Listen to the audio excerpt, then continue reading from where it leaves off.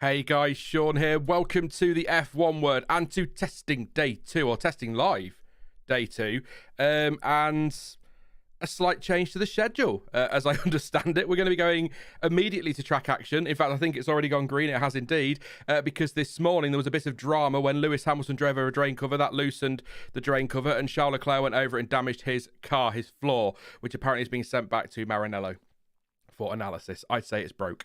So yes, it's been a bit dramatic in F1. It's slightly more dramatic than yesterday. So I will set up the timer in just a moment. Wasn't expecting that until a few moments ago, and obviously, you know me and my organisation skills, and they're not the best. So we'll see how we get on very, very shortly with the timer. I hope you're all well. I think we've got 5 hours today of afternoon track action, so plenty to talk about. Very much looking forward to this, and I can confirm for anyone who was here yesterday, Kimmy's Book of Haikus is sat right next to me, so we'll get to that a little bit later. I told you it was a real thing for anyone who didn't realise. I've got Stuart with me in just a moment as well. I will sort the timer out, but let's start very quickly with the morning times today. I haven't got my old man specs on, so 1 second. I can't see without them. There we go. Blinders about. Charles Leclerc, top of the morning session, 131.750 with 37 laps. Oscar Piastri was second, 132.328, 35 laps. So 30 laps for Logan Sargent this morning, 132.578. Sergio Perez, 132.879, 20 laps for him. 31 laps for Alonso. 133.053. Hamilton 133.225, 39 laps. 38 laps for Zhou Guanyu, 133.715. 133.804 for Gasly, 33 laps. 31 laps for Nico Hulkenberg on a 137.509. The 138.074 for Tsunoda, 40 laps. And like I said, the big talking point, the drain cover that Leclerc hit, the loose drain cover, which has damaged the floor. He's just gone out on track, so I think that's all sorted now. And Sergio Perez had a brake fire, some overheating on the right front brakes, which meant he was in the garage for quite a while having that repaired. So otherwise, it's been a pretty boring morning. I suppose if you didn't want to sit through a red flag, it was, but a nice something happened today. I'm just going to go straight in, I think, and get Stuart on, and we'll chat to Stuart while I sort my timer out. Good morning, Stuart. Good to have you back. Interesting morning today. Bit of drama with the drain cover, and it does happen at standalone tracks and not just street tracks, as it turns out. I know we knew that. Yeah, it's still a bit surprising though, wasn't it? It's not happened here before. It's not something we're used to happening here. I see some of the people chatting about, and I don't really disagree. This is part of an ongoing issue of if drivers respected the track limits and if they weren't going like 5 meters, clinging onto the very edge of the white line, then this wouldn't be an issue. If they made the curbs more aggressive, this wouldn't be an issue. But I feel like we're into like year 10 of fighting between drivers and aggressive curbs and trying to keep them on the track. But there is some point to it. And of course, we're in an area that, where drainage isn't necessarily a priority most of the time. Yeah, but interesting. But I'm glad they were able to quickly add on time to the second half of the day. And that means we get to talk over 5 hours of testing instead of 4 hours of testing and a lunch break. Which is always exciting, of course. I was actually saying this morning, I find it funny that testing is about the only time that F1 seems to apply any common sense. Something goes wrong on track, and they just go, right, well, what we'll do then is extend the session. Whereas in the normal season, I know it's tougher when you've got fans there and more sponsors and things like that, but they just seem to not do that and then cancel sessions and move things around to stupid times and things. why can't we apply common sense from testing? That would make a lot more sense. But it's Formula One, isn't it? So if you could let me know the last time they used any common sense at all, then I'll quite happily go over that with you. But yeah, Leclerc's out on track, so that's good news. So the issues are obviously fixed with his floor. Well, the damage is fixed, or they put a new floor on, I suppose. And Sergio Perez he had his brake fire this morning. He's heading out on track, so all fine there. But yes, it's 5 hours this afternoon of an extra 10 minutes that they've added as well on top. So it's 5 hours and 10 minutes. So they're getting all of their testing time back. So they've not lost any, which is interesting. But, it's good to see. They've had their lunch at fairly early in the day, I think, for them compared to yesterday. But here we are.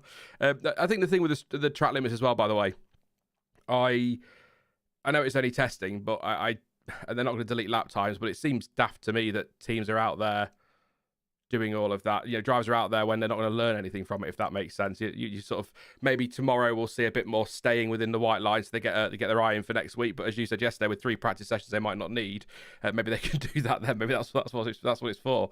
Yeah, It's all good fun. I will do my housekeeping super quickly. I just want to get the timer set up, but please do subscribe if you're new. Thank you everyone for tuning in. Every subscription helps the channel out massively. Lots to come this year. Be great to have you on board. Please do leave a like as well. Well done everyone. Yesterday we got over 1,000 likes. First time that's happened since testing day 3 last year. Something about these streams you lot seem to love, so smash that like button as well. I said smash, I didn't mean to, but there we go. And we £140 towards that £500 goal as well. If we could hit that this week, that'd be fantastic. So feel free to support the channel through Super Chats, PayPal, Streamlabs, all of that business. It's all linked in the description. Everything goes straight back into the channel. It doesn't get wasted on booze and kebabs and parties. It all goes back into the channel in one way, shape or form. So thank you very much everyone for that. Also, very quickly, the names scrolling on the bottom for the afternoon, I think are correct, but they may have changed. I know Red Bull were going to put Verstappen in this afternoon. I've changed their mind, and they're going with Perez all day because he lost some time this morning. So some might change their minds on that, but I will let you know, and we'll grey out the names as we need to. So there we go. Anything apart from, the drain cover thing, the floor's been sent back to Maranello. About 400 people working on the drain cover. For some reason, Yes. including, of course, Pedro and Steve. They were there, of course, from Barcelona. They flew over just for that. Absolutely. Make sure they forgot the leaf blowers, though. God, fools. Yeah, it's just something that happens in Formula One, isn't it? You catch a drain cover. Like I said, track limits are an issue, but you catch a drain cover. The force is involved. It gets sucked up or it comes loose, and then somebody hits it. It's a shame that it's... we didn't have much of a championship battle last year, but we certainly had Ferrari versus drain covers, the battle. This was part 2. Just very unlucky it was them again. That's ongoing. It's actually just bad luck it was them again, isn't it? It's just sometimes it happens, but... Yeah, so Ferrari have confirmed that the floor was damaged and they have now replaced that. Which, seeing as we had that big break, hopefully it isn't actually a big issue for them, assuming the floors are like for like. They had enough time to put it on. And also just to add, the extra 10 minutes we're getting on the session was supposed to be an extra 10 minutes in the morning session because they're doing a safety car test at the end, whatever that looks like. That'll be... I'm not clear if that means they're going to drive the safety cars around or whether they're just going to test the systems of the safety car. But it's a safety car test. We've seen in the past, sort of in practice, haven't they? They tend to do... Yeah. The virtual safety car thing, but it would be nice to see, the actual safety car. Because I think it's got a very interesting livery on it this year, the safety car, so that could be fun. Yeah, it's got some of that like dazzle camo, as if we're not supposed to be able to tell what the shape of the car is, so we can copy it and make our own safety car. Bloody Adrian Newey and his safety cars. He'd be at it again. Yeah, so apart from the drain cover and Perez's... brake fire. Is there anything that's jumped out at you this morning, Stuart, that's piqued your interest? I think Leclerc 1:31.750 is a pretty good morning time. I'll get the times up from yesterday and last year as well in a second so I can compare, but that's... I know it was a shortened session, so it's difficult, but that was about the big thing that jumped out to me. Nothing really obvious. I was watching some Hamilton on boards, and he did look a bit leery out there for a few laps. The car was a bit wiggly under him, but that, I think, has happened to a number of people, to be honest. And I can't remember what tyres he was on now. I know the hard tyres aren't great in the morning here anyway. But yeah, it seemed like he was still finding the car under him. I guess all drivers, their first time in the new cars, need to figure out exactly what the limits are. But George Russell said yesterday that Mercedes seemed a step up from last year, everything moving in the right direction. So hopefully Hamilton will agree with that and everything's looking good for them. I read an interesting story this morning that apparently is a sort of something that has come out of Drive to Survive, that Hamilton had said in 2022 there are all these problems with the car, and the team said no, we know what we're doing, and he was like, yep, fair enough, that's not my area, I'm not a developer. And then when all the issues came to light, he was like, oh, maybe I should have been a bit louder. So that's interesting. Of course, it's all being spun as that's when he started looking to Ferrari and the gulf between him and the team arose. I don't think it's quite as dramatic as that, but I think he might have been a little bit irked that his warnings weren't heeded when he tested the car. Yeah, I think we this year I think we have to be careful as well, because I think a lot of a lot of people, not just the Drive to Survive thing, but a lot of people will go back and find old Hamilton quotes and probably now twist them into meaning more than they actually did, when actually it was just a flippant comment or something like that. So you know how the media like to work from time to time. But just to let you know as well, Charles Leclerc's time this morning of the 31.7. Last year, his fastest day 2 time was a 1:32.7, so he's a second quicker there. And that would be in keeping with what we saw yesterday with Verstappen being a second up on last year's day 1 time. So it looks like teams, I think that the talk in the paddock is sort of 5 to 7 tenths that they reckon all teams have found, but that's a second quicker for Leclerc, and I think same tyre as well. So that's just something to bear in mind. I'll keep an eye on that throughout the day because I got last year's testing tyres. I found them yesterday for day 2, so we can keep an eye on that one. It's an interesting point, but lots of laps yesterday, by the way. Haas topped the lap count. They're good at launching their car first. They're good at topping the lap count. It's just a shame they're probably the only 2 times they'll be P1 this year. That was harsh, unnecessarily so for this early in the morning. But yeah, no, I think lots of laps yesterday, lots of laps today as well. I think we'll see quite a bit this afternoon, and I'm hoping for some quicker laps. But the car's definitely, like I say, that second a lap, it seems to be around there just on the testing times. But we'll see what happens with everyone else. I'll keep it. Anyone else tops timesheets, I'll tell you their fastest from last year, day 2 as well, or I'll do that a little bit later for all of them if you like, in between Kimi haikus, things like that. I made some notes last night, Stuart. I know, steady. Excellent. From Ted and Sam. So I've got 2, Ted day 1 and Sam day 1. Ferrari, a lot of development on settling the car down for this year. And making it more stable and driver friendly, which is good. Did confirm as well push rod front and pull rod rear, which was interesting. And the Mercedes front flap, this is what everyone's talking about, this front wing. So Ted said, described it as basically a loophole, and it's to channel the air to avoid the front flap through the middle section and feed through the front of the floor. It's legal by the letter of the law, but potentially not within the spirit of the regulations, so could be open to an exploratory protest. So a team might say, are we sure that's okay, FIA? And FIA will clarify they'll clarify one way or another. And as you said, George Russell said the car is feeling better than last year's car, and Toto Wolff said, despite the fact they've not pushed for performance yet, it feels like a proper race car again. So positive noise is coming from Mercedes, although I think he did also say, Toto Wolff, that it's a mountain to climb to catch Red Bull, who, despite being utterly dominant last year, appear to have taken a step this year again. So those were those points. The FIA does have the ability as well, by the way, confirmed, to close off loopholes and grey areas if they feel they're not in the spirit of the regulations, and it's much more easy these days with this. Did they call it a super majority in the voting now, something like that? Yeah. So I just thought that was worth that'll be interesting if that happens. As you know, as I was saying yesterday, it would be something I would sort of expect to maybe be closed off for next year, but it'd be quite extreme if they slammed it down early in the season or even before next week. So, some parts, it's not maybe such a big deal to have to revert back to an old spec or close off some crazy idea you had, but when it's your front wing, when it's the first thing the air hits, and you probably designed a lot of the rest of your car around following what that front wing's doing, that might be a big change for Mercedes. It might put them kind of on the back foot. But I am sure if you're designing something that's sort of flirting with the edges of what you should be doing, they'll have a backup plan. Or if they're not if they're not willing to throw this entire car in the bin, I'm sure they'll have thought of ways.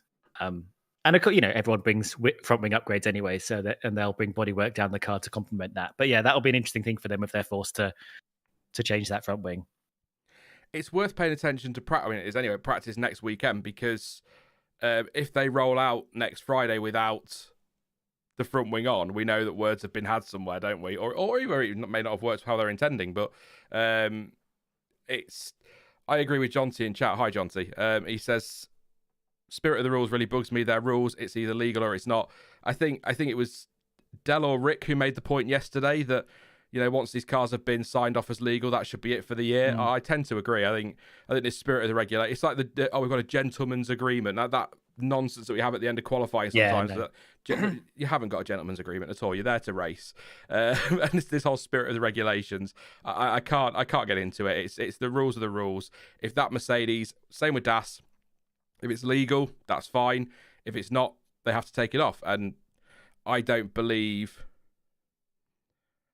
Mercedes would put that front wing on that car and spend 3 days testing it if they weren't absolutely certain it met the regulations. It's just whether it just goes back to what I said yesterday. It's a shame that teams don't look at the front wing and go, "That's a bloody good idea. Send that back to the factory with those pictures. Let's see what we can do and what that might be doing." They can't do it without the car itself, but what might that be doing? And can we replicate that and try and make it themselves rather than protesting all the time? It's Formula One. It's allegedly the pinnacle of motorsport and engineering. So they were talking, Will Buxton was on one this morning talking about how F1 is more advanced than the space race or going to space and all of this and how wonderful it is. And we've got carbon fiber seats and they still make theirs out of concrete molds or something. And it's like, that's fine. But you can't then have people, putting things on cars that are really, really clever and lots of innovation and then shut that down every time it happens. F1 has got to where it is because it allowed that innovation. So let's just just get on with it. Let them get on with it. Obviously, we need to draw the line at those, the arrows that had that wing on its nose.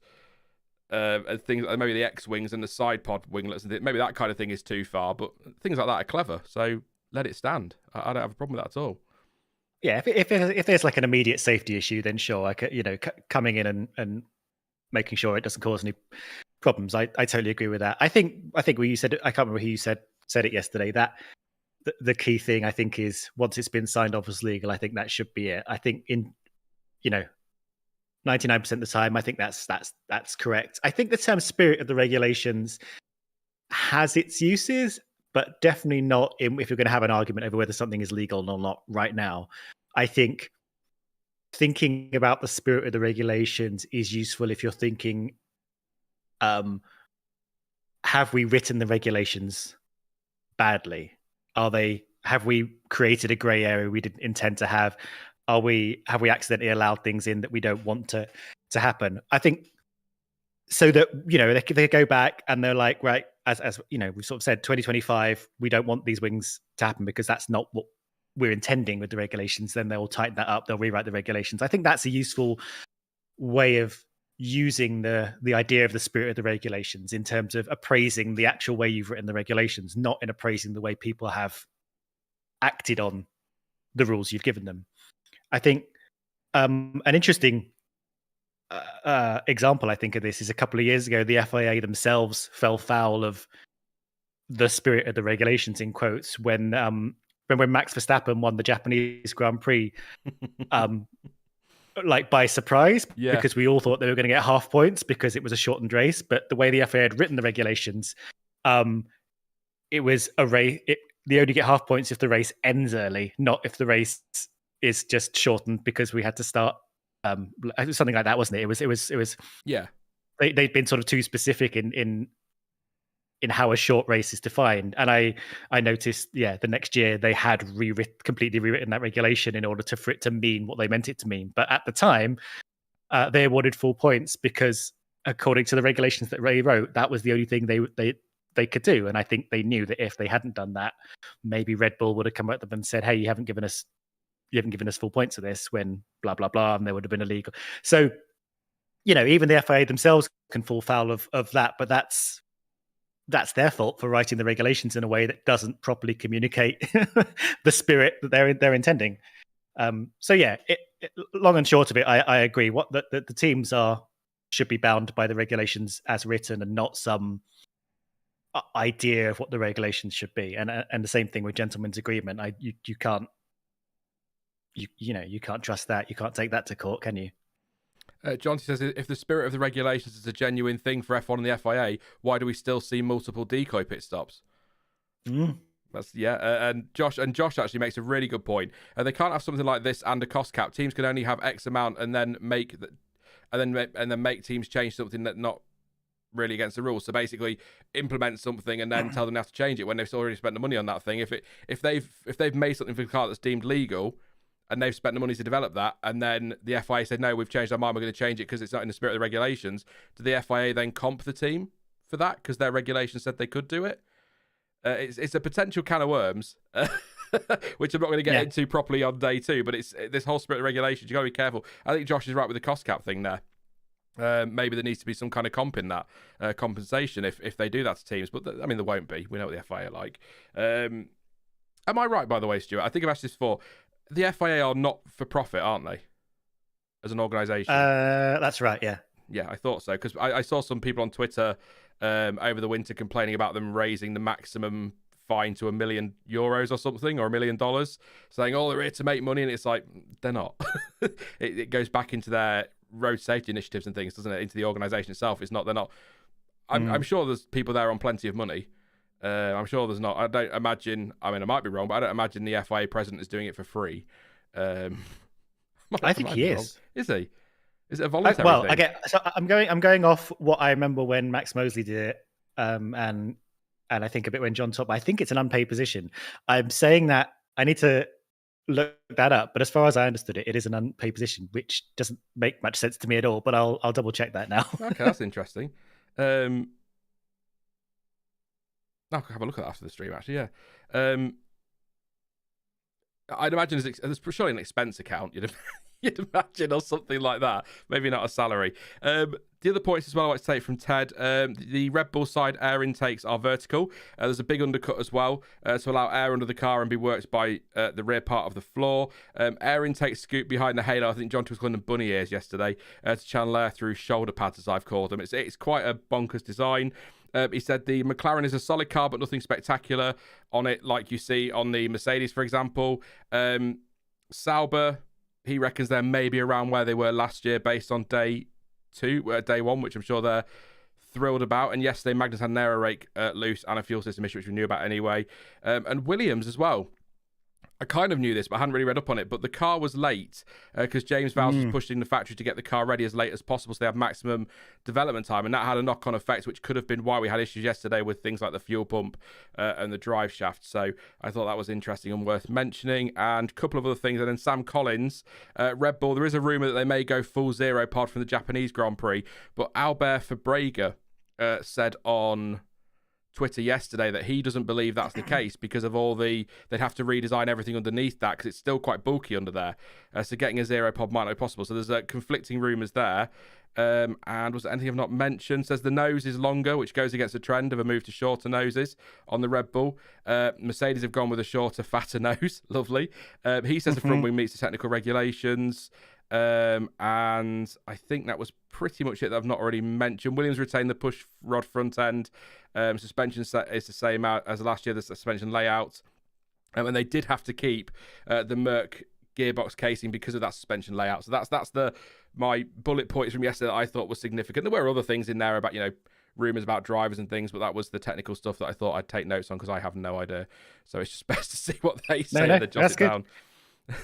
I tell you, considering the tight squeeze that Williams ended up under, they did the least amount of laps yesterday, but they still got dozens of laps in. 61. I can't remember how many years ago it was that they didn't even turn up for the first test. They were that far behind schedule. Well, possibly the worst organised year they've had. So good for them to be here and actually get some laps out there despite some issues. We've had cars with worse days in testing. Just clarify. This is the latest article I can find from the Financial Times that confirms the FIA president is an unpaid role. There you go. So I guess you've got to be pretty rich to take on that role. I'd imagine he's got a few pennies. But there you go. Every day's a school day. Thank you, Stuart, and the Financial Times. Appreciate that. Yeah, I honestly assumed it was paid or there'd be expenses. Or, I don't imagine he pays for his own travel or anything like that. But I assume there'd be some kind of salary. So that's interesting. Good to know. I was going to say something then about going back to you said about Williams not turning up that day. Was it 2019 first day of testing? Which is why I featured in Drive to Survive Season 2. Just saying. Oh, that's how you can. That's how you can know. That's how you plug it. What's happening on track? Stop plugging things, Sean. So we've got quite a few out there. Leclerc's out there. Sargent is just on his way out. Sergio Perez is out there. Hamilton, Magnussen, Ocon, Bottas, and Ricciardo. Leclerc and Magnussen quite close together on track. Ricciardo and Sargent not a million miles away apart from each other either. Bottas just coming round to start another lap. When we've got a couple more times on the board, I'll expand the timing to be all 20 or whatever we've got today drivers, but we'll just keep it with the top 10 for now, so I can leave those other stats at the bottom. But yeah, quite a few laps, 61 laps for Williams yesterday, but it was, I think it was Haas. I said Haas topped it, didn't I, earlier, so I can't remember how many they did. It was on screen a second ago. So they did 148 laps. Red Bull with just Verstappen did 143, Ferrari 133, Aston Martin 131, Sauber 131, McLaren 130, Mercedes 122, Alpine 121, RB 116, and Williams 61. So everybody over 100 except for Williams yesterday. So there you go. It's interesting to see that I'm looking here. RB, McLaren, and Haas, so far as I can see, have chosen to switch drivers for the afternoon. So, you know, who was that? Who am I? Sonoda and I don't know. Is it Norris or Piastri who's out now? Either way, the drivers that are out this afternoon just got screwed, I guess, unfortunately. Yeah, I think that's why Red Bull just decided to leave Perez in all day. So Leclerc's in, I just have to change my thing at the bottom. So Leclerc is in all day then, isn't he? Because that was originally going to be Sainz today. Unless they could still swap drivers in between, but they're going to lose an hour, aren't they, if they do that? So yeah, it's unlikely. I mean, it seemed like the obvious thing to do, doesn't it? You got the FA have given you an extra hour, or whoever's running this has given you an extra hour in the afternoon. It seems fair to give it to your driver who lost time, but I'm sure there'll be arguments behind the scenes from people. Yeah, because Red Bull were originally going to split today. I thought Perez won all day anyway, but they were going to split today. I think it was Perez this morning, Verstappen this afternoon, and then obviously I think Perez was all day tomorrow. So instead, I assume that it'll be Perez for the rest of today, and then it'll be Perez and Verstappen splitting tomorrow. So, which I think I'm sort of glad of, actually. I think I'd like to see Verstappen final day, soft tyres, afternoon session, as fast as they're willing to go in testing and see what he can do and compare that to his day one time, because otherwise it would have been, we'd have seen him this afternoon, that would have been it until next week. So yeah, tyre wise, I had a look last night again. I still can't find every single page that does timing or anything like that. They have the tyre the driver is using while they're on track and not the tyre they used for their fastest time. So I might have a look and see if there's like a blog somewhere that updates it. But in fact, I'll do that now. Maybe. I think most of them are out there on the C3s at the moment. Most people yesterday set their best time on the C3s. I think only Alex Albon used the C4s. So I haven't actually looked, but does the FIA log these sessions in the way they do across a race weekend? They might, because you can get sheets and sheets of timing data after the race weekend on the FIA website, can't you? FIA.com.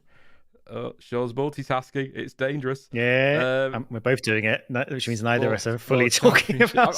I'm just talking about the tabs I'm opening for everybody. Welcome. F1 official documents. No, we've got event notes, which is really helpful. That's all I can see. And I can tell you anything you like about Abu Dhabi last year. They've got everything here. Oh no, they haven't. They've got. Okay, yeah, sure. All right. Love you, FIA. Bye. I think this might be motorsport.com have a blog. So Leclerc, they say, was on the C3, Piastri C3, Sargent C4, Perez C3, Alonso C3, Hamilton C3, Zhou, Gasly, Bottas, Magnussen, Hulkenberg on C3, Sonoda was C3, Ricciardo's on C3, Norris on C2, Ocon on C1. I think we'll expand the timing now, so we've got quite a few times on there. So I'll do that now. But yeah, no, it's that looks correct to me. So I'll keep the motorsport one open, and that might give us the information we need. So that's handy. Thank you to them. Not that they gave me permission. I'm just going to read it out anyway. There you go. So I'll pop those timings on now. So we've got those for later, and then we can focus on the waffle as we always do and keep an eye on track. But that's what I've got at the moment. So if that's correct, then awesome. If it's not, then I apologise in advance. But Yes. Who's got the most laps on? 52 at the moment for Charles Leclerc. Let's see what chat are saying.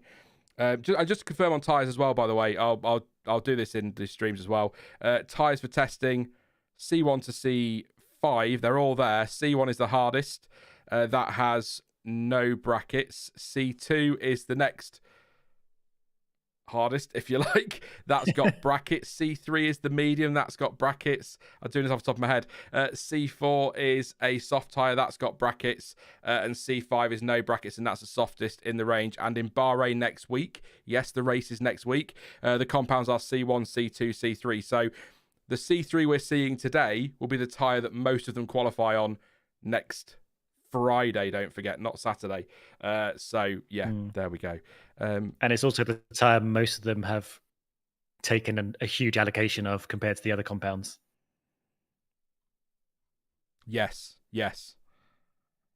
So we're probably going to see a lot of C3 running. I can honestly say, Maury, was that a genuine typo, or did you do that on purpose? I'll let you look in chat, Stuart, because I'm not sure if that's a genuine typo. That's his name going forward. I mean, that's exactly the kind of like clumsy thumbs on phone thing that happened to me. That's his new name. Yeah, that's his name now. I'll try and remember not to read it when I'm reading through. I did something last year. I had Jonty on a stream, and I put something like "I'm love now" with Jonty, and people were like, "What? Oh my god, what are we tuning into?" Yes, Sean and Jonty Love. I've gone through the tyres. Kung Fu Panda says Swed. I have no idea why, but great film. To be fair, I finally finished Game of Thrones yesterday. Wow. Last night, way behind the times, of course, but I've never seen it. Yeah. Did it end as disappointingly as I feel the general consensus is? Unsatisfactory. Yeah, I was reading up on it last night. I was going to say no spoilers, but it's been like 5 or 6 years, so get over it. But yeah, it was. I'm not going to go into it now, but it was. Yeah. I really enjoyed it until sort of mid-season 7 and onwards, and it got a bit kind of more bullet pointy than it did story, if that makes sense. Or we need to tick this box, we need to make sure we do that, we need to make sure we get this story completed. It just didn't really flow, so there we go. It's taken me long enough to get there, but yeah, I've watched it now. That's the end of that one. Anthony Davis is trackside at turn 7 apparently. I'll turn around a minute and watch the TV so I can actually see what's going on out there, as well as keep an eye on the timings and keep an eye on chat. 65 the Blue Hawk says, I'm a fan of Piastri. Fair enough. They did, Josh. Definitely rusty ending. What driver team combo from the past do you wish won a World Drivers' Championship? Asks Grant TM Cox. I've probably got some, but I've got to struggle to think of them. I mean, I still think this is really route one answer. Alonso Ferrari would have been nice. I think any classic driver and Ferrari would have been nice. Yeah, well, that's true. Yeah, it's as much as I'd prefer Senna as a driver. I would have been nice to see Prost make it work with Ferrari in some ways. That would have been good because great driver, great team. It's a bit like the Lewis Hamilton was saying yesterday. If you've got a great driver like Hamilton or a Prost or whoever in a Ferrari, and you've got a great history of Ferrari, seeing them combine and win a world championship would be amazing. But I think even though it would have meant it ate into Michael Schumacher's 4 titles, 5 titles in a row with Ferrari, it would have been. I didn't really like Montoya, but I kind of feel like it's a shame Williams and Montoya didn't work for a title. Yes, that is definitely would have been my answer. That's yes. You've reminded me about that. I was a big fan of Montoya. I'd quite like that. Or I'm just trying to think if there's anybody else that I'd quite like. God, that's a great question. That is a wow. Do you know what? I'll tell you now. That's a question I'm going to come back to throughout the stream, where I just randomly shout Rosberg or something, and we come back to it. So that's a great question. It would have been nice to see. I think Barrichello winning a title would be nice. John said, although I just wish Rubens managed to win it Interlagos once. Barrichello winning a title would have been nice, yeah. But It's made me think of as I was kind of going back in my mind. I thought of an opposite answer. I just thought about the fact that we were this close to living in a world where Eddie Irvine broke Oh, Ferrari's God, championship yes. duck. Just a world with Eddie Irvine as a world champion. We'd never hear the end of it. After all Schumacher's slaving away, it could have been Eddie Irvine in '99 if they had remembered to put his wheel on in Hungary. I think it was Hungary. There was loads. There was issues in Hungary. They didn't put the wheel on at the Nürburgring because Hakkinen was struggling. Nürburgring, that was it. Hakkinen had his problems, didn't he? And then if Irvine had got some big points there, he would have got the title. I'm saying this as a Michael Schumacher fan. I feel like he could probably have driven harder and more aggressively in Japan in '99 than perhaps he did. Yeah, he let him through once in Malaysia, and that's enough, right?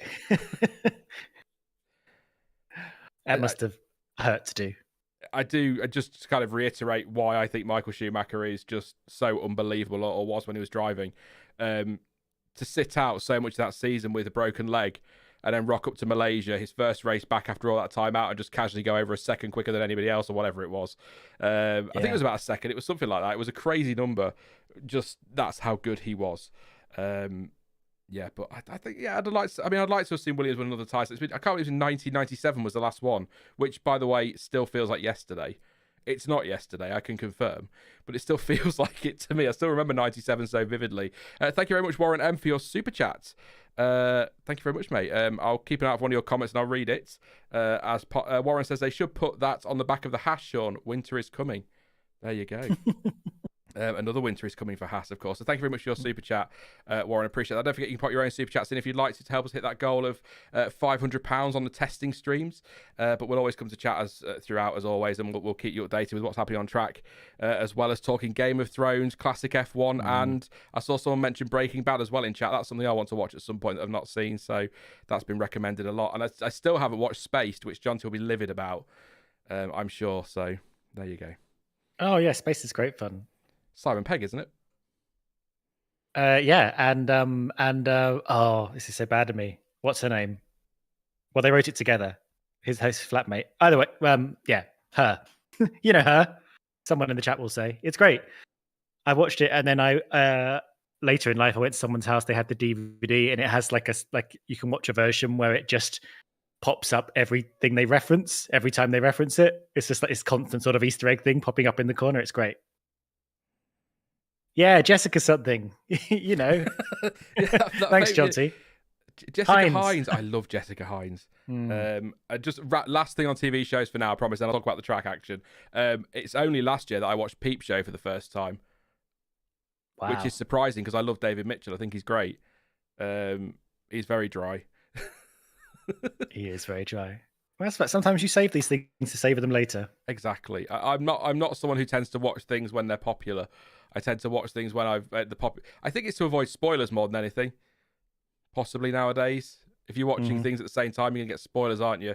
We'll talk about Eurovision at some point. We always talk about Eurovision on these streams. Love me some Eurovision. It's not. I think it's a bit earlier this year as well. I think it's early May or late April. So that'll be interesting. I've already checked out some of the songs that might be competing, and some of them are dreadful. Something about Windows 98 or 95 is one of the songs. Perfect. I'm there. I'm sold already. We're watching Valtteri Bottas in the not covered in Flovi's Stake F1 car. The Sauber, as we're calling it this year. He's currently 9th. Sergeant Perez, Bottas, Magnussen, and Ocon out on track. Sergeant is out on the C4s, apparently, on an outlap for some reason, although the live timing tells me different to the TV, which, I mean, let's be honest, isn't a great surprise. Unless that was unless they are the fastest times. I don't know. Maybe they've changed it for today. I might have got it wrong yesterday. But on board with Bottas on the way to turn 11, I believe. So he's got through turn 10 with no issues. See what he can do. But I'd imagine some steady laps to start, and we'll hope to see some pacey ones a little bit later. But interesting that Ted Kravitz has said that he thinks that the Sauber is about where they were last year. I think, and I do mean this with respect, because they're a team I love because they are an underdog team. They've brought us so many drivers through the years. Many times they've punched above their weight. But generally speaking, 8th, 9th place is kind of where you'd expect them to be anyway. So I don't think it's a massive surprise to hear him say it as such, but it's just surprising that he's picked that up from day one. Although, having said that, Stuart, most people have already written the title off after day one. So, I mean, maybe it's not a surprise. Yeah. I mean, Sauber's a weird one because every now and again they have these little periods where they do a lot better.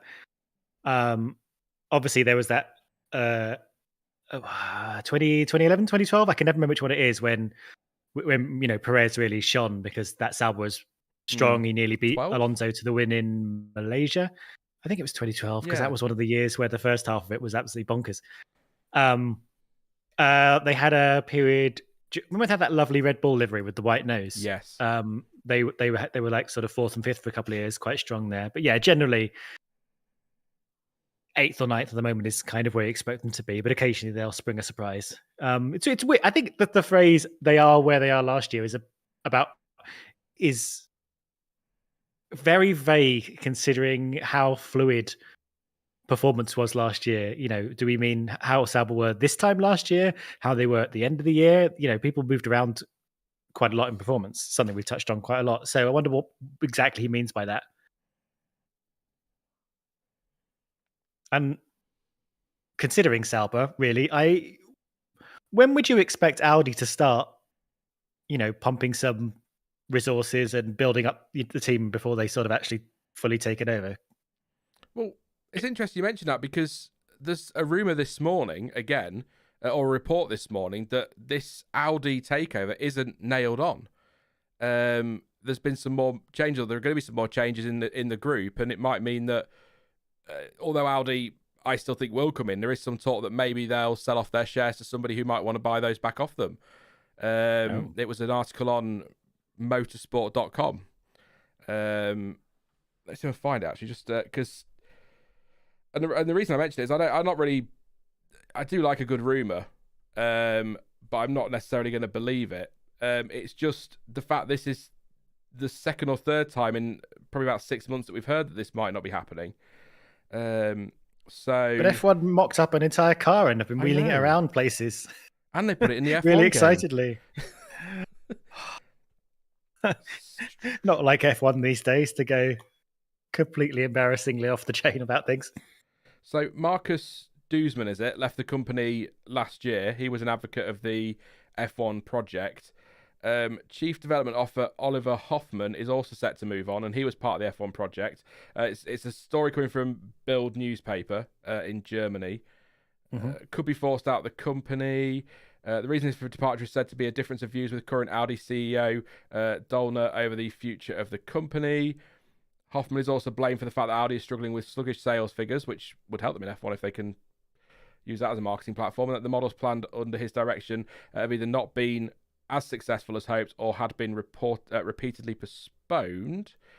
A potential change could have implications for Audi's F1 plan, with it believed that Dolner wants to remove Hoffman from the Grand Prix project. So that's going to impact that anyway. But there was... I'm trying to do this on the fly here. I should have probably got this up and picked out the bits I wanted before, but... you're doing great. They sort of committed to it, didn't they, last year? But it wasn't an emphatic committal. It wasn't, oh my God, we so love F1, or anything quite as pathetic as that. It was... Yeah.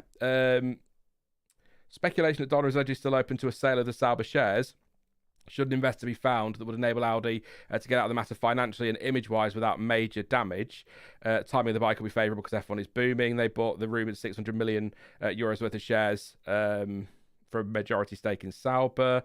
Nothing confirmed. They've approached them for comment. Nothing's been debunked or anything like that. So it's interesting. Again, it's all speculation. Speculation remains speculation, as they say. But it's just interesting you brought that up because that article popped up today, not long before we went live. So some talk that Audi might not be in. They might be, they might not be. But I wouldn't usually, like I said, usually kind of dismiss that a little bit. But because it's the second or third rumour in sort of the last 6 months, it makes you wonder what's going on behind the scenes. Because rumours, I don't like the phrases "no smoke without fire" because it's actually not true. But it's... these things tend to get leaked, don't they? Is I guess what I'm looking for. It's like when you're watching the news and it's like, rumor that the government is going to do this. It's because someone in the government has told somebody and the press have picked it up and run with it. And so I do wonder if something's going on. But I was thinking immediately when I saw they may sell their shares for trying to save their image and get out as financially the best they can, my mind immediately said Andretti, because Andretti and Sauber were in talks anyway, weren't they? So maybe there's a way in there for Andretti, or maybe I think someone just said Porsche, possibly. Moray says, I think if Audi backs out, Porsche will take over the entry from them. So maybe there's something there because that's possible. But yeah, just if they're gonna start ramping up involvement, it's gonna have to be soon because they start on next year's 2026 car next year, don't they? So I mean, they're gonna have to. They can't live much longer. They can't dilly nor dally. Yeah, no, you're right. Yeah, okay. I hadn't tweet onto that. I guess we'll see what comes out of that. I think F1 would be pretty upset, considering how excited they were. Are they going to have to go back? They got asked to the prom, and then on the day, he didn't show up. There's just going to be sorry, just looking at something else, but there's going to be there'll be a video somewhere of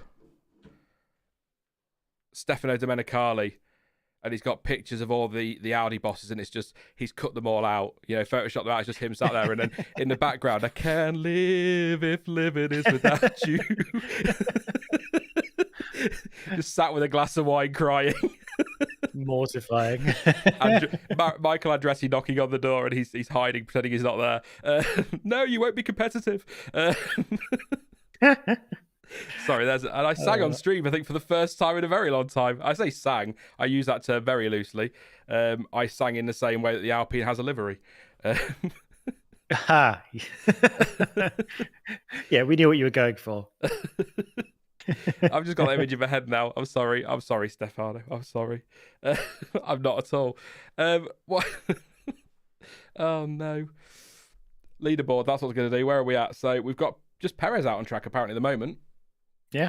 Doing laps. We're on board with him in the Red Bull. Lost a bit of time this morning, as I said earlier, if you're just tuning in, to a brake fire on the right front, which has obviously been sorted because he's out there. Best time at the moment for Checo, 1:32.8. Which was set on I think I said C3, didn't I, for Perez? I think most of them are C3, really. Bloody adverts. I don't know what that tyre graphic on the live timing actually means anymore, because he's definitely on the C2s right now, but it's appearing as C3 on the graphic on the live timing screen. I'm not really sure how you're supposed to read websites anymore without getting some kind of ad blocker, because it's freaking, especially on your phone, it's ridiculous. Yeah, I hate websites. Gone right off them. I click on a motorsport article and somehow end up somewhere else completely different, down a rabbit warren, and it's awful. Some work going on knock-ons at right front. It's brakes, and is it his brakes? Looks like, yeah, on his right front. So tweaks for Esteban Ocon in that black with bits of blue on it Alpine. I was watching Lewis Hamilton driving around a little bit earlier while we were talking about something else, and it's still twitchy. Because, I mean, the benchmark is the Red Bulls, which we watched, are pretty fairly planted, both in a straight line and around the corners. And watching that Mercedes is still, fighting back through the corners, which is interesting. We'll have to see what he says about it later, if anything at all, after today. Leon says, people browse the internet without ad blockers. Wow. I don't use one because I'm a content creator.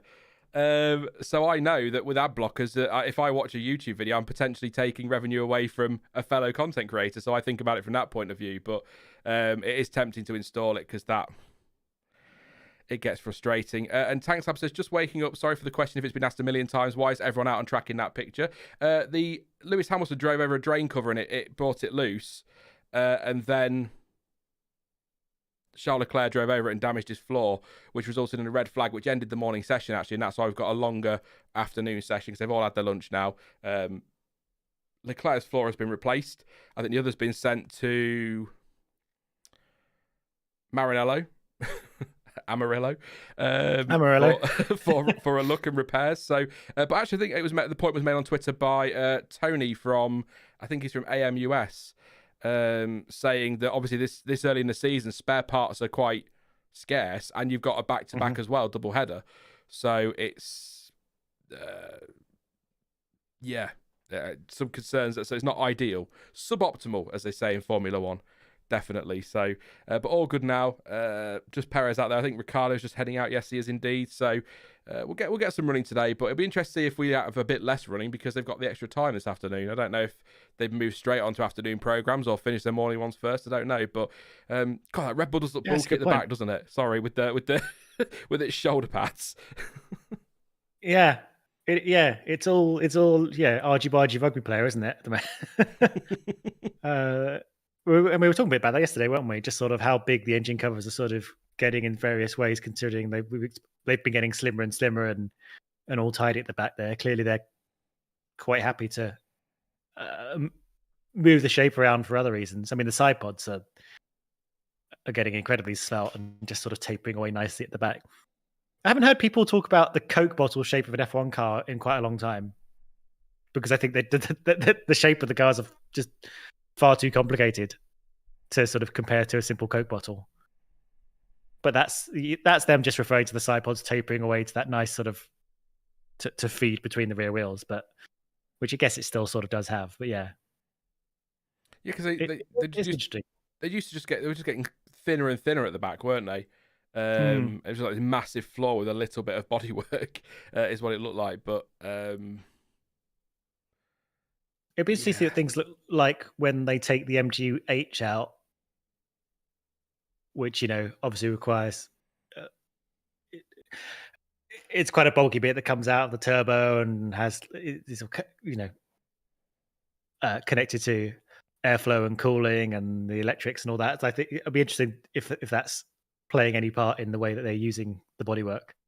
Not that that'll be the only thing that will change the bodywork in 2026. Did I say 2022? If I did, I meant 2026. Maybe I didn't say year at all. Maybe I did. MGU-H is coming out at some point. Yeah, but that's been rumoured for a long time. I remember going back a while now, doing a stream with John T.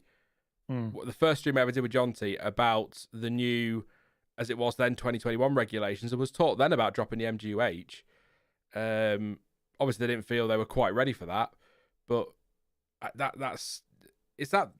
I might be completely wrong. Correct me immediately if I am, but isn't the MGU-H the bit that costs quite a bit of cash?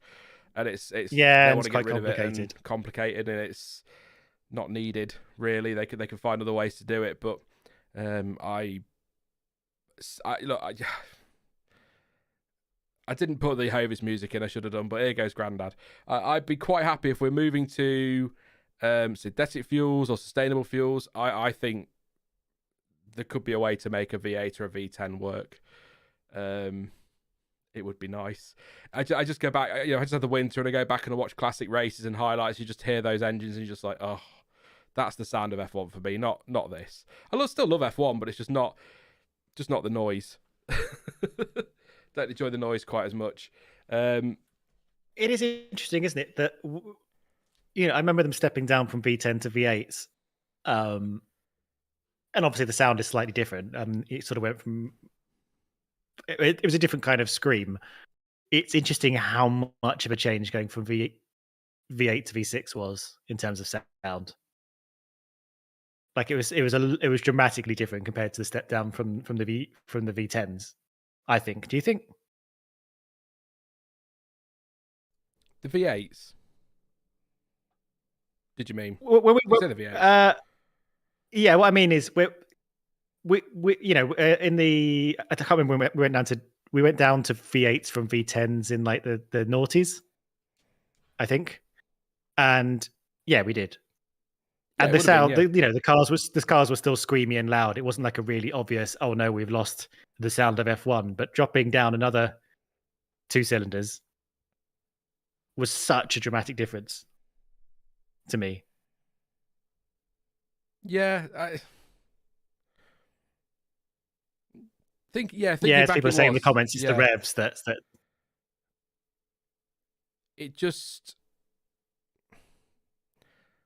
Obviously not as dramatically as the V8s to the V6 turbo hybrids, but it was certainly there. But I think the V8 still worked as a noise. I think it still gave you that that F1 feeling. It wasn't as dramatic as a 10, but it still felt like F1. Whereas when we first switched to the hybrids, it kind of lost something, and we had that really awkward phase where they started testing things like trumpets for the back of the cars, sticking out of the exhaust to make more noise, and things like that. But I think it says a lot about because people will say, "Oh, it's only noise; it doesn't matter." It as part of the spectacle, it does, and I think that is proven by the fact that when you see F1 adverts, quite a few of them still use a V8 or a V10 engine noise, and not the V6 turbo hybrid.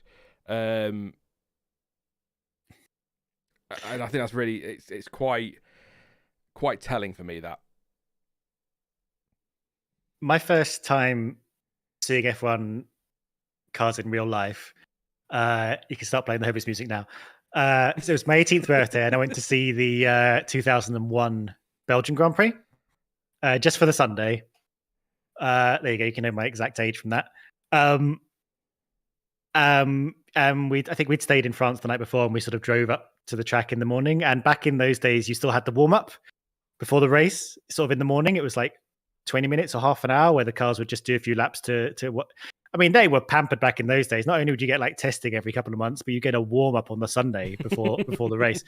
Yeah, and we were sort of making our way through the traffic through the country roads of Belgium. We were like 2 miles away from the track, and you could hear them screaming across the valley. It was like, I remember feeling chills just at how like the vibes of just approaching the track from a distance and hearing those cars scoot around Belgium. That it was quite something, and I quite regretted not having any earplugs that day because those V10s were loud. And I think there is a sadness to the fact that we're probably not getting that back unless they think of some really clever way to do it. But I feel like, if you want to get that back, you're probably going to need to do it in a way that doesn't involve like car manufacturers providing the engines, because I just don't think they'd be interested in someone doing it. You'd sort of have to, like, the teams would have to make their own engines, or they'd have to be bespoke, F1 engine people that aren't like Honda or something, who don't want to be known for making big V10s anymore. That's part of the reason as well why we want to lose the MGUH, isn't it? Because it's not relevant to manufacturers anymore for road car engines. Is something I read not long ago or last year. So no, I think as well, I will always say as Bottas very close to the back of somebody there. It's Perez getting in his way. I don't think we're saying that too many times this season. And then sends it on the inside of turn 8. So an overtake, but a bit of impeding there from Checo. 5-second penalty, disastrous. I'm watching this now on the delayed stream I have now. Although as far as I can tell, I think Perez is behind him. He is now, yeah. Perez lock up into turn 8 as well. So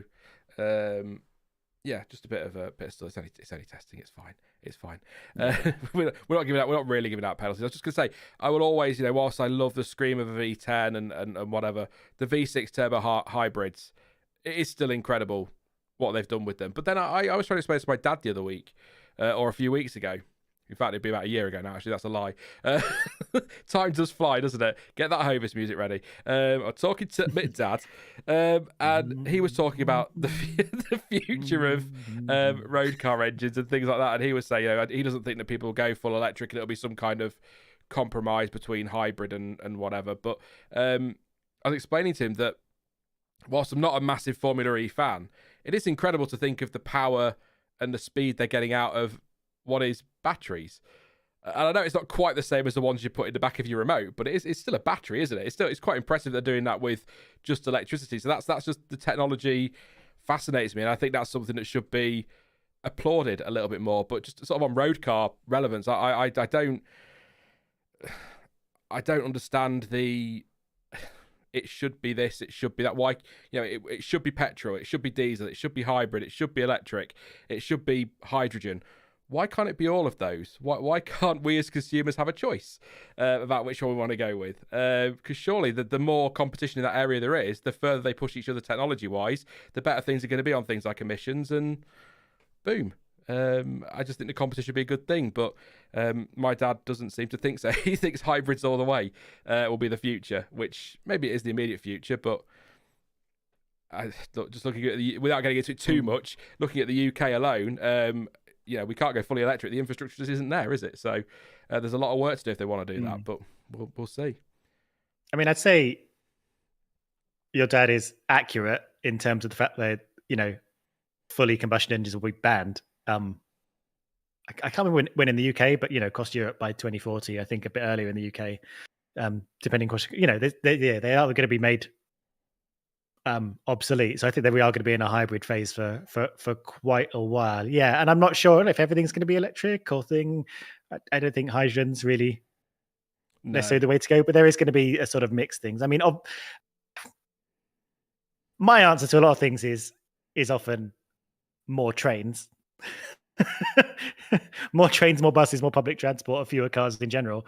But for the cars we have, I think there'll be a bit of a mix. I think we're gonna have to phase out of at least fossil fuels at some point, just because there's only so many of them, and it's becoming increasingly hard to get without starting a war.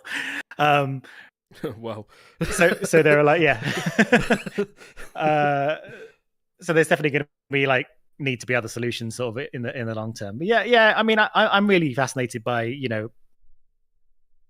our approach to solving this problem, what we're going to come up with, because it is, as you say, there is an infrastructure issue here, and seeing how public transit and cars and things, and how that relates to things like Formula One and others, most motorsports that are at least based primarily on combustion engines, and how that's all going to change, because there's going to be an infrastructure issue in motorsports as well.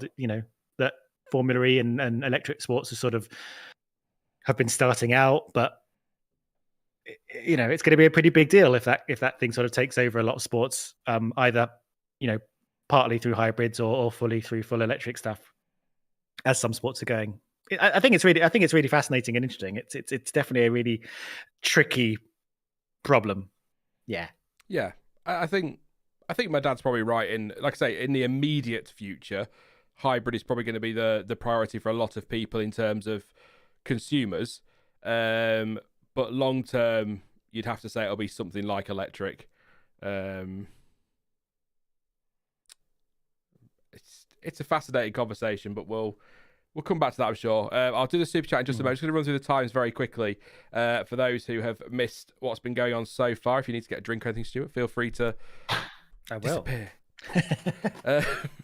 Charles Leclerc, still fastest, 1:31.750. He's completed 54 laps so far today. He is in all day now. Oscar Piastri, 1:32.328, 35 laps for him this morning. He's not in this afternoon. Logan Sargent is in this afternoon. He's on track at the moment. 1:32.578, 45 laps. 8 laps for Lance Stroll. He's in the car and out on track. 1:32.598. Sergio Perez also in the car all day today. He's out on track at the moment. 1:32.879, 55 laps for him.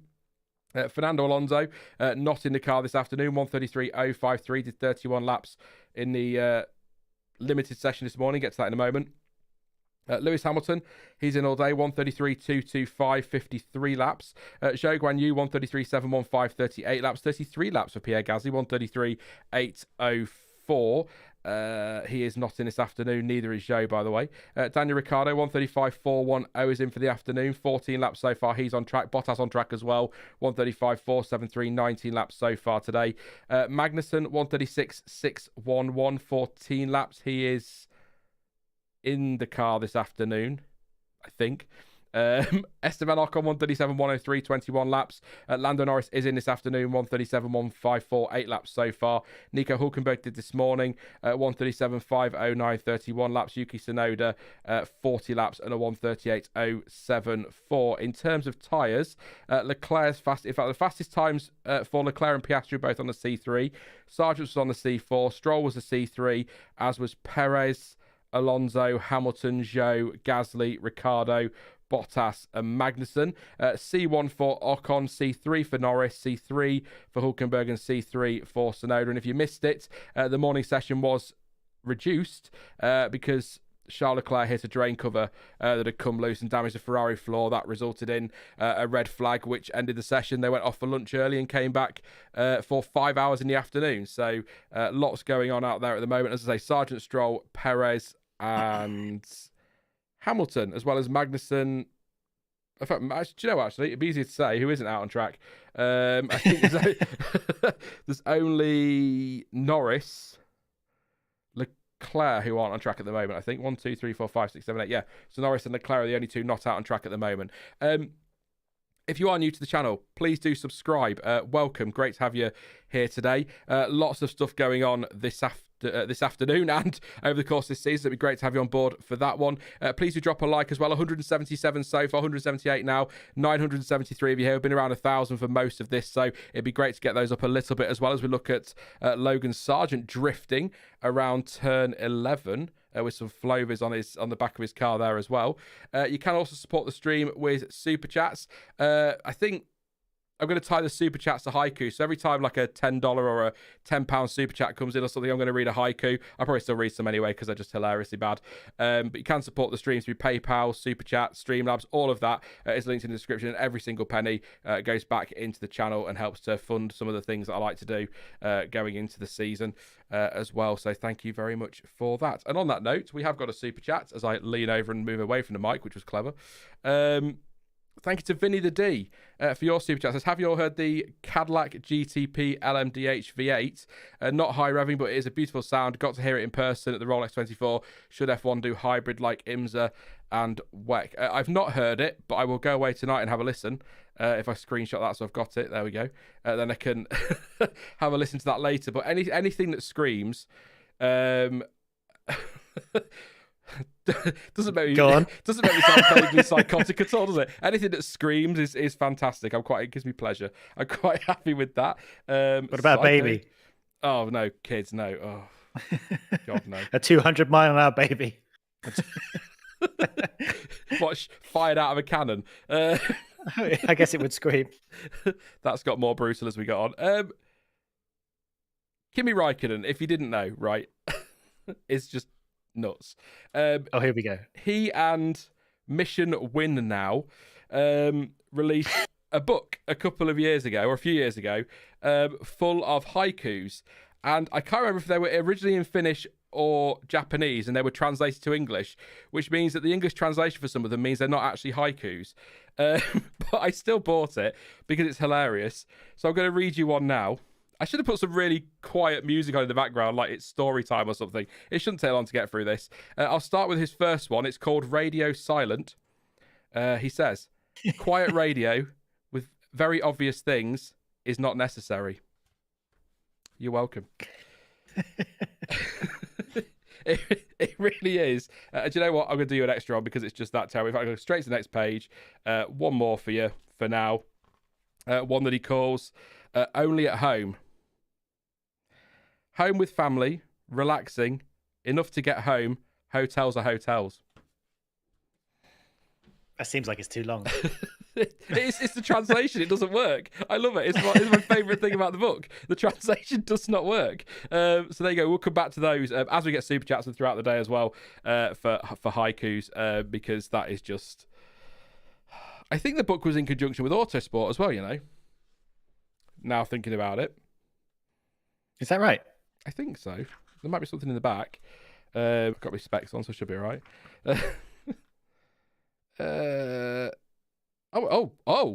Sorry. Oh. Not only is it Kimi Räikkönen haiku book, it's a first edition Kimi Räikkönen haiku book. Wow, that'll be worth a lot. That could be worth £1 in the future. Yeah, it was in conjunction with Autosport in 2018. Autosport Media. Oh, there you go. First edition. Hang on to that. I will. That could be worth nothing in the future. Good old Kimi. I think I was working with Autosport back in 2018. I didn't have anything to do with it. No, but it seems like the kind of nonsense that I would have loved to have been involved with. Did you get drunk and pitch it in a meeting? They took it seriously. Kimmy should do haikus. I mean, it's the kind of thing I would say, but it definitely didn't. Oh, I'm still that's a gonna blame shame. you. Missed out on that one. Oh, right. So let's see what you're saying in chat then. Anything you spotted, Stuart, while I'm having a scroll? Yeah, well, because I mentioned public transport, chat has gone to hell. they're all being very polite, but everyone's arguing about public transport now, unfortunately. Okay, fair enough. I'll try and avoid that. There's some other stuff. What happened to Mission Winnow, by the way? Is that gone now? Are they no longer pretending that they're not just trying to put secret Marlboro logos on the cars anymore? I think that whole thing was so funny, wasn't it? I don't know, to be honest. I think it was just. I don't even know. They I think it was the last one that year they did the green screen thing. I think so. Yeah, they hated that. Was totally by accident. No, I've got actually a related question. Well, a sort of tangentially related question. Just that I was thinking about trying to sneak tobacco sponsorships on cars. And again, this could be something I could have looked up many times because I thought about this. I thought about this quite a lot.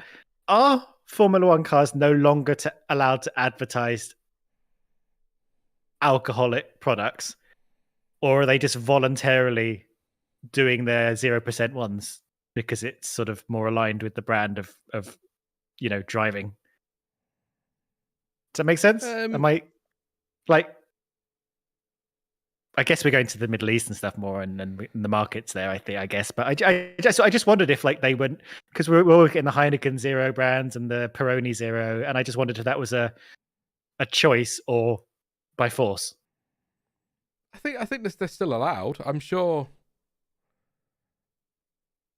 I don't know if it's a conscious effort by, because is it Peroni? Is that a beer? That is a beer sponsoring Ferrari this year, but they seem to be specifically pushing the 0%. Yeah, as they did when they were doing Aston Martin. Yeah, so I don't know if it's the teams that are choosing or whether because society in general seems to be pushing more towards non-alcoholic drinks, which, have a Coke. I do. I'm not. Well, I don't have Pepsi Max because it's just absolutely superior. Let's not get into that. That's everyone leaves. No. I'm fully on you. I got that. That is my drink of choice, Pepsi Max. It's the finest cola. I hear nothing else. Science is in the car. Yes. So they've swapped. They have put science in for the afternoon still. That's interesting. Yeah. So because they have the Heineken 0% thing on F1 things, don't they?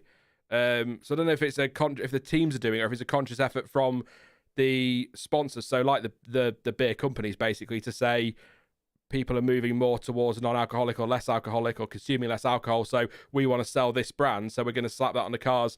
Because it's not that long ago that they had, is it White and Mackay on, well, I say not long ago, on the Force India. Right?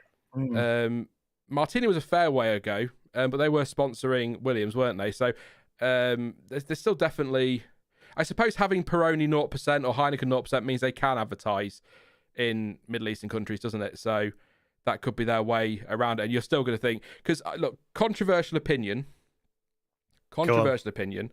A lot of beer tastes like arse. I'm not saying how I know that, but it does. And I don't, unless I'm drinking it because of its alcoholic content, I don't know why I drink it.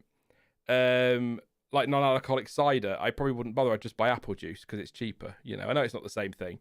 To me, if I'm drinking an alcoholic drink, it's not to sound like a lush or anything. But if I'm drinking something like a beer, it's going to be alcoholic because I want an alcoholic drink. If I'm not, I get, as I'm drinking today, orange and mango squash. Who get you?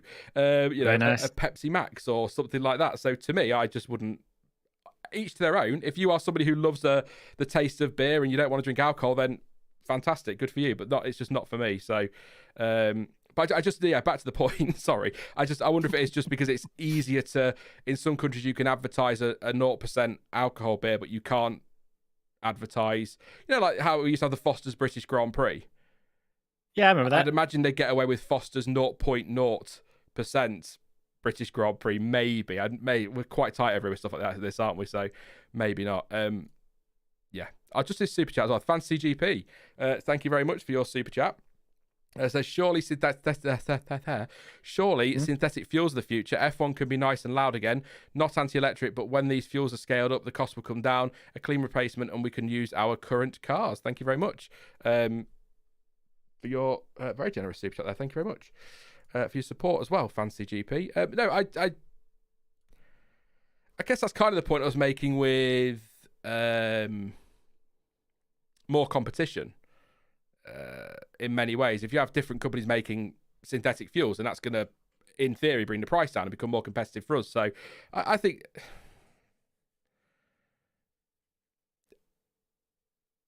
I don't know. I like the scream of a V10. I like the scream of a V8. And if we could get back to that with synthetic fuels, I'd be happy with it. Thank you to Yori1234 as well. It says, don't they have champagne branding on the bottles? Yes, Ferrari.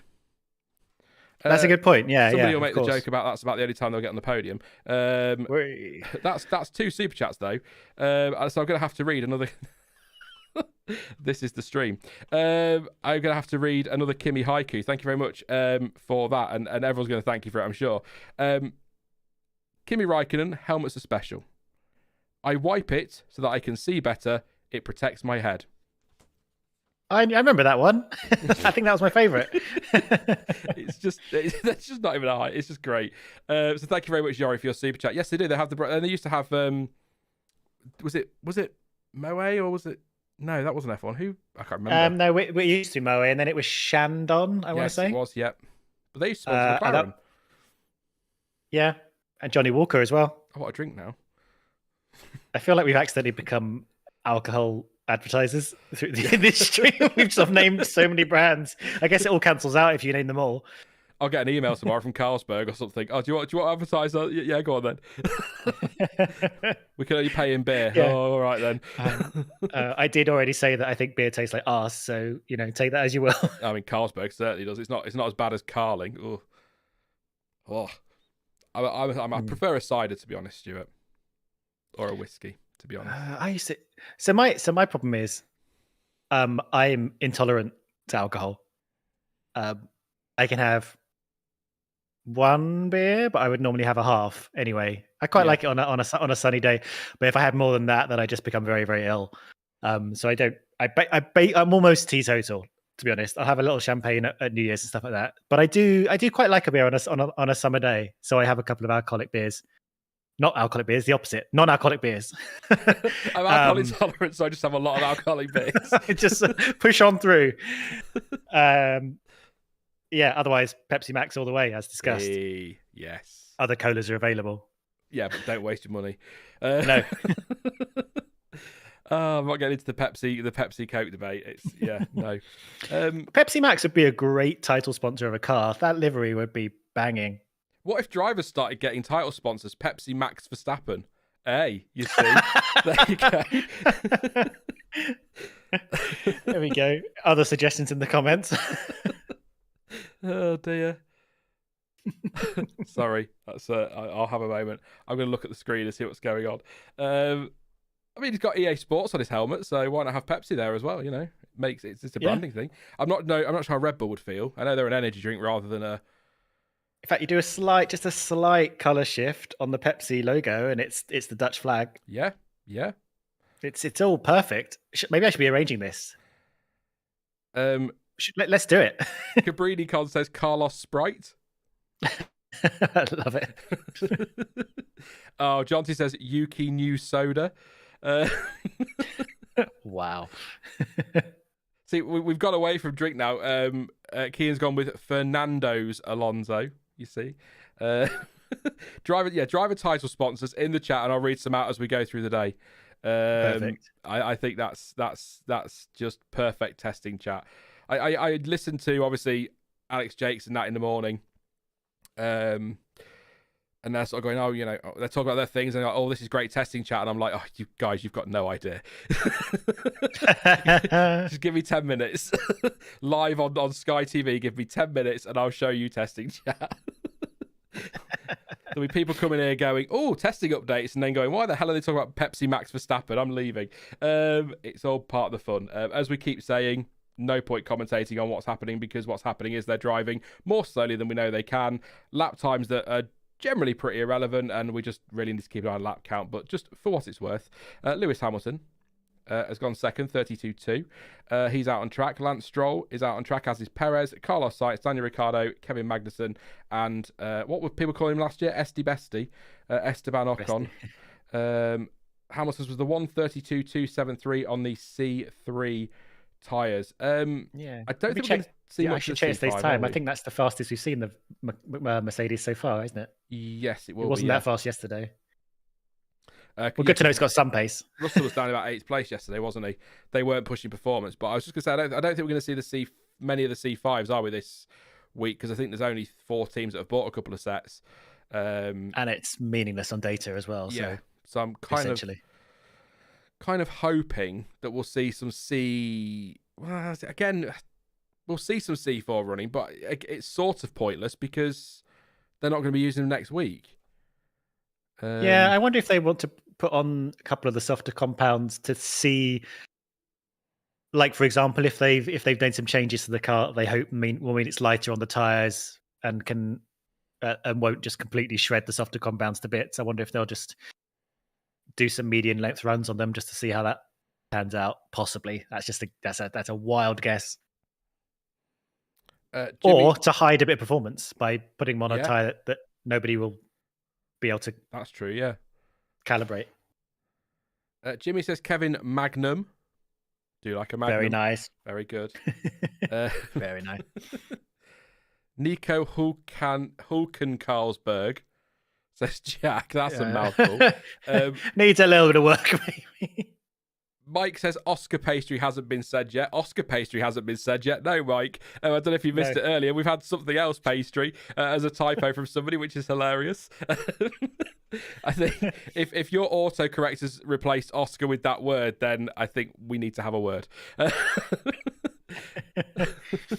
Oh, I like Mika Heineken. Yes, that's good. Mika Heineken.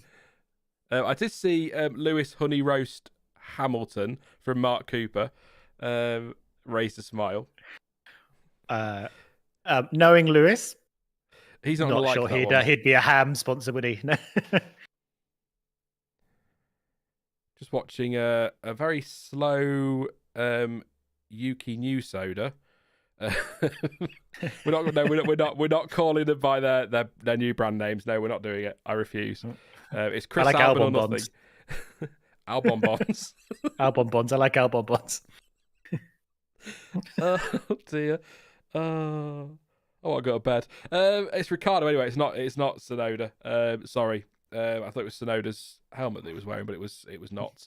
Anyway, so I was just watching. I think he's okay. He was just getting out of the way of somebody. Lando Norris on his way to turn 4 at the moment. Does he stay within track limits? I don't think he's pushing anyway. On a hard tyre of some sort. C2, I think. It had brackets on it. So that'll be the C, or is it C1? Oh, I can't remember.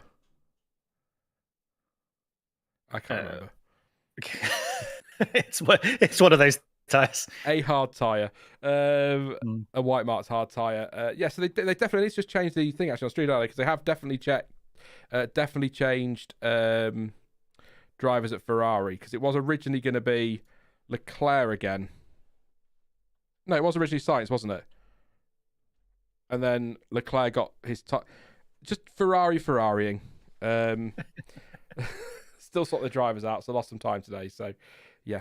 Yeah, I'm looking on race fans. It says Sainz is set to do the PM today, so but I don't know when that was confirmed. It was for me. It was confirmed when I saw him on track. I mean, that's. I was going to talk about breaking news. Charles Leclerc now number 55. Sorry, I'm trying to rearrange that. There we go. The microphone, it's in the wrong place. There we go. Yeah. The problem I've got with having 3 screens is my neck's just not up to it. I'm not going to lie. It's quite a long way to go to all the way to the right to look at. I don't know how you've got your arrangement, but my second screen I've got like cut in half. I've got like one browser on one half, one browser on the other half. So I've got all this information up here. It's quite a far way to look by the time I get to my right window. It's a hard life. This, Those are our first world problems, eh? Oh, my three People don't monitors are just appreciate too this. many. Give a like for all the hard work we're putting in. Well, craning my neck. I've got my TV for my Skybox because I can't seem to get a decent frame rate on it when I'm on monitor. My monitor's not very good. And then I've got 2 monitors on my desk and then one on a pole, I'm going to call it, above it with the timing on for the stream. And then I've got my laptop with the F1 app open with all the stuff on there. So I did have 4... I suppose technically I've still got 5 screens, but I did have 4 PC monitors. But as I said yesterday, I'd come into my office on a morning and I'd turn the PC on and it was just like, the sun! It was all in my face all day. And it was just such a depressing place to be. So I've got rid of one and I've put a plant there. Very pleasant. Very random thing. Yeah. I'll have a plant. It's totally not useful. Yeah. So I've just got the 3 monitors, a laptop, and a TV. Just. So yes, it is sites. Yeah, sites. The sites, they swap them over. So Leclerc. I wasn't going mad. Leclerc did originally go out this afternoon, and then sites and Leclerc swapped over. So there we go. That's that confirmed as. And Sainz currently 1.5 seconds behind Leclerc's time, so he's clearly washed. Yeah. No wonder they're getting rid of him.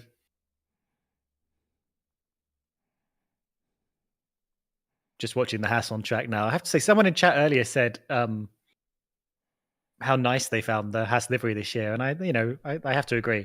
It is smart. It simple looks but better smart out on track, doesn't it? Definitely. They don't do anything wild, but they just it's neat.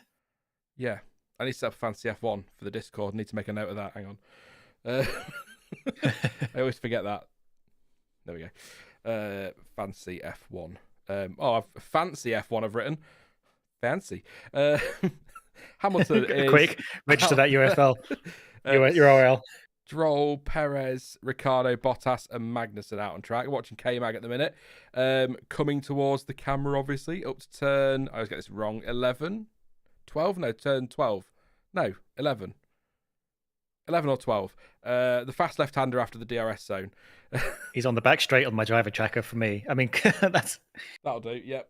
After 13, there we go. They've got the numbers there. Great. Not a particularly coming up quick 14, lap. 15 now. Yeah, not a particularly quick lap. Yellow in both sectors. His fastest at the moment for K-Mag at 1:36.611, 26 laps. So what did Hulkenberg do? So 31 laps in this morning's session. So again, that Haas, they're putting the laps in quietly, aren't they? So I know that Komatsu said that they're not expecting to be especially quick at the start of the season, but at least they're getting the mileage in that they need at this stage. So I think that's... I always make the point that, the laps are the most important thing in testing, but I think for a team like Haas, if they can get as much, and that's probably what they're working on, get as much data on these tyres and their degradation as possible to try and give them the best chance to make this car work. Because don't forget that they were trying to do that all last season, was resolve these issues with their tyre wear, because they were qualifying so well. So that I maintain, and I think it was proven that they had pace in the car over one lap. The problem is points aren't scored over one lap. So it would then come to a Sunday and they would just fall back through the field. You'd have Hulkenberg qualify 6th or something and then end up 16th by the end of about lap 3 or whatever. I mean, that's a bit of an exaggeration, but they just went backwards, and they needed to work on that as Bottas moves into P4 with a personal best. What did he do? 1:32.401. But I think Haas today, and maybe they've said it in a quote or in some or whatever press release. I'll check that in a minute. But there must be a lot of focus on trying to resolve those tyre issues over these 3 days, because if they don't, their seasons... If they continue to suffer with the tyre issues they've had, bearing in mind the tyres haven't changed at all, then their seasons, they've shafted themselves already, haven't they? Their season's done already. And really. Ayo Komatsu said before testing that was their biggest focus in kind of changing up this car, which is sort of maybe not from the ground up. It's not a full Alpine, but they were definitely said they reached their limits with the way they were going with the previous car. So they sort of started from something else. So they know. So they know this is another building year, and they're not expecting to be particularly fast. But that's one of the issues that they're focusing on trying to get rid of. And Magnussen's been doing some long stints on those C3 tires. He's on 15 right now of a stint on the medium, and he did 14 laps on the C3 medium in his last stint. So that seems to be his program at the moment, just doing some slightly longer runs, whereas some other people are just doing sort of 3-lap qualifying style runs, not necessarily qualifying speed, but just sort of in lap or out lap and then in again. Perez also focusing on some long runs now. He's on a lap 14 at the moment on a run on the C2s, but he did 20 laps on the C3s and 15 laps on the C3s before that. So yeah, seeing some different programs up and down.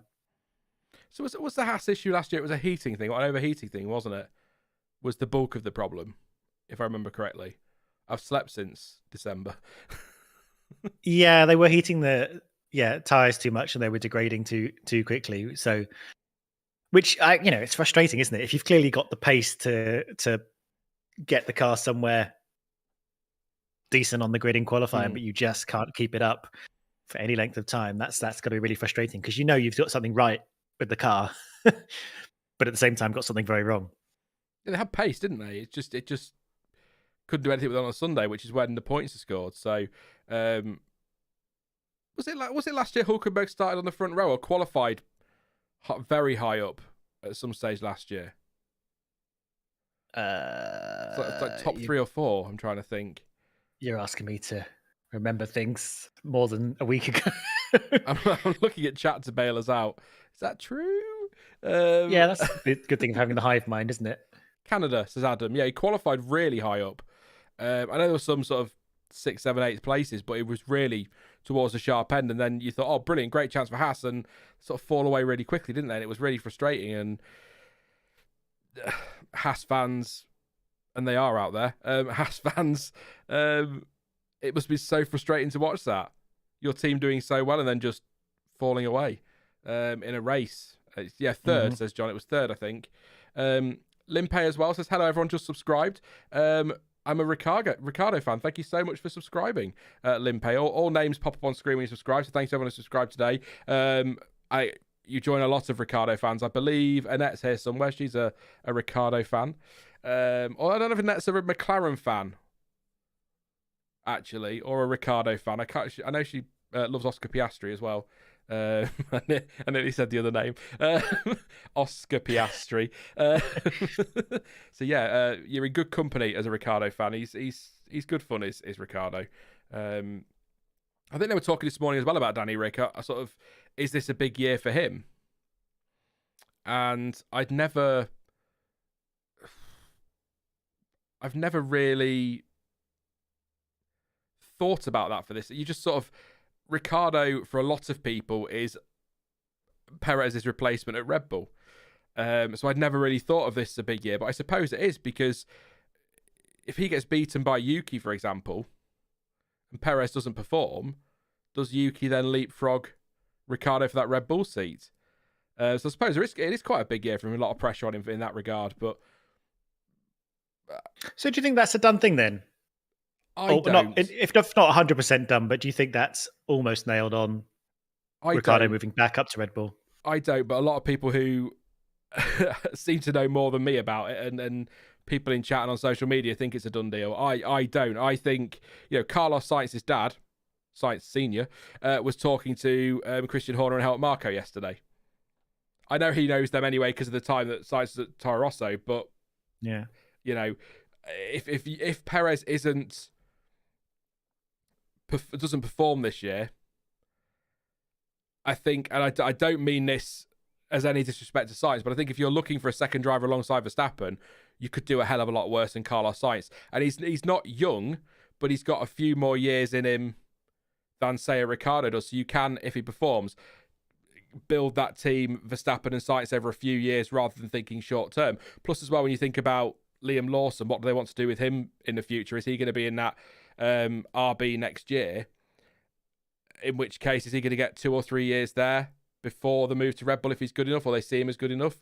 In which case, why not go for Sainz for 3 years alongside Verstappen? And I'm not convinced on the Ricciardo thing. I think it's curious. I think I like Danny Rick, and I'm not being awful, and I don't want Annette telling me off, but I think Danny Rick seems to suffer in some instances, not always, in some instances, with reverse recency bias. People last year when Perez wasn't performing, they were saying, "Well, stick Ricciardo in the car," and I said at the time, "What before he got that seat back at AlphaTauri, what had Ricciardo done in the last year that makes you think he'd be any better than Perez in that car?" Oh, but look at what he did when he was Verstappen's teammate. Yeah. A long time ago. Things have changed a lot. He's changed the driver. He's matured, and maybe he's not, for some people, as good as he once was.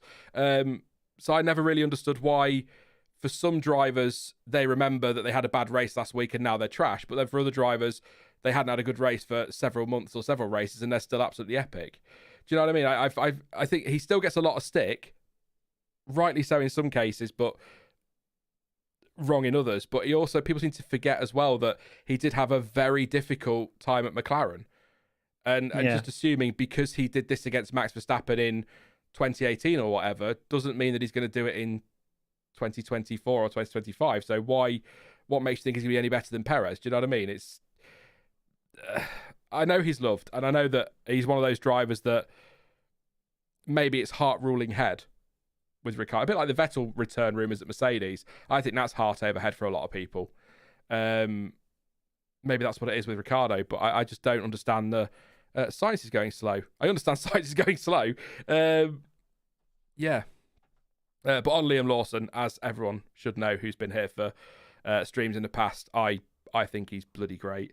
I love Liam Lawson. I've been following him for many years. I even subscribed to Motorsport TV so I could watch him race in Super Formula. I spent money for him. Wow. I spent money for him, man. Significant. Yeah, I mean, Ricciardo's a funny one, isn't he? I've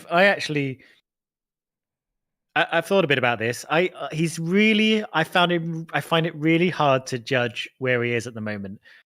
Like where he's at, how strong he is, to what his, if I was a team boss looking to fill a seat, like what's the value of a Ricciardo? Because I was, I'm still a big Ricciardo fan. When he was new on the scene, I thought he was great when he came in and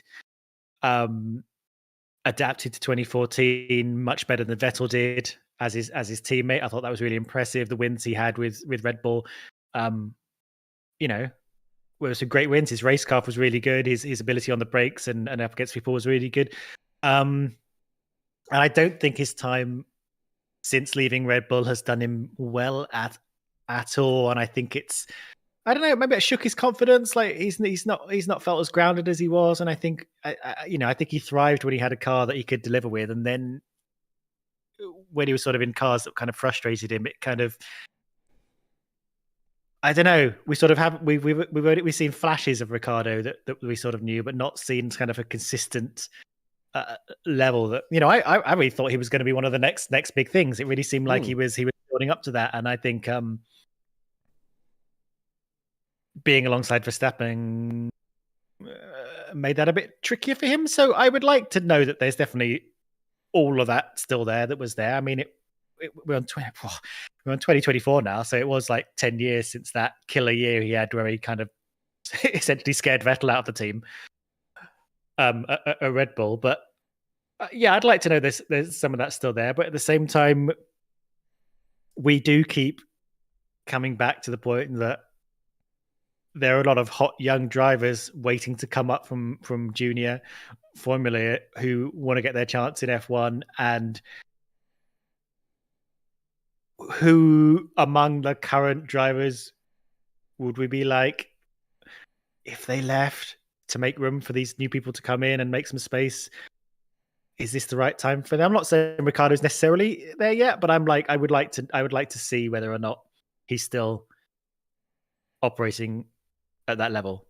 Yeah, if that makes sense. And I'm unsure because he's had such a wobbly few years and been unhappy and unable to deliver. I'd like to see. So hopefully this full season with the RBs, which looks like a strong package, will allow us to see that. I'm going to see what photo you sent me. Jack mocked it up on Twitter, so I just sent it to you. I like that. Pepsi Max Verstappen. Warren I haven't upset Annie, by the way, with that.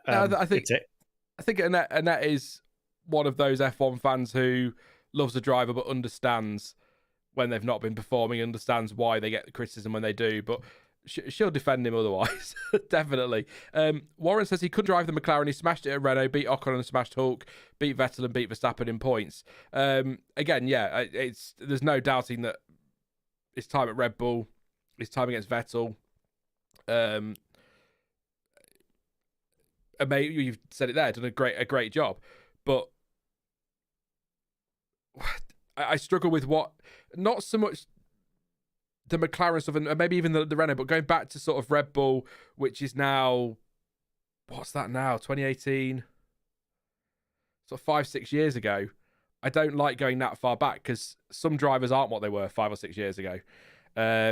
He may, if he gets a chance, he may hop in that Red Bull, preparing for people to laugh, maybe right on the pace with Verstappen and be absolutely fantastic. But if I was a team boss making that decision, I would need to see something to convince me of that as a reason to get rid of Perez. Either Perez absolutely diabolical, or Ricciardo does something that makes me go, wow. And I know the test at Silverstone he did I think I've seen a clip from Drive to Survive, made Red Bull sort of go, hang on a minute, that would have put him right up there with Verstappen. But that's not, people disagree, but that's not a like-for-like comparison. The track conditions would have been different, fuel loads could have been different, circumstances could have been different. It's not a like-for-like comparison. I still think you put them together, Verstappen now would win that battle, but it's not about, I don't think Red Bull want a driver to beat Verstappen. I think they want a driver to be close enough to Verstappen to back him up and help them win the Constructors and keep the likes of Mercedes and Ferrari away from Verstappen.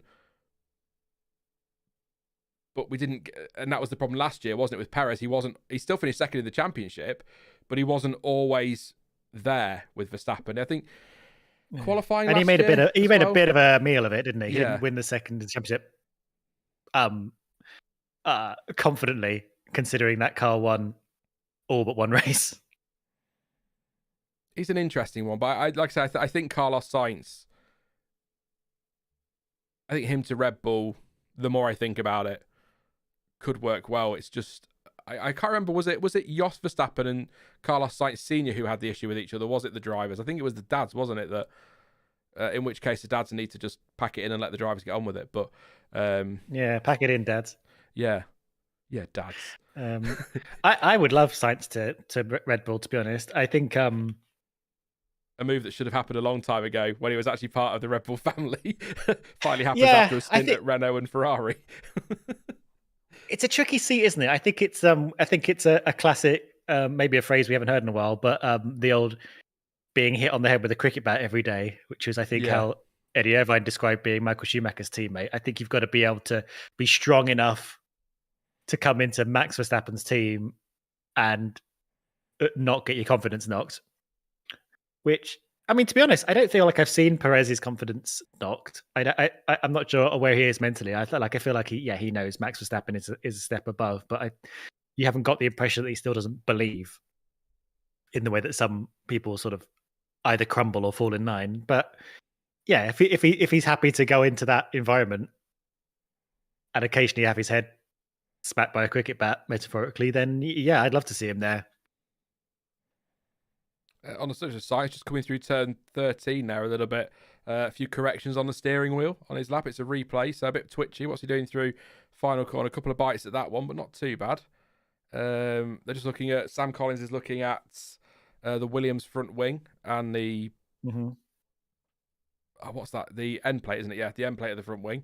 Took me a minute. I got there. I think Williams are a good example, a bit like Ferrari as well, by the way, just on liveries, of how Sam Collins doing great technical analysis. Me, look at that paint. I think Ferrari and Williams are great examples. There are others as well, I'm sure, of how you can have exposed carbon fiber but still integrate it nicely into the livery so it works, rather than just quick, let's put some stickers on because we needed to do that before we launch, which is what that Alpine is. I don't care what anyone says. I'm not saying it was an afterthought. It just looks like it was an afterthought. Yeah, it's very surprising how they managed to muck that up. So, something about the Williams that, as Hanoi design, I guess, that has annoyed me, which I noticed yesterday on one of the close super slow mos. So the livery, the Williams has like a white circle on the sort of the wheel rim thing. I can't remember what we're calling them. The wheel cover. Wheel brows. It's not dead center. Ooh. So when you see the wheel kind of going around in slow mo, you can sort of see it kind of wobbling around like it's not quite right. It really annoys me. And we're probably not going to be able to see that most of the time because it begin going too fast. But just at that moment, I was like, that's a real shame. That is. That's a You wouldn't get down to Frank Williams. No. Ocon with quite a hefty lock up into turn one, went straight on and kicked a bit of gravel as well. Has rejoined, but that's that tyre absolutely knackered. We'll get a replay in a minute, I'm sure. Jonty says, anytime cricket bass are referenced, I think of Viv being bored in the young ones. I was watching the young ones the other day. The one with the one where Jennifer Aniston, not Jennifer Aniston at all. Wow. Yeah, that's a twist. Jennifer Saunders plays, I think, a murderer. And they're all, as they did, swooning over her. And it turns out she was I was watching that with Jennifer Aniston in the young ones. There's a twist if you didn't see coming. As a murderer. As a murderer in the young ones. I've not seen the young ones. You've not ever? I've never seen the young ones. Oh, wow. I mean, I've seen clips because, UK Gold does best British comedy shows like every other day, but I've I've not seen an episode. Parts of it haven't aged well, I'll say that. I can imagine. Rick Mail is one of, if not my all-time favourite comedy actor, comedian. I think their bottom live tours are absolutely hysterical. I highly recommend, but just maybe going with a 1970s, 1980s mindset when you do watch it. Yeah, I mean, it's I understand. It was a different time. We had different things. Maybe I'll watch it. It's the same way that you're catching up with things a bit late on. Jack says, just spent £100 to get my cricket bat fixed. Still better than spending £750. You could have sent £100 to me, Jack. You sent me $3,000 the other year, which we had to send back because it was a joke that went wrong. And you've sent me nothing this year. Oh, you sent me a cricket bat. I'll give you my address. Message me later and you send me your cricket bat. I'm only joking. I'm only joking. What we got on track at the minute? Should we have a look at the times super quickly? I think I did them recently, but I'll do about half an hour ago. We'll do them again. I do like a testing waffle, but every now and again I do like to just quickly at least make an effort to look at the times. There's not much going on out there, actually. It's a Ferrari 1-2 at the moment.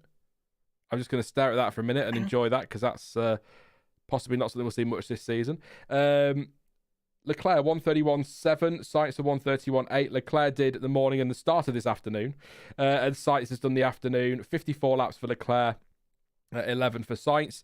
Bottas is P3, 132.227, 30 laps, 67 laps for Lewis Hamilton so far today, also on a 32.2. Piastri 32.3 on 35 laps, Stroll 23 laps on a... Norris has jumped into P3, 31.9, sorry, that was just Bottas and Hamilton down. Piastri 132.3. 35 laps, 23 for Stroll at 132.3. Sargent 132.5, 48 laps, 79 laps for Perez, 132.8. Alonso rounding out that top 10 at 133.053, 31 laps. Zhou 33.7 on 38 laps, 33 laps for Gasly, 33.8, 34.0 for Ricciardo.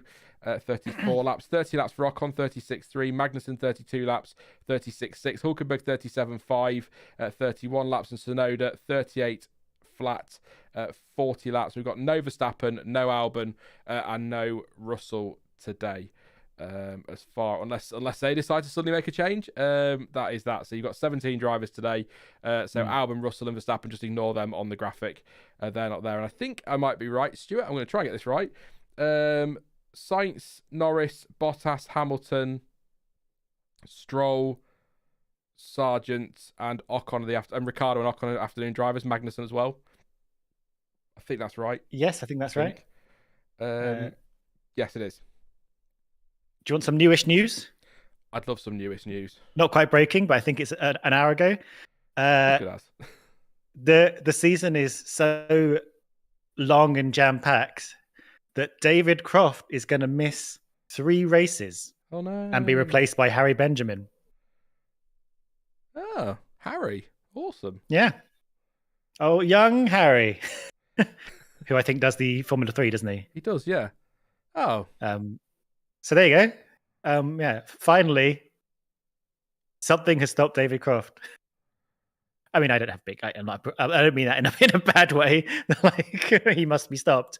But you know, I think of all the people on the Sky team, that do these long seasons, he seems to be the only one that turns up every weekend. They do shuffle around everyone else. So yeah, he's and he is getting married. He says so. And he wants to sit at home, watch a race, and enjoy it, and maybe learn something about commentating. I'll do it. Well, yeah, you should have said something earlier. Oh, damn it. If I'd known, I'd have applied. Yeah. What we're doing news, let's have a look at some quotes we had with our team press conference. Zach Brown says, Horner investigation, not the type of headlines F1 needs. I mean, duh. Thanks for that. Yep. And sometimes it's a bit obvious, isn't it, with the statements. Honestly, to Christian Horner, talking about the criticism of Red Bull owning 2 teams. He says, I don't understand the noise that's been created about it. The commitment that Red Bull has made to these 2 teams is outstanding and should be applauded and be grateful for, rather than derided. Tend to agree on that. I don't agree with him much, but there we go. Every now and again, stop clock and all that. Yep. Alonso, I will not repeat every weekend because next weekend is going to be the same question, and I'll be consistent with my answer regarding his future at Aston Martin. I know that Aston Martin said they want to keep their driver lineup the same for next season. I mean, we can guess 50% of it. But that's the point, isn't it? I mean, if Alonso were to go to Mercedes, then Sainz to Aston Martin. You know, I mean, yeah. Who would you? I mean, Sainz is a good pick. If Sainz goes to Red Bull and Alonso goes to Mercedes, would you take Perez, or would you go somewhere else? Perez wants a seat in F1, but would Perez want to go back with how it ended, finding out he was leaving through a wall? I mean, he wasn't put through a wall. He overheard a conversation, didn't he? Because Lawrence Stroll has got quite a booming voice at Aston Martin. He's got quite a booming voice, and he heard it through the wall. But he'd want booming, a seat. But droning. Yes. I had an answer ready. I thought you were going to say, if Alonso does go there, would you put Sainz in the Aston Martin? My answer was yes, but I'd also send Stroll packing and put Tsunoda alongside Sainz because of the Honda tie-in that's coming. And also, you'd fire your son, your only fire son. My son. I actually don't know if that's his only son. I don't know how many people. I would fire him. There could be like a. Because if I bought an F1 team, I'd be buying an F1 team to try and be successful, not to, give my son something to do on a Sunday. I will be looking at Honda because I don't think Tsunoda and Stroll for Aston Martin is a lineup that will get people excited. I'm not saying Sainz and Tsunoda would, but I think Sainz has proven he's good enough, and I think Tsunoda is rapid and he's improved, and I think he's done a really good job over the years as Hamilton makes 0 attempts to stay within the lines at turn 4. So I would go with Sainz and then Tsunoda, I think, and that then frees up the seat for my Liam Lawson at RB. The problem is if Ricciardo didn't stay at RB for another season because he didn't get the Red Bull seat, what are we gonna do at RB for a second driver? Would Perez take that if they decided to demote him effectively? Yeah, I mean, if Perez did get dropped from big Red Bull, what would he want to do with his? Because he's going to have to enter his twilight era, right? That some people do when they leave a top team and they go back to a middly team, like sort of as Bottas is doing now. or he could leave. I don't know. Perez has been around quite a while now. Like, if you were Perez, would you rather just sort of call it a day, go do something fun, do some sports cars or something, or would you like to hang around in the lower teams? Perez is a hard one to read. I don't quite understand his drive in the way I do other people. I think his preference, from what he said, is to stay in F1.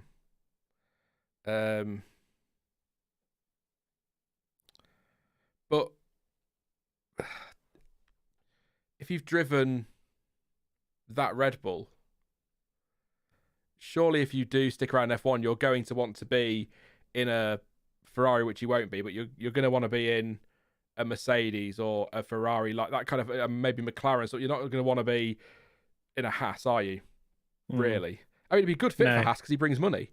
It would be, he'd be a good signing for Haas, but I'm not sure Haas will be a good place for him. I'm not bashing Stroll, by the way. I'm being realistic. I like Lance Stroll. I've defended him too much to the point where we were accused of being paid by Lawrence Stroll to say nice things about him. I'm looking at last season.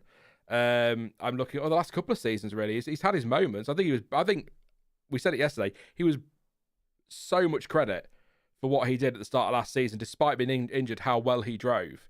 And I know it's tough being alongside Fernando Alonso, but it's not. How can I word this? He's improved from what he was when he first came to F1. But if I'm looking at driver development, has he improved enough? When you look at some drivers who are, Alex Albon's a good example, the way he has been the last couple of years, the way that Norris, I know we're talking about Norris and Stroll comparison, it's stupid, I know, but I'm just talking about driver development, drivers that have over the years improved and improved and improved, taken big steps. You could say the same for Yuki Tsunoda, the steps he's taken from that crash. I think he got one of the tags of crash kid, didn't he, that first year in F1. The way he's improved. Has Stroll improved enough over there? Because Lance Stroll is still actually relatively young, but he has been in F1 since 2017. So he's not young in terms of his years in F1. So I think from a driver... Jokes aside, honestly, if I had children and I had the money to buy them an F1 team and all they wanted to be was an F1 driver, I probably would put him in the car.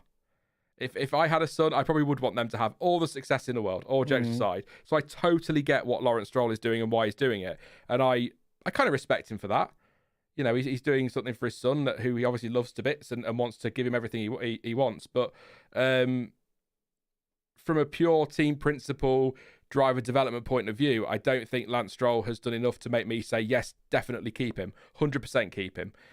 He's one of those that I would look at and sort of go, let's see how you get on this year, Lance. And then we'll make a decision. Because he might be brilliant this year. He might be dreadful. But at the same time, I'm being harsh because I'm measuring him against Alonso, effectively. It's harsh, Excuse me.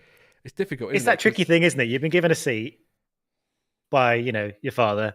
You got a very safe seat, but he also puts in one of the greatest drivers in F1 history alongside you, just to show you up. Like, it's sort of a double-edged thing. A lot, whether there's, whether your teammate's Alonso or not. If I was in Stroll's position, and you know what. If I'm the son of a billionaire and in F1, then anything on top of that is the cherry on the cake. Yeah. But if I was in Stroll's position and my dad had a Formula One team, I would probably not want to be in that team. I think that would be weird in several. Well, again, like I don't know what their relationship is, and I'm not. It's nothing about the relationship thing, but I think it's about separating yourself from your father and from the talk about you're only in F1 because your dad buys you a seat and all this, and being able to make it on your own. In the same way that people like Hamilton, after a few years, he left his management relationship with his dad. He got a separate manager. He just, there's a sort of independence to sort of separating yourself from your parent like that. I think there's a value in that, and I think I wouldn't like to necessarily have that tie. And you'd wish him every success in running Aston Martin, and then you'd sort of make it on your own, and maybe you'd come back and stuff like that, depending. But I think there is I think it'd be worth it for him to try and do something else. But that's just me. I think I would Yeah. feel a bit awkward otherwise. Sainz has gone fastest, 1:31.397. 4/10 quicker than Leclerc this morning. That was on the C3 tyre. So there you go. That's Carlos Sainz on 1. He's fastest at the moment. Nice. Norris third, Bottas fourth, Hamilton fifth. I did just see as well, George Russell has said that he and Lewis Hamilton, that Mercedes, can now attack the medium and high-speed corners in the W15, so that's good news for them. Otherwise, I think that's a nice roundup there of the bits that are happening. It's kind of weird. F1 testing is weird, or unique, I guess, in that when you're watching qualifying, you focus on the cars on track, don't you? And I know it's not qualifying, so you're not necessarily in testing, but so everything's quite quiet. But in testing, you know, journalists are out there talking to people, so all these stories keep coming through at the same time as people on track. So it's kind of difficult trying to keep on top of both and run the stream. So it's quite unique in that way. I quite enjoy it. Curious says Sean is clearly not loved by Lawrence since he has to ask us for donations. Fairs. I mean, to be clear, I don't need the donation or the I don't like donations because I'm not a charity. It feels weird saying that, but I know that's what they're called. But I don't need them. They're just not. They can allow me to buy some things for the channel. So I know you're only joking. Tithes. Fine. That'll do. Yeah. You don't have to. Ties to the church of the F1 word. Also, if you could just drop a like, 276 likes, 1,100 of you here. So let's see if we can get that a little bit higher than that. I don't know if we get 1,000 today, but it'd be amazing if we did. Unlikely. That's not reverse psychology. I'm being realistic there as well. And don't forget to subscribe as well if you are new. Lots coming up this year. And I'm sure me and Stuart will chat a lot more on streams this season. So probably slightly more structured than we are over these testing streams, to be fair. But still, we end up where we end up. I don't like structuring streams too much because it is nice to just you end up where you end up sometimes, and then have to do that awkward thing where you go. Anyway, try and bring it back on track. I don't know how many years now I've been doing testing streams or watching testing, things like that, and only just noticed something on the live timing and understood what it meant. I do it all the time. Have you got live timing up in a browser? Or have you got it on an app on your phone? It's on the browser today. Norris improving to P2, by the way, 1:31.677 on the C3. Very nice. I've got it on the browser today. If you click on the little thing that says display in the top right and go to tires, where it shows you all the tire stints they've done. If that it shows you their sort of current stint, like how many laps they've done on that tire, and then it says next to it says total, and I was like, the last hour I've been looking at it thinking, what does that number mean? And it means that I think it means the total number of laps they've done on that tire, which is pretty interesting. That's so handy. For example, Leclerc, he's not out there, but his last stint he did 18 laps on a medium, but that medium had already done 6 laps because that was 24 laps in total. It's like, I don't know, it's an interesting thing. They've been, and I think Joe recently went out and did 1 lap on a set of scrub tires that had already done 14 laps. Just another little bit of information that's quite useful. If anyone else is using the live timing at home, that's a nice thing to know. You know, actually, I seem to vaguely remember last year finding the stint thing quite late on. So finding it a little bit earlier this year is good. But that's probably more handy than, I guess, specifically what tyre they're on at the time, because at least we'll be able to say now they're out on track on the C3s and Leclerc is on an 18-lap stint. At least then we'll know they're on long runs, whereas if somebody's sort of doing 1 lap, 2 lap, we know it's potentially lower fuel, so that might give us a bit more of a guide on the times, I suppose. So, yeah.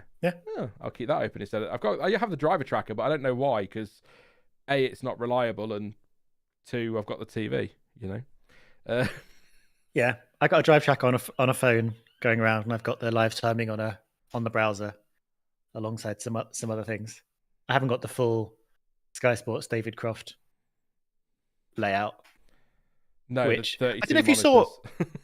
They put a video out. I can't remember if they put it on YouTube or something, or on Twitter or something, where David Croft talked through all his monitors and what they all did and how they all worked and where he got his information from. It was really interesting.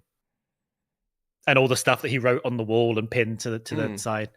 Very different from the Murray Walker days when I think they just had like 2 tiny screens. Murray having to use his brain to remember everything. Yeah. And James Allen in the corner on a laptop. There was interesting yesterday. I don't know if you remember if you were watching the Sky thing in the morning when there was Ted Kravitz was talking about working with Mo Walker and how he didn't like people talking in his ear. So Ted Kravitz had a bunch of signs on laminated that were sort of like, we're going to an ad break now, or we've got blah blah blah in the pit lane. He wants to talk to you, so he'd just hold it in like the corner of his vision so he'd be able to see it. I think I need that now. Yeah. I still think about printing off stats, but I'd lose them because that's just who I am. Thank you to Clancy for your contribution on PayPal. Says thanks for all the content over the years. Thank you very much for your support. Really appreciate that. And Jack says I've sent some money. It says not a cricket bat, but still I want to hear more haikus. Thank you, Jack and Clancy for your. I'll still call them super chats because you leave me messages on PayPal.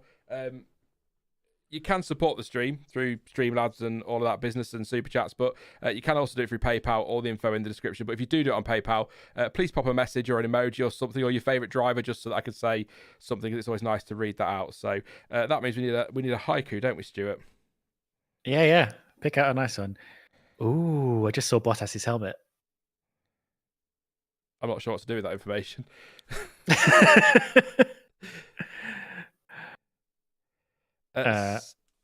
That's a good one, but that's a bit weird. And they're all weird. It's Kimi Räikkönen. So, Better Half by Kimi Räikkönen. Championships are won in the first half of the season, not just the second half. That's quite wise. I guess that's true. I will read a haiku from Kimi Räikkönen each time we get a super chat or a contribution, and then I'll do some more for the end of the stream either way. But yeah, just as a way to pay people back, just to give them that brilliant, wonderful insight into Kimi Räikkönen's mind. I think they are just. I suspect they're quotes from his time in F1 that have been turned into in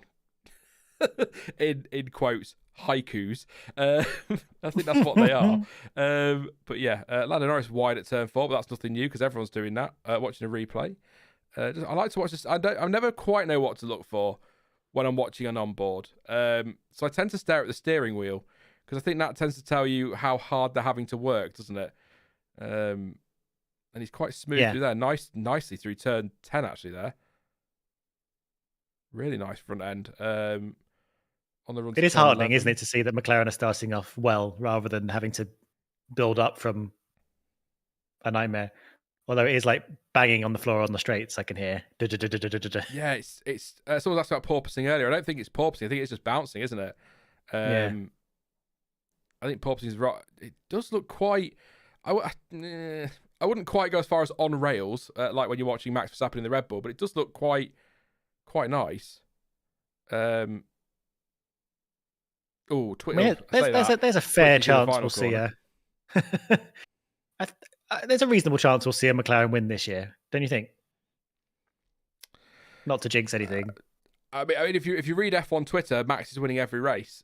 So no, but I tend to not take what F1 Twitter says too seriously because, while some people are very good at what they do, some is the word hyperbolic correct or hyperbole? Possibly the wrong word. Nuts would be a better word. Negative and nuts. I think F1 Twitter is prone to a little bit of hyperbole on occasion, maybe sometimes. Every now and again, if they get excited. I forgot the question. Yeah, on the wins. Yeah, I think McLaren are. I mean, look. Are you ready for this? Someone's just said it, Murray. I assume referring to Kimi Räikkönen is the Michael Owen of F1. Here's one for you. McLaren are definitely better placed today than they were 12 months ago today to win a race. They were dreadful last year in testing because of the brakes, the breakage and other things they had as well.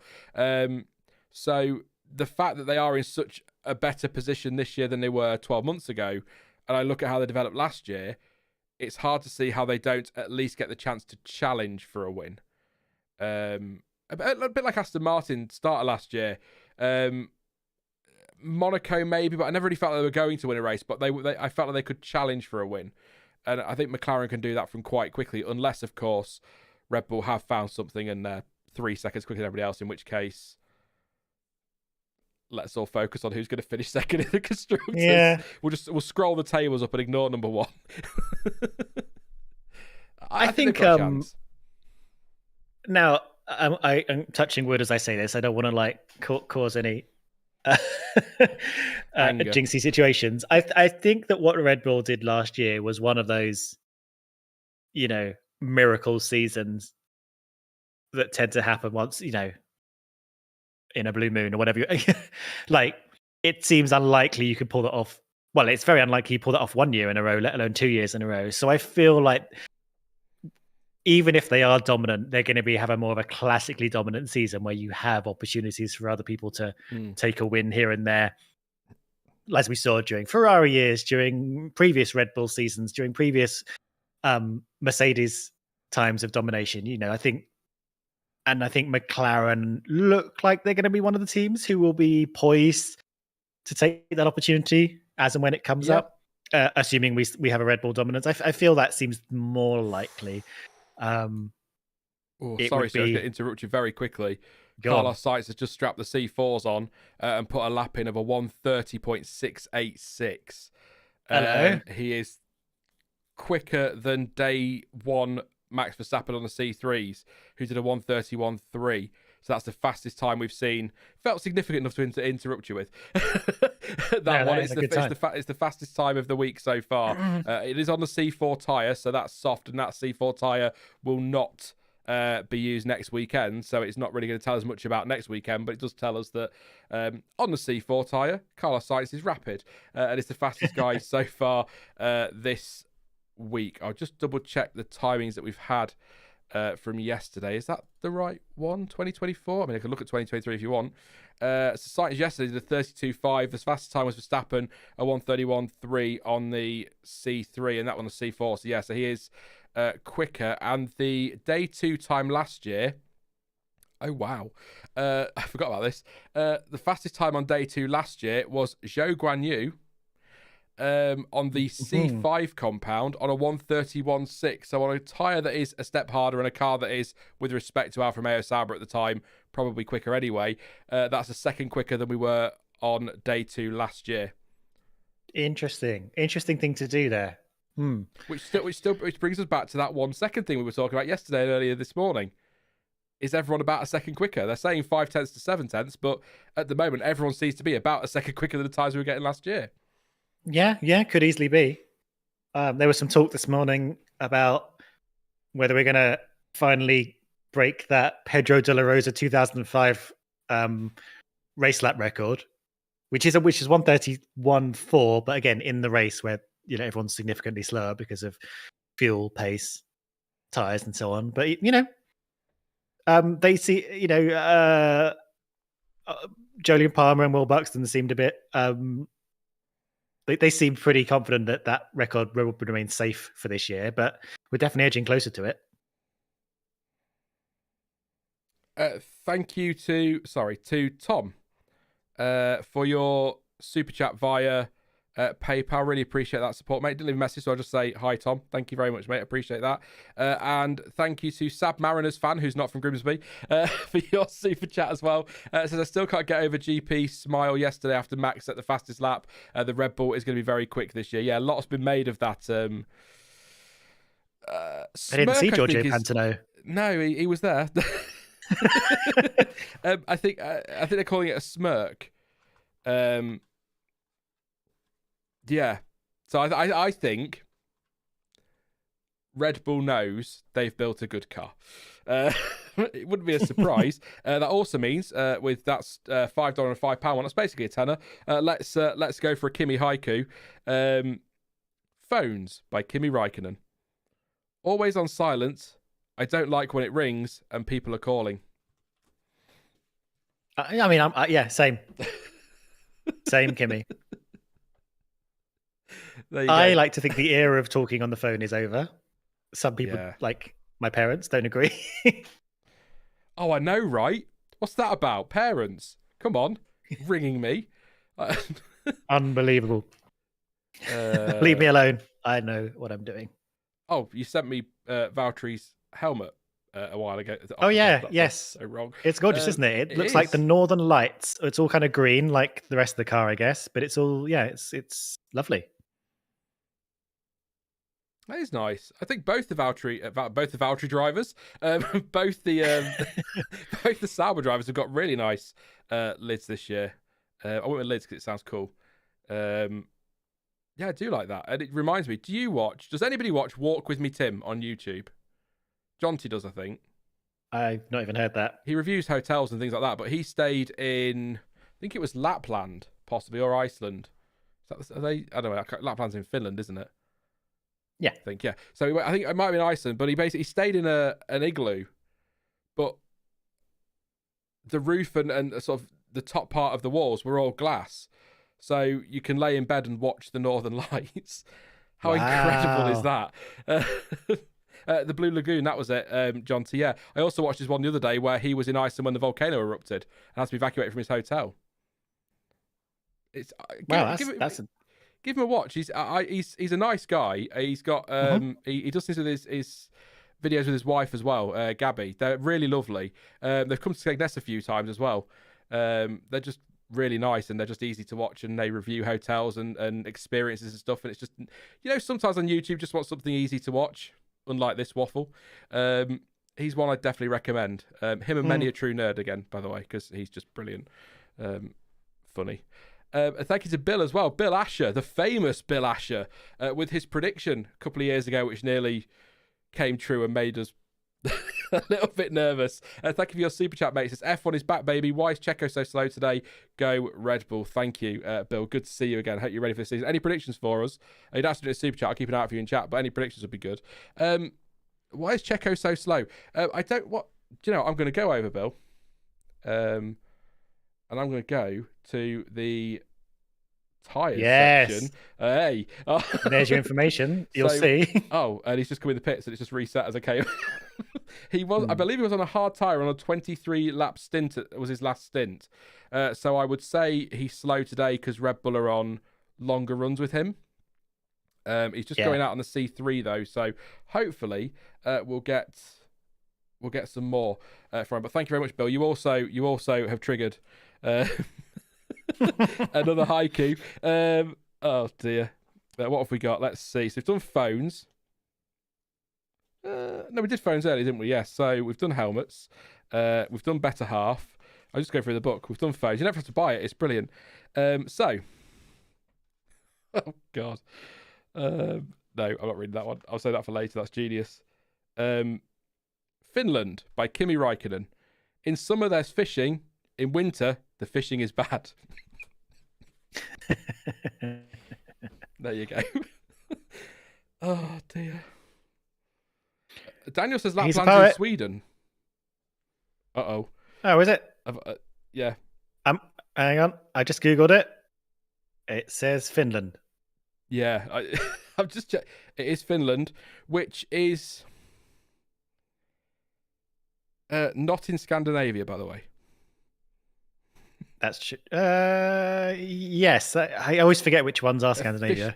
I think. Yeah. There's going to be somebody from Finland in a minute that go, actually. Is Norway in Scandinavia? Norway's in Scandinavia. ST, you're here, my Norwegian pal. Let us know. I think, yeah. Apparently Lapland crosses Finland, Sweden, and Norway. And Lassie says, don't get into the Scandinavia thing. All right, we're going to leave it right there immediately. Just stop. No more. That could be. I didn't realize it was a bone of contention. We've got a very slow Sergio Perez, as in potentially stopping. Very, very slow. That's almost slowing to a stop. This is great commentary. Yeah, keep it going because I can't see it yet. So you're going to have to talk me through this. Yeah, that's not. He's not slow to let a car through. That is mechanical issue slow. Oh dear! I've moved quicker than that in Tesco car park on a Saturday. I shop at Sainsbury's now because it's over the road. So Why you need to know that, you just do. If anyone knows Lincoln, I'm opposite the big Sainsbury's, and the M&S food hall, which I nearly killed Jonty with because I was driving past it, and here's the M&S food bank, meaning food hall, but I said food bank. I don't think if you're shopping at M&S you necessarily need it to be a food bank, but there you go. Anyway, random. He's still slow. Has he stopped? He looks. No, he's still creeping. So I guess he's disappeared on the driver tracker. Like his dot's gone. Sergio, no, he's so slow the tracker can't even pick him up. No lights on the steering wheel, says Lewis. I'll just have a look at that in a second, but no, there isn't. No, that's there's some, but he's definitely not got a full. Unless that's the light hitting the bulbs, it could be. That's definitely not a. Yeah, that's creeping. Is he? His engine is running, but it is. Mm-hmm. I tell you what. The engine's running. You know what? I'm a minute behind you, and he's only about 5 meters behind what you're describing. He's just coming towards the pit entry now, so he's cruising at a speed almost like he's rolling down a hill a bit more quickly. But his engine is 20 mile an hour apparently. That's 32 kilometers an hour. That's some very quick maths. I'm going to assume you did that. Actually, no, that was totally in my head immediately. Yeah, he's going to. I think he's practicing letting Max through. Or his qualifying hot lap. Yeah. Bless him. He's in the pits now. So, yeah, so obviously a mechanical issue there. That's, 2 hours 50 to go. They could get, it could be a sense that they might need to control alt delete or something. Well, okay, so he's on the pit straight for me. Has he made it into the pits for you? He's in the pits now. They're just putting the cooling stuff on. Okay. I've just tried to search Google Drive and search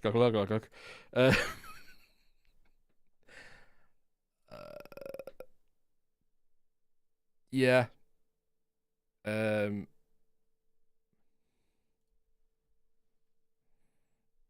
So for someone who's asking why 5 minutes ago, why is Perez so slow? That's your Pathetic. answer, yeah. Interesting. Okay. Maybe that Red Bull's not as bulletproof as we thought. No, or they're playing silly games. Oh no, it's not. It doesn't sound great. They're just doing a replay now of him stopping. Oh, it doesn't sound good at all. No.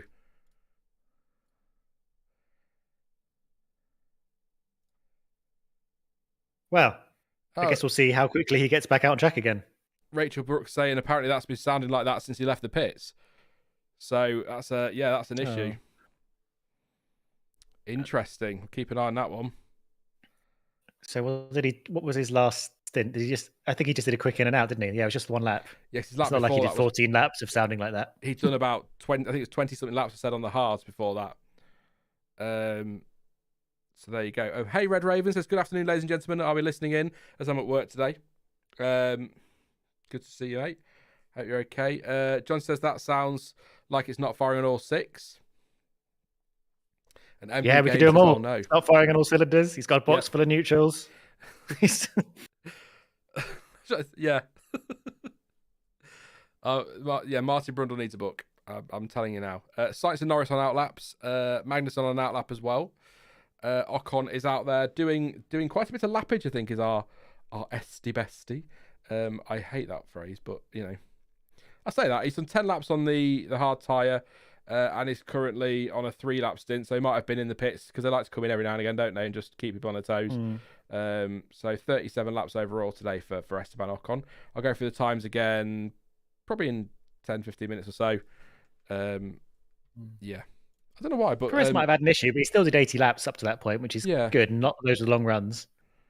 Only Hamilton as a singular driver has done more. I haven't added together all the other teams yet. Just trying to, so for some reason, so Eru is sending me slideshows for the stream, but for some reason they're not. He's putting them in the Google Drive, but they're not coming to me in the Google Drive. So I'm having to go the long way around. This happened about this time yesterday. Yeah. Bizarre. Because I've got the same picture I have when I started the stream, so it's just taken a while for some reason. But that's downloaded, so I can get that changed in a minute. So I've not said it in the stream, so I'll say it now. For anyone who's wondering why there's no on-track footage, it's to do with copyright law and F1 people like Sky spending hundreds of millions, if not billions of pounds on rights, and me not having enough money. I mean, you know, I'll always say if you've got $1 billion, you want to send my way, go for it, and I'll put a bid in. But I'd You've got advise £201.11. Yeah, I'm nearly there. How much? I'll get you a second. You know, but I'd also advise if anyone's got £1 billion just spare, you've got better things you can spend that on than me. 130.4 from Sites. He's gone a couple of tenths quicker. Very exciting on those C4 tyres. I don't know why that had to come out as sarcastically as it did. Very exciting. 2-lap stint. I'm loving this stint thing now, Stuart. Look what you've done. 2-lap stint, 2 in total, 22 overall. C4 tyre, I think we said, didn't we? Yes, it is. And that is fastest time again, 30.4. Good for him. I think did Lando improve? I think he must have done. He was 9 tenths behind, now he's 8 tenths behind, so he improved by a few tenths as well. So 31.2 for Lando. What was Lando's? Yeah, Lando was a 31.6 and now he's a 31.2. So good stuff from Lando Norris. There you go. It's all starting to heat up. Curious. Afternoon of day 2. Apparently Audi might be withdrawing its plans to join F1 as per Autosport and Reuters. I think Autosport and Motorsport the same thing, aren't they? So, but Reuters is one I've not seen. So, thank you for that. Curious. We did discuss that earlier because I spotted that article this morning, but I didn't know it had been reported elsewhere as well. Yeah, there you go. I'm going to have to, look some things up in time. Yeah, ready for tomorrow. It should be good. Weird camera angle making Charles look very thin. He's currently been interviewed by F1. It's a bit of an odd camera angle, I suppose. Yeah. Sorry. How is the F1 word pup? The F1 word pup is fine, thank you, Jack. He'll be whining downstairs because he'll be able to hear me, but can't get to me, so he'll be crying now. But I can't have him in here because he will just... It'll be 5 hours of me going, and I don't know, it's probably better than the stuff that comes out of my mouth normally, but that's basically all it would be. Yeah, so he's all right. He had anyone who doesn't know, he had surgery in January. So he's got a whopping great scar up his belly, bless him. But he's all right now, and that's all that matters. He's back to himself. He's very happy because he's allowed to lick his bits again. Sure. Oh, to be a dog. He's very happy about that. So he's good. He's okay now, but he's going for a haircut on Saturday. His first one since early December, so overdue. Thank you, Annette, for your super chat. Says, I just want to say, you rock, Eru. Thank you very much, Annette, and I'm sure Eru will appreciate that. If you didn't know, Erudito sits downstairs for testing streams and just updates the live timing manually and does the videos for the stream, the pictures. So probably does more than I do as I'm sat up here just waffling away, but I've got things to concentrate on. So thank you very much, Eru, for your hard work this week. It's massively appreciated, and thank you. Yeah, I might have to pay him. One day. Have we got some we'll see if hidden messages start appearing in the timing tower. Yeah. Or just every now and again on one of the pictures, help me, send help, be kept here against my will. I'm assuming you had to have a discussion about what you were going to call Sauber in the team column. No, I just put Sauber. I decided it was going to be Sauber the minute I saw that other name. Mm-hmm. They had a big conversation about it this morning on Sky.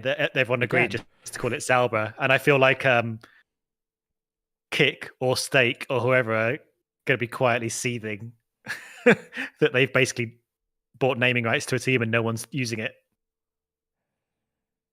Perez's engine did sound rough as he came out the pits, to be fair. They're just showing a replay now. He is back out though, isn't he? He is, yes. So, issue resolved. He's gone past the pits, so he's going for a lap. Vashek says, off topic, which is very on topic for these testing streams, says, have either of you heard Charles's EP?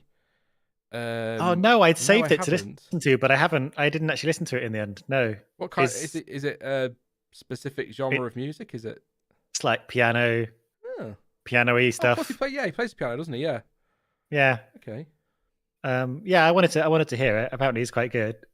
I was actually I'm hoping that him and Lewis will sort of do a whatever you call it, a featuring, a duet, a combo, collab, whatever the musical words are. I have a question, which is going to really show you how on the pulse my finger is. Okay. Remember a few years ago, people rumored that Lewis Hamilton featured on, I think it was a Christina Aguilera song. Yes. Was that ever confirmed to be him? I feel like it 2 was. years ago, Sean. Yeah, keep up. What was the name that he used? It was like X. Was it X something, or was I It thinking could have of been excellent because it's Charlie XCX, isn't it? But that won't be. That's not Lewis Hamilton. X? I can't remember. It's someone in the chat will know what the sort of pseudonym he used. Yeah, I think if so. Used LH XNDA. That was it. XNDA. Yeah. It was very strange little cameo, that wasn't it? Do Yeah. you call it a cameo when it's music? Oh, you got a picture of all the guys looking at the hole. That's great. What? Yeah, apparently it was. They think it was confirmed. Called a collaboration, says Simon. Collaboration. God, there you go. Keep up. MD Games says collab as well. Yeah, XNDA apparently was confirmed. So there you go. I don't know. I've only released one song. I don't know much about these things. Super chat from Sam. Thank you very much, Sam. I will. I'll throw this question at you, Stuart, but obviously no pressure to answer if you don't want to. It's cool. If you're not decided yet. But Sam says, found your testing streams last year, Dan, and loved them. So I'm back for a second. I assume with Dan and loved them. So I'm back for a second year. Stuart, any plans to resume Shane Bear videos? You are missed. There are plans in motion. Maybe. I haven't quite worked out what I'm doing, or how I'm doing it, or when I'm doing it, or who I'm doing it, or who I am. What year this is? Which? Yeah.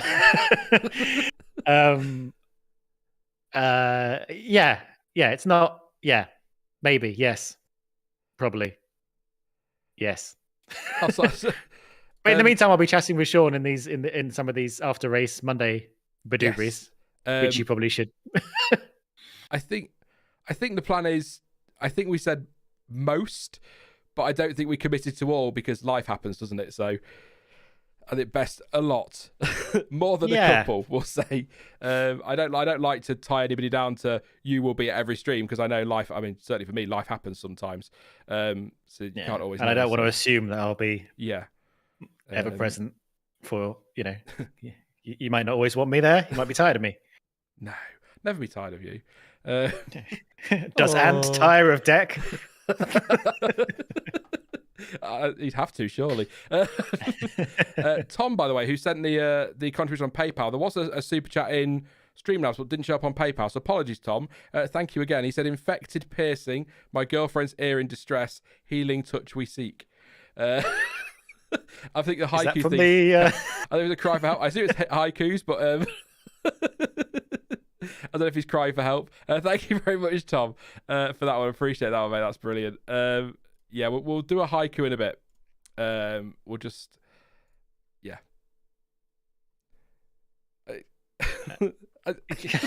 sorry. I was just thinking. I feel like I'm going to have to come up with one on stream at some point. Yeah, I was just thinking as well. There's I listen to other content creators and people sort of go, "Oh, what are your plans?" And like you, I'm not sure yet. And then I just hear like, "Well," and then I list all these plans, and then I finish my stream and I go, "Why did I commit to that?" I remember doing it once on the old Discord server and putting a poll up about what's the topic for this week's stream. Put 4 things down, then as a joke for the 4th thing, put yogurt. I have never done anything as stupid as that again. We have to do a yogurt stream, Stuart. Why? They voted for you gotta set a very high like donation threshold for things like a yogurt stream. Annette, thank you for another super chat. I appreciate that. It says, just don't release any more songs, Stuart. How dare you? Outrageous. Oh, no, I got tossed about this yesterday. I can't remember what it was now. Might have been on stream, so for repeating it, I'm sorry. One of my favourite things about Dirty Air, your song, Stuart, is the fact that you got copyright struck and then had to appeal to yourself. That's right. To lift the copyright strike. I thought it was brilliant. Yeah, the complicated world of YouTube. Yeah. Needless to say, I did allow it. I did allow me to use my song. Fine, Annette. I did. For a while I was working on a rock anthem called "Just Put a Gravel Trap Down," but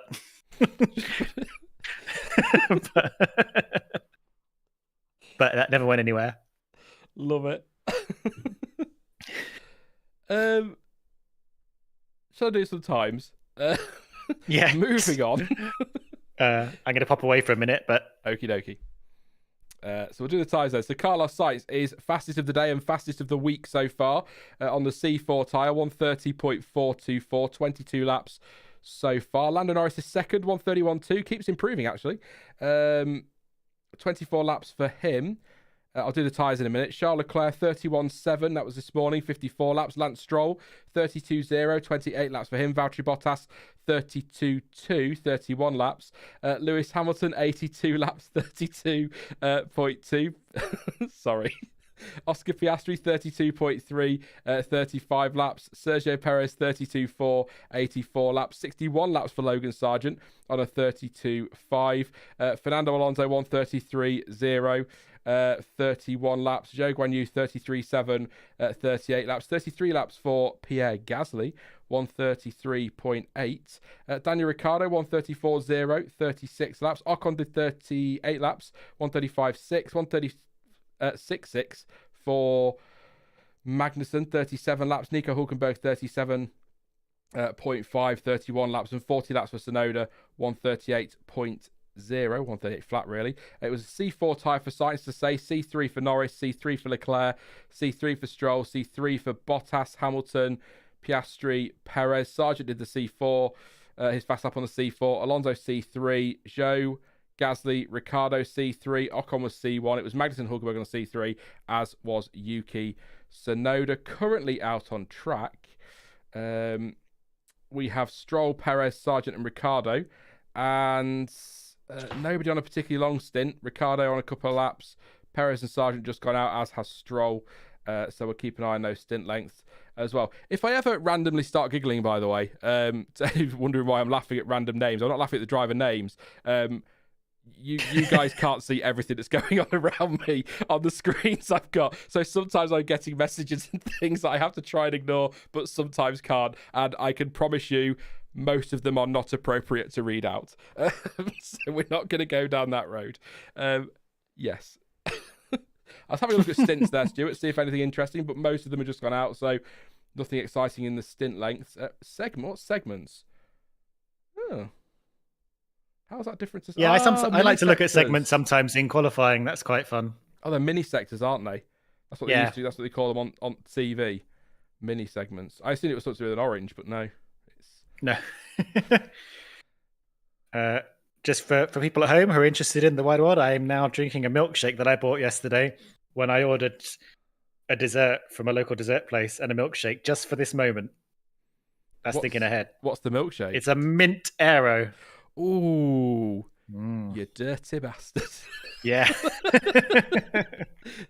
I do like an Oreo milkshake. Yeah, those are nice. Those are nice too. I was feeling quite minty yesterday, and I think it's paying off. There you go. I'm still on my orange and mango squash, which is now room temperature.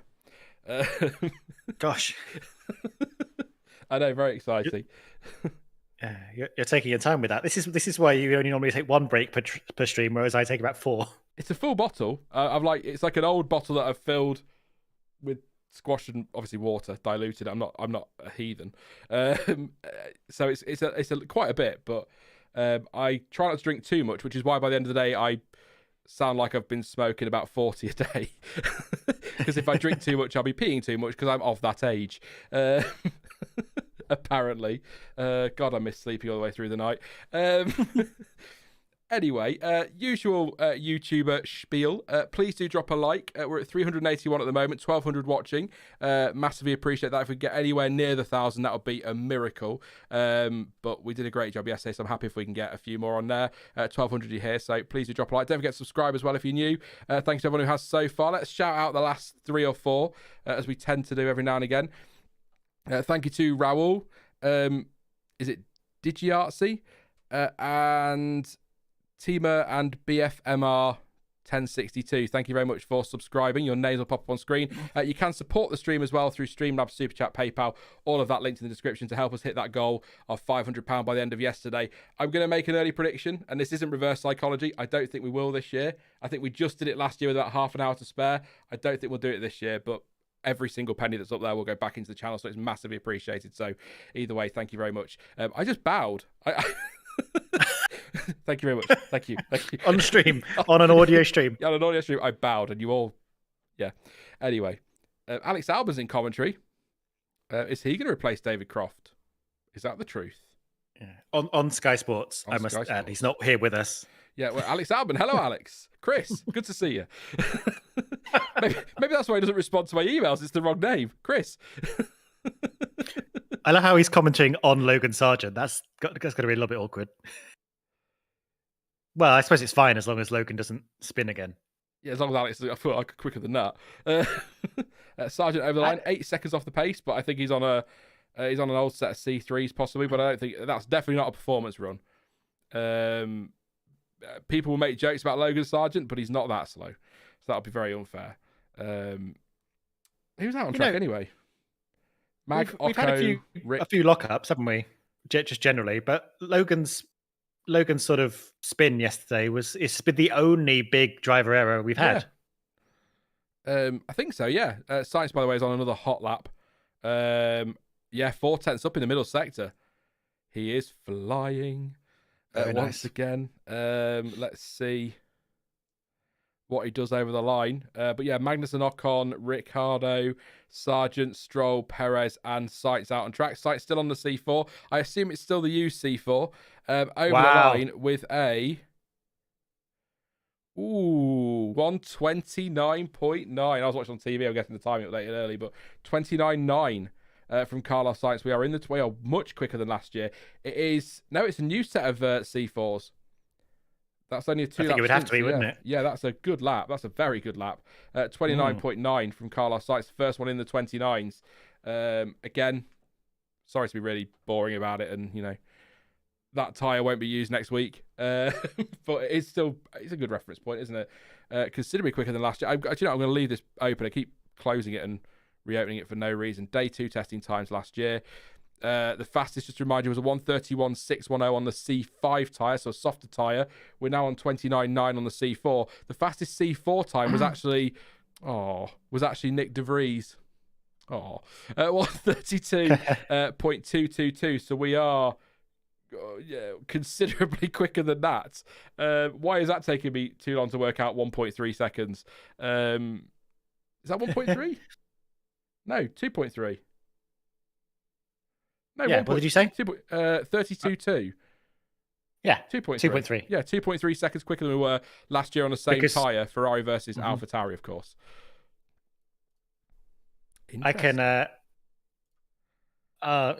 We could get some serious times now. I wonder how this is affecting the people who are all like, Verstappen's going to win every single race. How are the recency bias people going to cope when the recent things change? They'll all be giving it the old, that's it, Red Bull are done now, Sainz is champion, no point watching. And then tomorrow when Zhou pops in a stonking lap on a C5, that's it, championship's over, Zhou's going to win the title.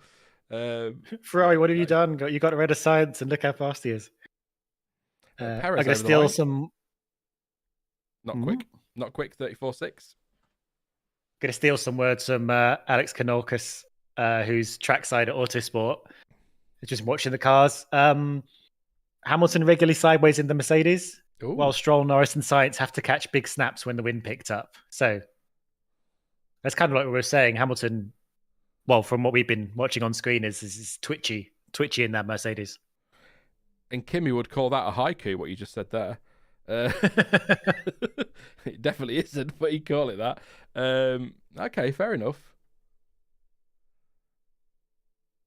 I wonder if maybe not with Perez actually, because but I wonder if Red Bull will consider slapping on a C4 or something just at the end of the day, just to take the wind out of Ferrari's sails. They could do.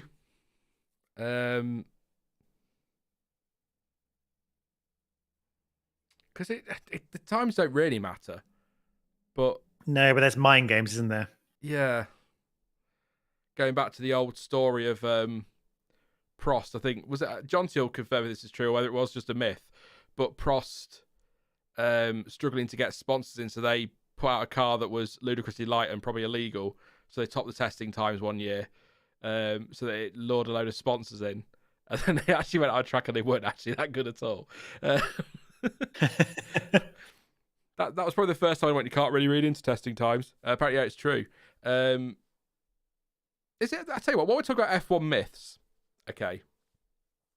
Because I've never had this formally confirmed. I've never found anything that absolutely 100% confirms it. So if anyone knows if it's true, let me know. And if you've got an article, send it my way. That'd be awesome. The story of Michael Schumacher in 1999 when he broke his leg, and he decided, and he was due back, but said that he wasn't fit to come back.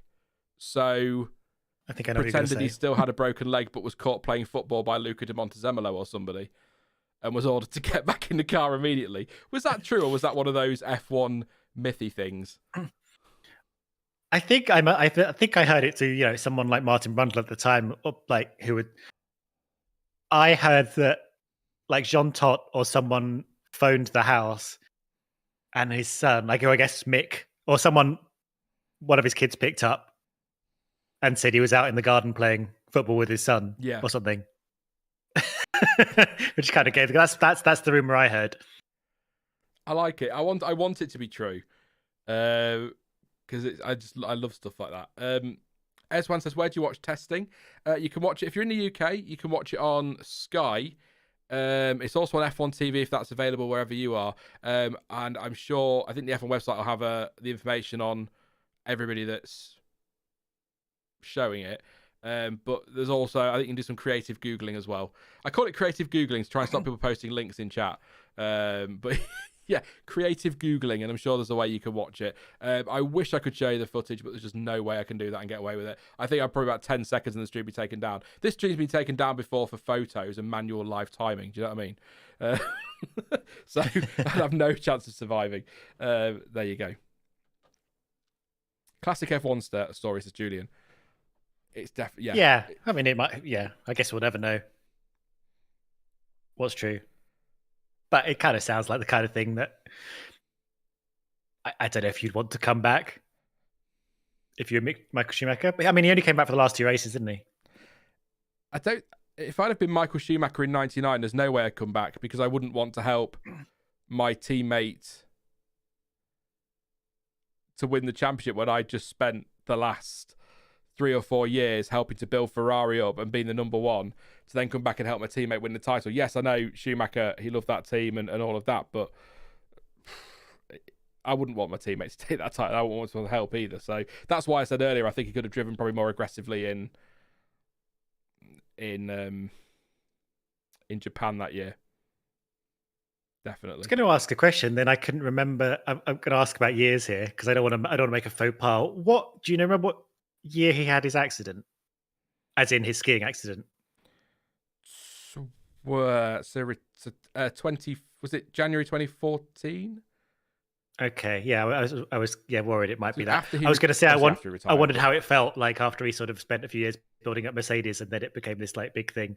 But I guess he wouldn't have commented on that, so I won't ask that. Although I think he was very mellow by that point. Like I think he left in 2012 with a I don't know, quite with a very sense of zen. I got the impression that he didn't have in 2000. Kiwi says 2013 December 31st, New Year's Eve. Okay. I don't know if that's absolutely. I could check now. Not for any reason other than I'm intrigued now. Yeah, I think it was before that Mercedes became the giant killing machine. 29th of December 2013. There you go. According to Google.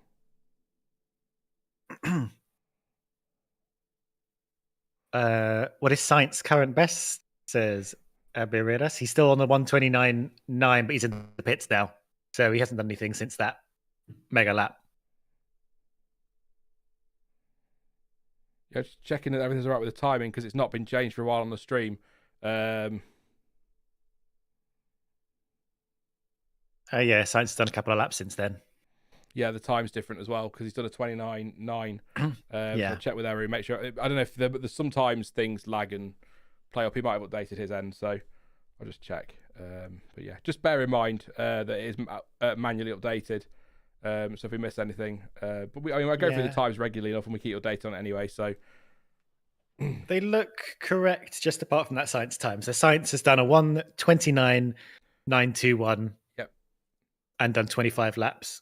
And a few of the people have done more laps than that, but the actual best times are still correct, apart from Sainz. Yeah.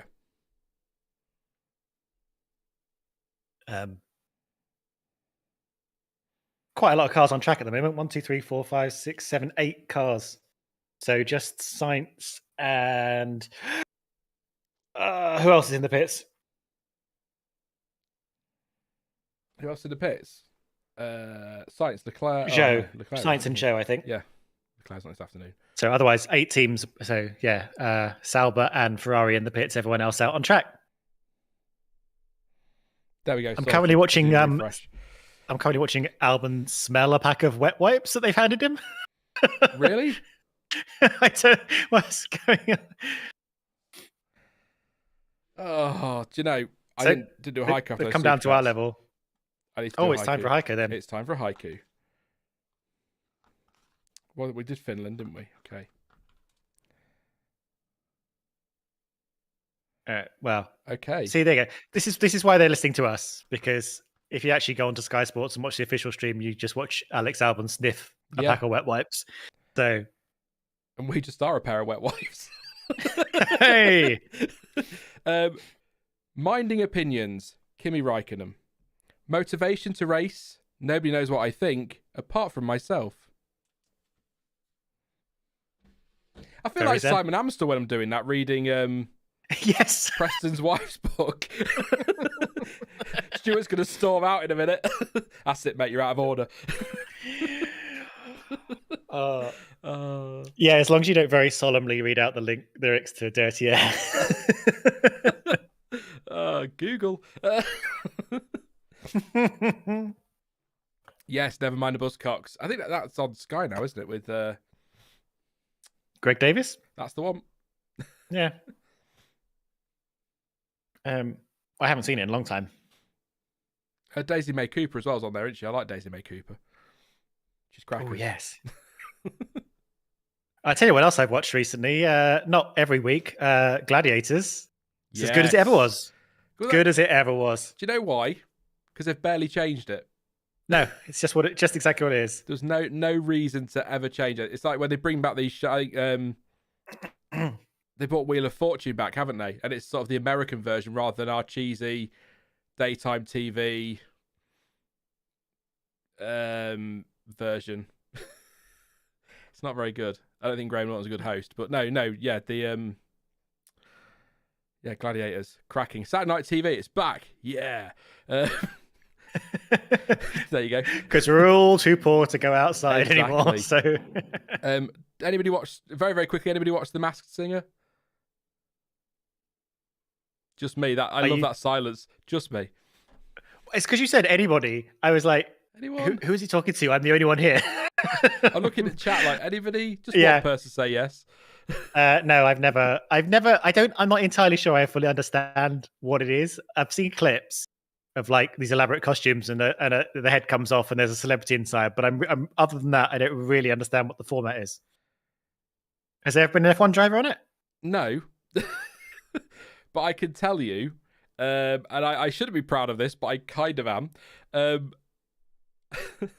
In 4 seasons, I've only failed to get 3 right, and I haven't got one wrong since Sue Perkins was a dragon in the middle of season 2. What a sentence! Wow, I am such a loser. Legend. That's impressive. Yeah. It's one of the... yeah. I think I watch it now because I just want to keep getting it right. I also enjoy the 1% Club with Lee Mack, by the way. Just silly questions. Oh, yeah. I saw that when I was up with my parents at Christmas. Yeah. There you go. Only Connect is the fave, obviously. Oh, obviously. I'll Victoria Coren Mitchell, just full stop. For sure. I have decided that she will replace Sandy Toksvig when she leaves QI in the end, whenever that may be. Well, they're getting towards Z, aren't they? What are they going to do when they do that? Exactly. There you go. Who says that? Just to clarify that there is still cars racing around. Yeah, racing was. If anyone's wondering. Yes, we have got Sargent, Magnussen, Hamilton, Ricciardo, and Stroll. Yeah, on track. Watching Lewis Hamilton at the moment on the C1. That's the hardest compound. We lost a C0. Rest in peace. Yeah. I'll always make Did that. they use it in testing? No. Did they even use it in testing? Did we ever see it ever? Possibly in tyre testing. Oh, yeah, like in Abu Dhabi the year before. No, they must have used it in pre-season testing last year. Hang on, I can tell you. You'd think I can tell you. Hang on. Uh-huh. Yeah, did they put it onto did they put it on the McLaren MP418? Day one. Day one last year, De Vries used a prototype tyre. That might be it. Day two, Perez used a prototype. And day three, no. But that could be anything. Unless that prototype is a C0, I don't think we saw it in pre-season testing last year. Wow, what a bit of a failure of an idea. Who'd be your third member of an Only Connect team? Got to be Jonty, right? If we were two, yeah, got to be Jonty. Yeah, let's do it. I don't know what our breadth of knowledge is. I hope one of you guys has some musical knowledge. I'm not bad with music. I feel like sports-wise, you only need to know some specific things, like the order in which snooker balls go in. Yes. And some things to do with cricket, I think. You don't need to be full on sporto.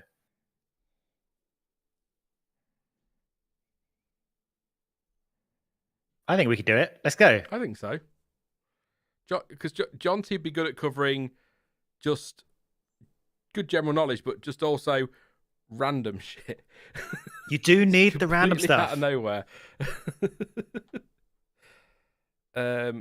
Bottas in his Flovis Stake Team Kick Sauber F1 BMW Ferrari.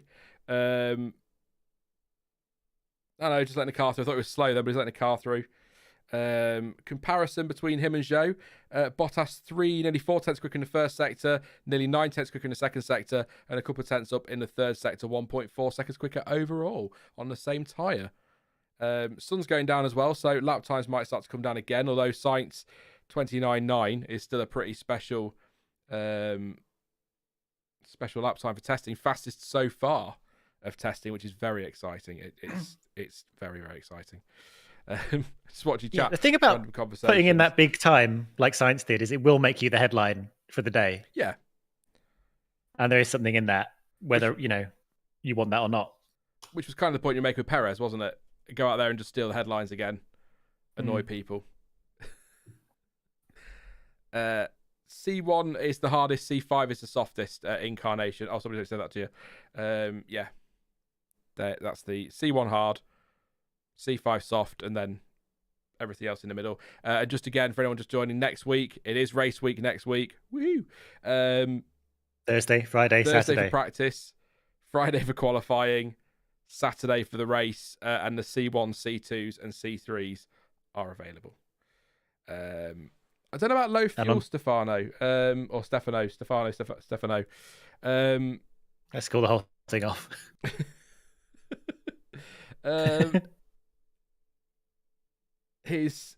That fast time that it was on a new set of C4s, which has so far only done 3 laps in total, so it's a definitely fresh set of tyres. But I don't know about low fuel or high fuel. So I'll be really vague. Middle fuel, medium fuel. I don't know, honestly. I'll see if they said anything on one of the blogs we've got open. I wouldn't mind seeing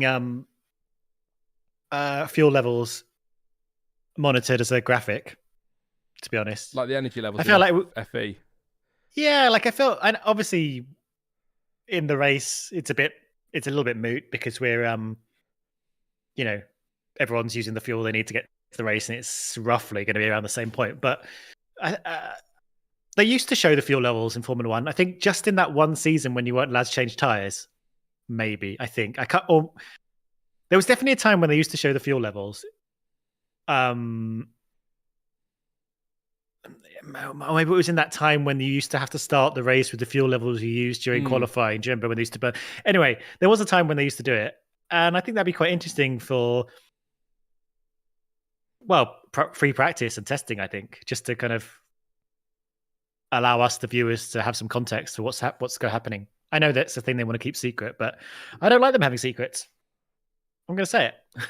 I want to know.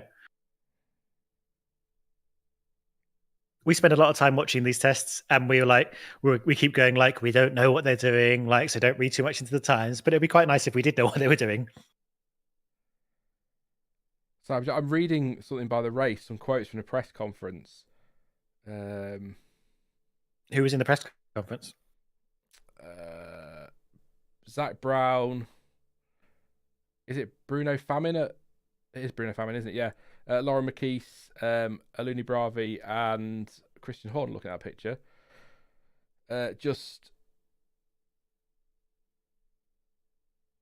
So the first question was directed at Horner alongside one to McLaren Racing CEO Zach Brown, asking him to comment about how it has been handled, the length of time it's taken, the fact that the Horner investigation, the fact he's still in the role, and it's about everyone's attitude towards sexual equality. The second part was to Christian Horner. You say it's business as usual at Red Bull, but it's business as usual when the CEO is accused of inappropriate behaviour. Oh, do you know? I'm guessing that's somebody from the Sun. It's just the way it's framed, not necessarily the question. Brown answered calling it extremely serious. We hope and assume that it will be handled in a very transparent way. Adding that I'm looking for the quote that we said earlier about the headlines that F1 didn't need. Somebody's messaged me and said, what was that about? So that's what Zach Brown was saying. Horner's reply was, as you are well aware, there's a process going on that I form part of, and as I form part of that process, I'm afraid I cannot comment on that.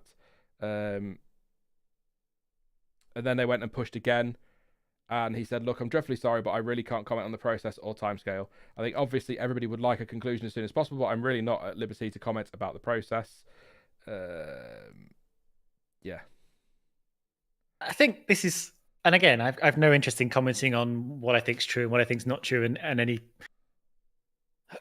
But in terms of not suspending him while it's going on, which is a perfectly normal and appropriate thing to do that happens all the time,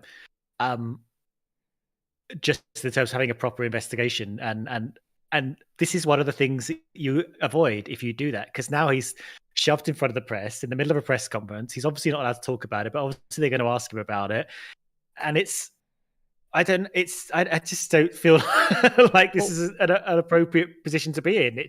It's not great, is it? To clarify, they're right to ask the question. That's their job as journalists. But he shouldn't better ways to frame it. Be there in front of the press. But it's also from the specifics of the press conference, it's right to ask the question. I don't think this is controversial, but I also think Christian Horner's right not to answer the question because there's an investigation going on. But you're absolutely bang on. He shouldn't be in that situation. Any other job, I'm not going to get into it too deeply. But I've worked in a care home before, and if there's even a sniff of an allegation of abuse towards a client, a resident, another vulnerable adult, the person who's accused of that is pretty much suspended immediately, without bias, without prejudice, whilst they investigate that. So it's really odd to me that something so in the public eye hasn't resulted in just what most... people who are at work today who are listening to this, get me a job. No, people who listen to this at work and whatnot, I'm sure in your industry is exactly the same. You know, you are accused of something like that, you would be suspended with pay while there's an investigation. But to sit... The trouble is you can't not put Christian Horner in the press conference if you're keeping him at the team, can you? He has to be there. They're going to have to put him there in front of the press. So it's just easier if they just suspend it. Morris says you can't just suspend an F1 team principal. I mean, you can. Well, you There's can. people higher up than the team principal. You definitely can, Moray, definitely. I think it's important to clarify as well. Like I think we're sometimes using language that maybe not everyone's familiar with. But when you sort of say suspended without prejudice, suspended without bias, that's not a black mark on you. That is just the appropriate way to remove people from the situation, get them out of potential harm's way while investigations are going on. It doesn't mean it's not a punishment. I mean, it might, obviously it's not business as usual for you, and you can't, and being removed from your job isn't ideal for you necessarily. But it is, it doesn't mean you're being punished from hearsay or anyone can do anything. You could be removed from your job. You're not being removed from your job permanently. It's just getting you out of the way while this goes on. That's a normal thing. And I agree. Like, if people ask him questions, it's appropriate for him to say, "I can't comment on that." But unfortunately, it's not like he hasn't said anything. Like, we've heard him say it's been a distraction, and we've heard him say, "I completely deny it," and things. And I just feel like he shouldn't be talking. He shouldn't be saying anything. And I don't know. This is the kind of situation that has come out of not removing him while this is going on, and it's it's causing these things to happen. So Moray kind of clarifying his or their position. I think I'm being pedantic on the way you're wording it. Sorry, mate. You know me. He says, I'm not sure you can, especially at this time of year, as it is most critical phase of the season. I think I'm saying you can because you literally can. But I think what you're saying, unless I'm wrong, is that it would be really difficult for Red Bull because it's such like sacking Steiner after you've allowed him to design a car all year with the team or be part of that design process right before the start of a season. I think that's what Moray's getting at there. Is it's not that it's an awkward time to do it. So is that why Red Bull have kept him on? Because business as usual until a decision or a conclusion is reached. And that's it's such an awkward thing to talk about because everyone's got an opinion. I'm sure you've got a view. I have a view. So it's just a very difficult thing to talk about because there is an investigation and because you don't want to just throw around. So you don't want to throw around accusations that turn out not to be true. Because ever since all of this came out, it started off as inappropriate behaviour, then it became sexually inappropriate behaviour, then it became bullying in the workplace, and so that's three serious things, but three different things in many ways. So it's sort of, we don't know what it is. So let's wait and see what the investigation is. But it's just as you said yesterday, Stuart, as we touched on already, it's just odd that he shouldn't be sacked because they have to do the investigation. But it's odd that he's been put in that position when in most other industries you'd probably face again suspension. And suspension, like you say, it's not a bad thing. It's probably a good thing for you in many ways. But then I don't know. We live in a world now where people think suspension means guilty, don't they? In nowadays, social media. I think that's how it sounds. But again, you just have to be clear around that. I think I'm thinking about this, and I'm thinking like in a normal, especially in a bigger organization, it would normally be structured in a way that if someone important was suddenly made unavailable, it wouldn't be necessarily a suspension. It could be illness. It could be anything. That there are people around them who work closely enough with them who are able to sort of step up and manage that role, either they're deputies or people like, close enough. That's normally quite common.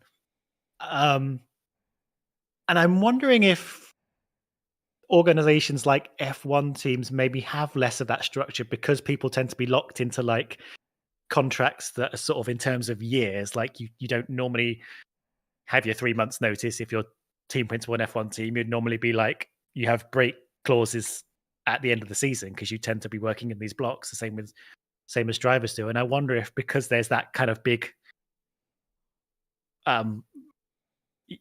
annual way that contracts work, that they don't feel necessarily needs to have someone there to step up in case someone just takes another role, like handed the notice kind of thing. I don't know. Clearly they feel they can't do that for the reasons that I think Moray sort of alluded to. Yeah, Steve said this is what I mean by people hearing suspended thinking guilty. Steve says, don't suspend him, he's not guilty yet. It would be very disruptive for Red Bull to suspend him, and morally, why suspend someone who is not proven guilty? I can't go into details, Steve. I think legally I probably can't, but I've worked in a care home where somebody has been, and I know care homes, F1, very different things, I'm aware, but I've worked in a care home where somebody's been accused of abuse.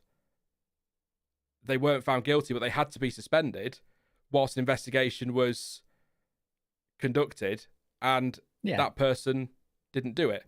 That person was not guilty. That person came back to work, but it left us short-staffed, which that's really selfish. But Jonty's makes the point. This is what I'm saying. No operational considerations supersede disciplinary considerations in any industry. That's the point. Saying Horner should be suspended doesn't mean Horner's guilty, or I'm saying Horner's guilty. It means that for his sake, and for Red Bull's sake, and for the person who's made the allegation's sake, the best thing to do is for him to be suspended. I understand that it's going to cause problems for Red Bull, and I know that there's also a big difference between the example I've given to safeguard that vulnerable person and working an F1 team. But depending on the allegation, this is the last word in it, because otherwise we're going to be in all sorts of trouble. There is potentially a victim here as well who needs to be safeguarded, and that's Jack says care homes are protected by extensive safeguarding laws and don't exist in other workplaces. Every single workplace has safeguarding laws. In fact, I think every single workplace has whistleblowing laws as well.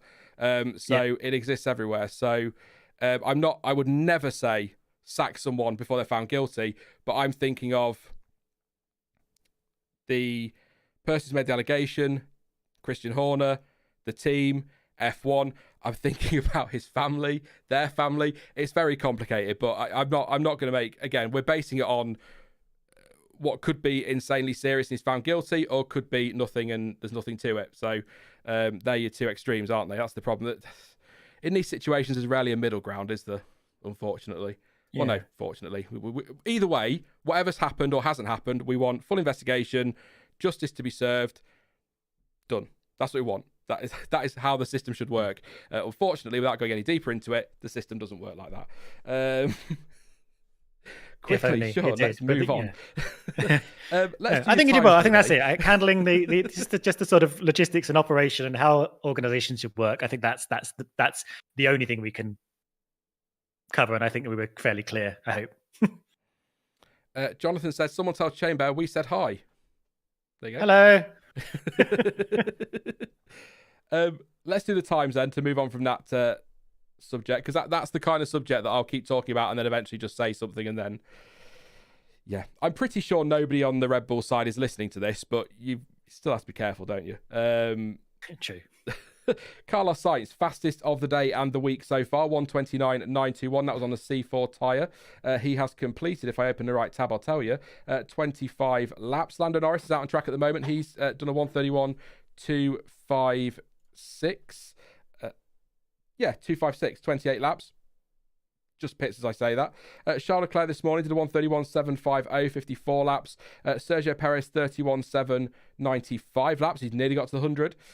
So as somebody asked earlier, why is he slow? He's going to get through the 100. So 32.0 for Stroll, 46.41 for Bottas on a 1:32.227. Hamilton a 1:32.298 laps. He's nearly there as well. Oscar Piastri 32.3 on 35 laps. 83 laps for Logan Sargent, 32.5. Fernando Alonso 33.031 laps. Daniel Ricciardo 54 laps, 1:33.1. Zhou Guanyu 1:33.7, 38 laps. 33 laps for Pierre Gasly, 1:33.8. 34.3 Esteban Ocon, 50 laps. 54 laps Kevin Magnussen, 36.6. 37.5 for Hulkenberg, 31 laps. Yuki Tsunoda 40 laps, 1:38.0. And your tyres for each of those fast laps. Sainz's best lap was done on the C4. Norris was on the C3, as was Leclerc, Perez, Stroll, Bottas, Hamilton, Piastri.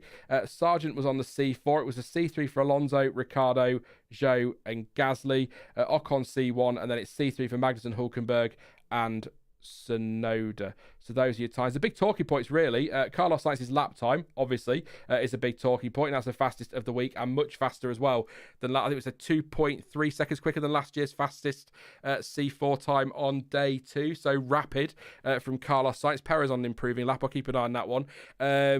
The brake fire for Sergio Perez this morning on his right front. Overheating brakes, obviously, caused a fire. That's been sorted. And Lewis Hamilton ran over a drain cover which came loose, and then Charles Leclerc hit it. Had to have his floor changed. That floor's been sent back to Maranello for checking, was the last I read on that one, so I'll keep an eye out. And that's pretty much the big talking point. It's just watching the lap of Perez here. He's a second down, but looks like it's quicker. Oh, not so much the middle sector. It was personal best first sector. YouTuber spiel alert. Please do subscribe if you are new. 1,400 of you here. Lots subscribed yesterday, so thank you so much to everyone for your support. Lots to come this season on the channel. I'll update you all on that probably tomorrow before the stream finishes, what's going to be happening. Stuart will be around as well from time to time, so you'll get lots of this wonderful banter. Or whatever it is that we do. Please do leave a like as well. 445 likes, 1,400 watching. Let's see if we get over 1,000. Lewis Hamilton, just as I said, is about to go through the 100. Has just got out the car, which is typical. God's sake, Lewis. You can also support the channel through PayPal, Streamlabs, and Super Chats. It goes towards our target of £500 for the week, and every penny of that goes back into the channel for equipment and things like that, and graphics and all of those kinds of things. So thank you very much to everyone who's popped in a super chat or anything. And if we, after so many super chats or an amount, I will read you one of Kimmy's magnificent haikus, Kimi Räikkönen's haikus, as extra thank you, or maybe me reading them is why some people aren't. Who knows? Maybe it's the opposite. Please don't, Sean. So thank you very much for your support today. And yesterday, it's been fantastic. As always, I say it every year. I really do enjoy doing this. I know there's cars on track. That's great. We get to talk about that. But just talking about F1 again with a community for the first time properly, really, since last season. I don't know if it's so much. I don't know if it happens on your channel, Stuart, but I guess my channel's more reactionary in some ways, isn't it? So I tend to see it goes quiet in the winter, and then a lot of people who have not seen since November suddenly pop back up in chat when we get to February. So it's just nice to see people again, and it's just a community thing. I'm soft like that. I am. No, that is nice. Yeah, I guess. Yeah, it tends to be more Twitter for me because I don't really have chat on my channel so much. And boy, are we glad you're back on Twitter. Oh, some nights you've had me crying. I'm never going to get over that one where you did it was a livery action, then at the bottom you put thingy in bio. It absolutely slayed me because it was it's just so accurate. It's ridiculous. Twitter just changed a little bit in the last year or so, hasn't it? Just a bit. Just blocking bots all the time. So much blocking. Ricardo and Red Bull, Ricardo and RB looking solid. Where's Ricardo? Where is he? 33.1's fastest time. He's done some good stints actually today as Ricardo, but yeah, I think he'll be pretty happy with where he's at. I think they were pretty good yesterday as well, weren't they, RB? Herb. I can't. That name is just dreadful. I'm sorry. It just is. Herb. We do like a strong midfield, don't we? Yes. Like last year was particularly good because we had, we essentially had, we didn't have a whatever you like. We didn't have back markers or whatever you want to call like the lower end particularly. We were sort of just midfield all the way from like fourth to 10th, which is quite nice. You don't want to see anyone sort of straggling too hard, do you? Because then you start to get a bit worried. Yeah, we don't want a situation. I always use this example, but we don't want a situation like Williams 2019 where they just cut really far adrift. Or you could argue Haas 2021 as well, couldn't you? Yeah, that was a really bad year. That was a bad year. We don't want that. No, it's why I think we have to remember. I can't remember. I always get the wording wrong, but I think Haas have the title of the best worst team in F1 last year, in that they finished last, but they scored more points than any other team that's ever finished last. So it shows it's a competitive. Last year, I keep saying it was a competitive grid behind Red Bull, specifically Verstappen. It was competitive. One weekend, McLaren were second fastest. Next weekend, it was Mercedes. Next weekend, it was Ferrari. You know, you'd have Mercedes be second fastest one weekend, then literally a week later, they were fourth fastest. It was the whole development race last year was so much fun, and it just added so much variety. But I completely appreciate that a lot of people will look at a race result or a championship and go, "That's that then," and see it as boring. But there's a lot happened behind Max Verstappen last year. I think people forget that. That said, whilst I respect what Red Bull did, and I felt quite privileged to watch that kind of dominance, it'd be nice to have a bit more competition throughout the field, top to bottom this year. That'd be nice. Don't look at yesterday's testing. You're hoping about that. I'd love to see opportunity for some other people to get their nose in. Again, it's not. I'm not even that worried about having a Verstappen dominant season as long as there's opportunity for some other things to happen, some interesting things. I'd like to see a new race winner. Again, we had quite a few new race winners over the last few years, but just not which is always nice to see. I'd like to see some more people step up. Yeah, I think there's a lot of cars there that are ready to take wins if they're given the opportunity. And I just think the gap needs to be open enough for people to step in and take that. We haven't seen Verstappen today on track. It'll be interesting to see if he lets anyone stay on the top of tomorrow's times for a particularly long time. But we'll see. Tomorrow we got both of them on track, haven't we? We got Perez and Verstappen. So it'll be interesting to see that it's not going to be a true head-to-head because it is testing, but it still will be interesting. As close as you'll get in testing to a head-to-head. Yeah, really. They'll both be on the timing sheet at the same time for the only time. So just to pick up part of that, I'll throw this question at chat because they ask us questions. So let's throw them a question. Who do you think will be the next first F1 winner? The next new F1 winner, the first new F1 winner, that's what I'm saying. So a driver who's never won a race, who will be the first to get their first win in F1, the next one to do so?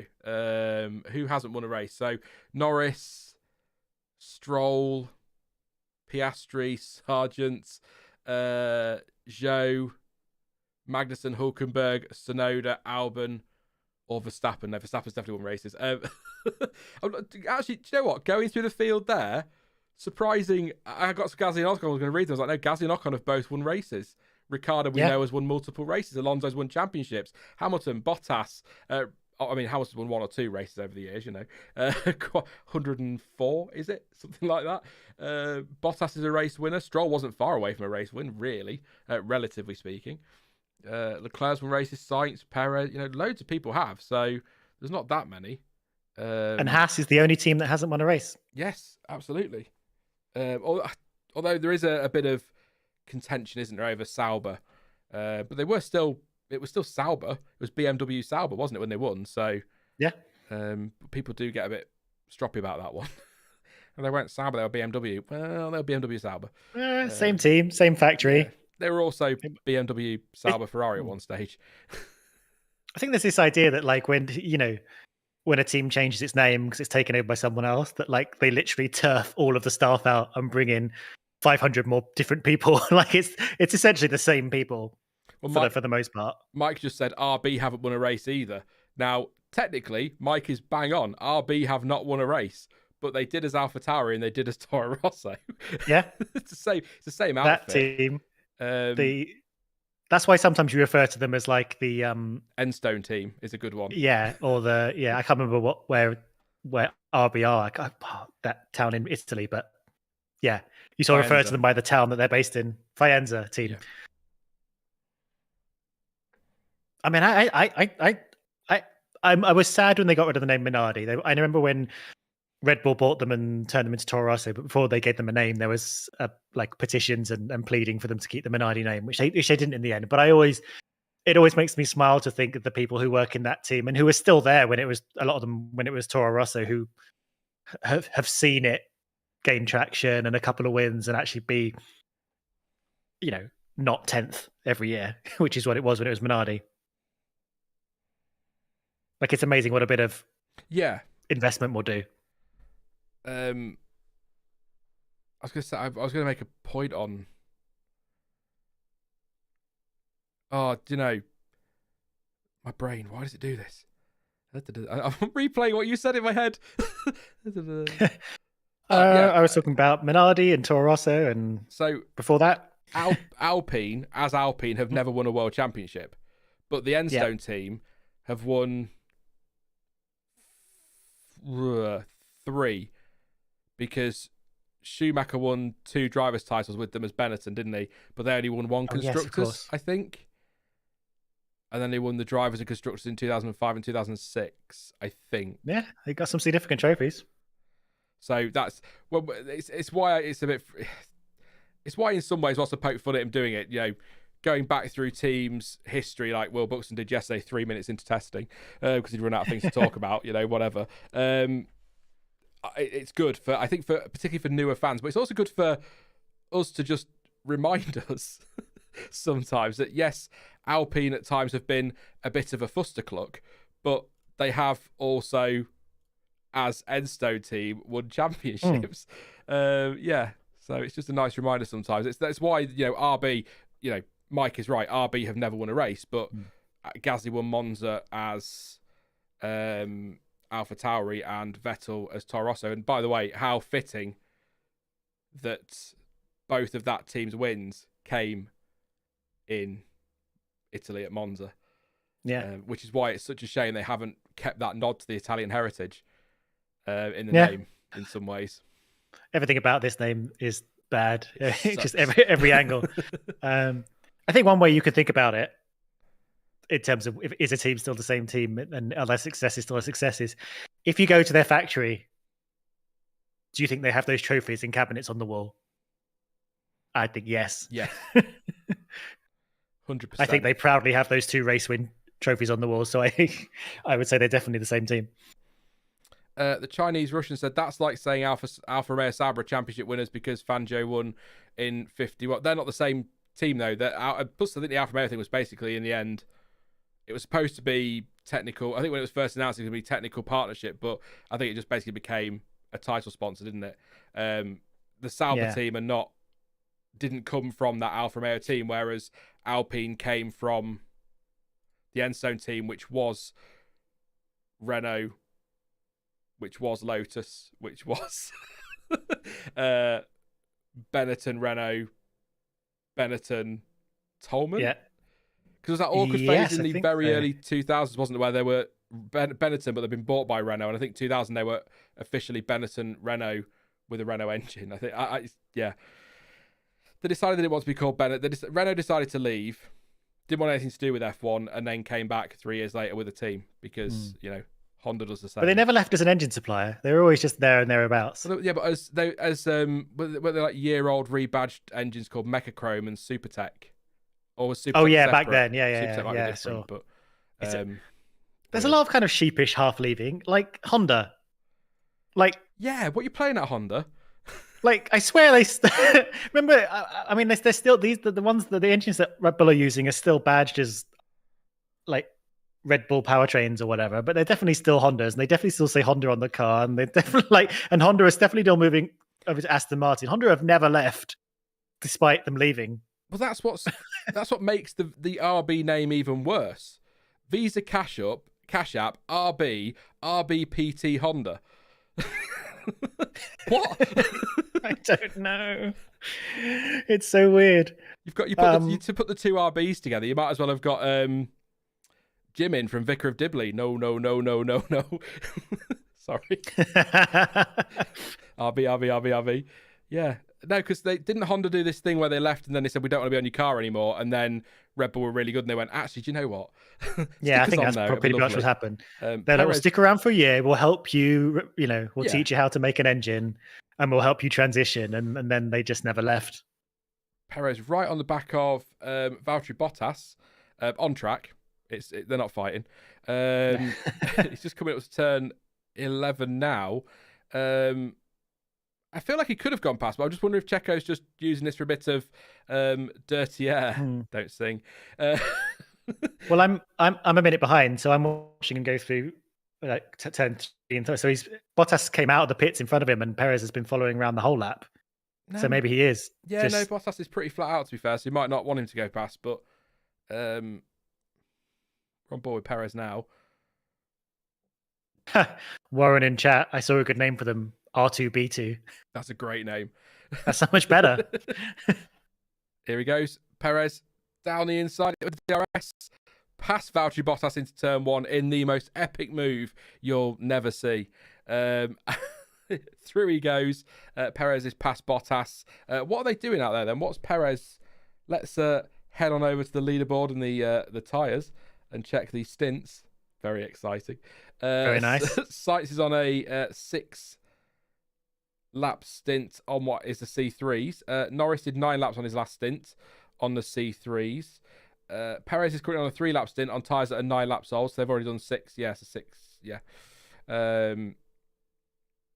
Stroll's out there on a 9 lap stint on the hards, on a hard. I think C1 is the one without the used thingy through it.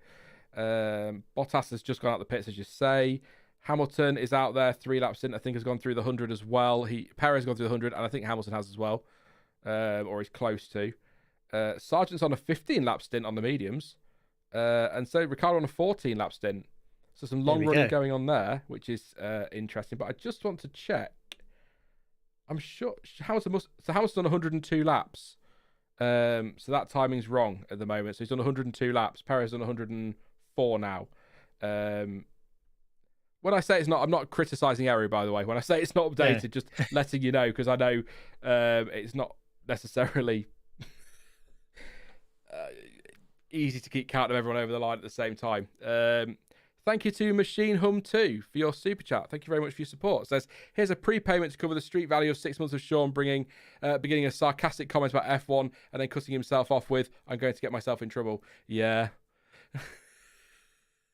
Thank you very much. You've been here before. Thank you very much, Machine Hum. Appreciate our super chat. It does trigger one of Kimmy's haikus. Yeah, sometimes, just to explain that really, to anyone who's new, sometimes, especially on streams, I'll talk and then my brain will catch up with my mouth and then it'll go, I'd stop if I were you. And then I just say, I'm going to stop now. Just, it's just me. Yeah, good to... You don't want to get in too much trouble, do you? No. Oh, I've run out of free articles on Autosport. Oh, no. You have to sign up. Nope, somewhere else. Satisfaction by Kimi Räikkönen. Not that dodgy song that they had out many, many years ago. If you had a good fight and pulled the maximum out, you are happy. I'll let your imaginations do it. Work out what we're talking about there. Thank you, Kimi. You're inspirational, sir.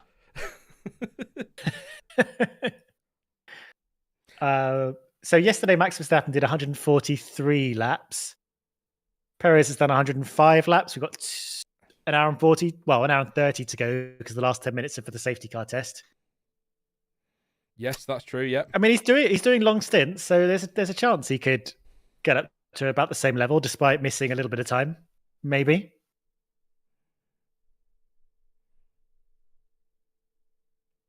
Sorry, I don't just total dead air there. No, I'm just trying to watch. I'm watching a slow mo of Verstappen's car from analysis with the Flowers. Look at the sculpting around, all of just the way they've put the cooling to get around this. Not zero pod, but Nero pod, nearly zero Nero pod. There you go. Wow. This Nero pod design they've got, just so. It's so random, but so ingenious. Do you know what I mean? Like, you look at that looks random, but you just know that's there for such a brilliant purpose that I'll never understand. And I love it. Ocon's on a decent lap, I think. 34.3 was his fastest. Does a 34.4, so it wasn't that good. But around that anyway. But yeah, I know what I mean when I'm saying about that it looks random, but it's not.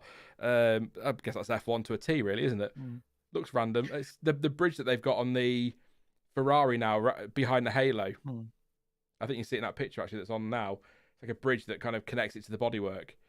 That just looks so random but brilliant.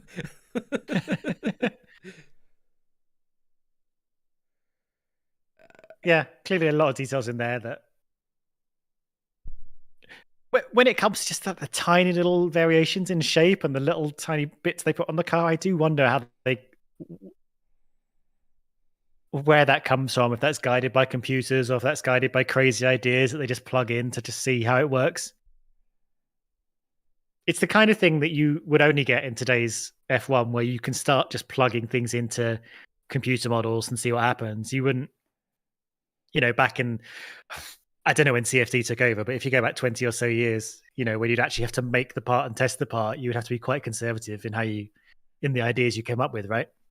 Which I guess is why the front wings and stuff only started to get really crazy in the last 10 years or so.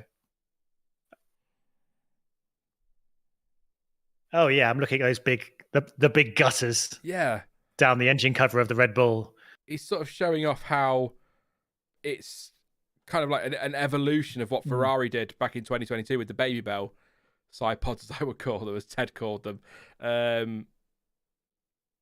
Which is yeah. So the big the big scooped side pods that Ferrari had, they've kind of gone with that concept, but moved it up into the kind of shoulders that come out of the halo. So the side pods are normal, but they've got that kind of weird scooped bit at the top. Yeah, interesting. It looks ugly from the back. Incarnation, which by the way is a really good name. Incarnation, but it's Incarnation. Very good. Says, do any of you watch Super Formula? I did last year because Liam Lawson were in it. But it's something I do want to watch more of because despite the fact I was watching for Lawson, it's an absolutely brilliant series. It's, I'd say, almost bonkers. The racing's great. It's fantastic to watch. So I definitely want to watch more of it. Definitely. Is Théo Pourchaire in Super Formula this season? I read somewhere. I'm sure someone will be able to answer that. I don't know. I haven't watched it, but I have heard good things about it. It's a lot of fun. It's it's a very serious series, not just fun, but it's great to watch. I really enjoy it. So Hamilton crossing the line there. I can see on the tracker that Perez is chasing Sainz down. Maybe we'll get to see a bit of that if the race director would get his act together.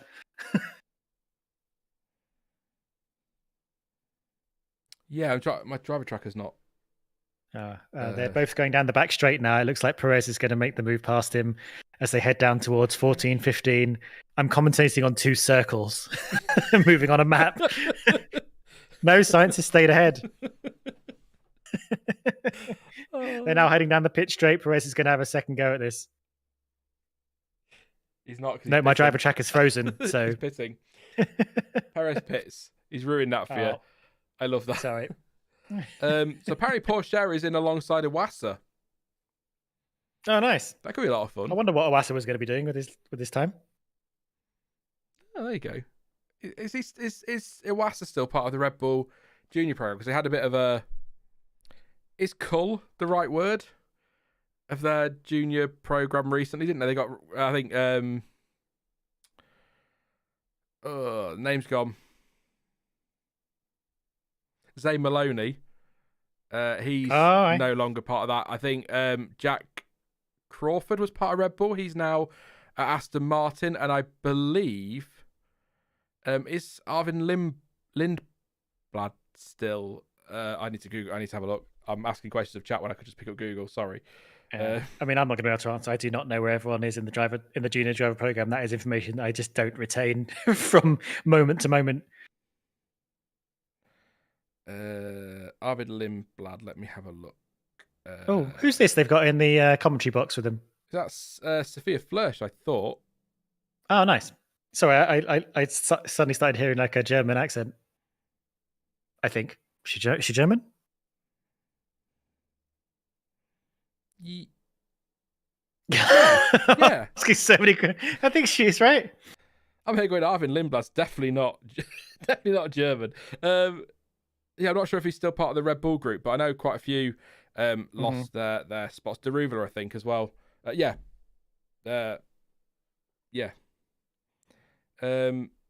Jay says, can we have a map? Unfortunately not, Jay. I can't. I actually I reached out to somebody last year to ask if they could come up with a time map, because I asked FOM. So I contacted FOM and asked them, not last year before, can I use your timing and your driver tracker on my stream, explaining what I do?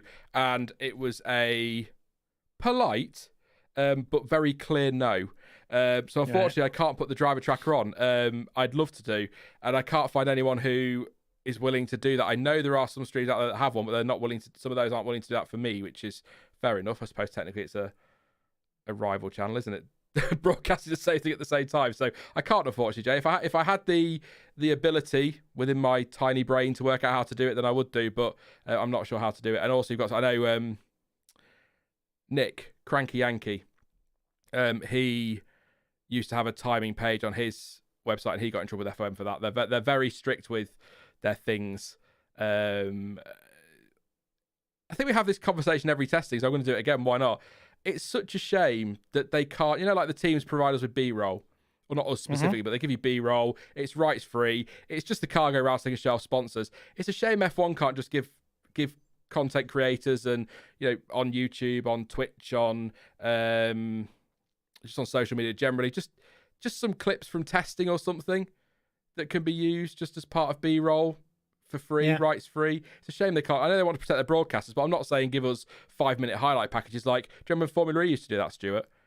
We used to have 5-minute highlight packages, didn't we? We used to be able to use. It's a shame they can't give us like a few clips from testing. A minute of the Haas on track, a minute of whatever, or even something that they have to practice a couple of times a year, get a couple of practice shots in there, so that it's sort of the cars you're looking at in videos in December aren't the cars that were launched in February. So I get, the law, and they want to protect their brand, and they've got partners who spend a lot of money to buy the rights. So they've got to be careful. But I don't see why they couldn't just let us have a few bits and bobs.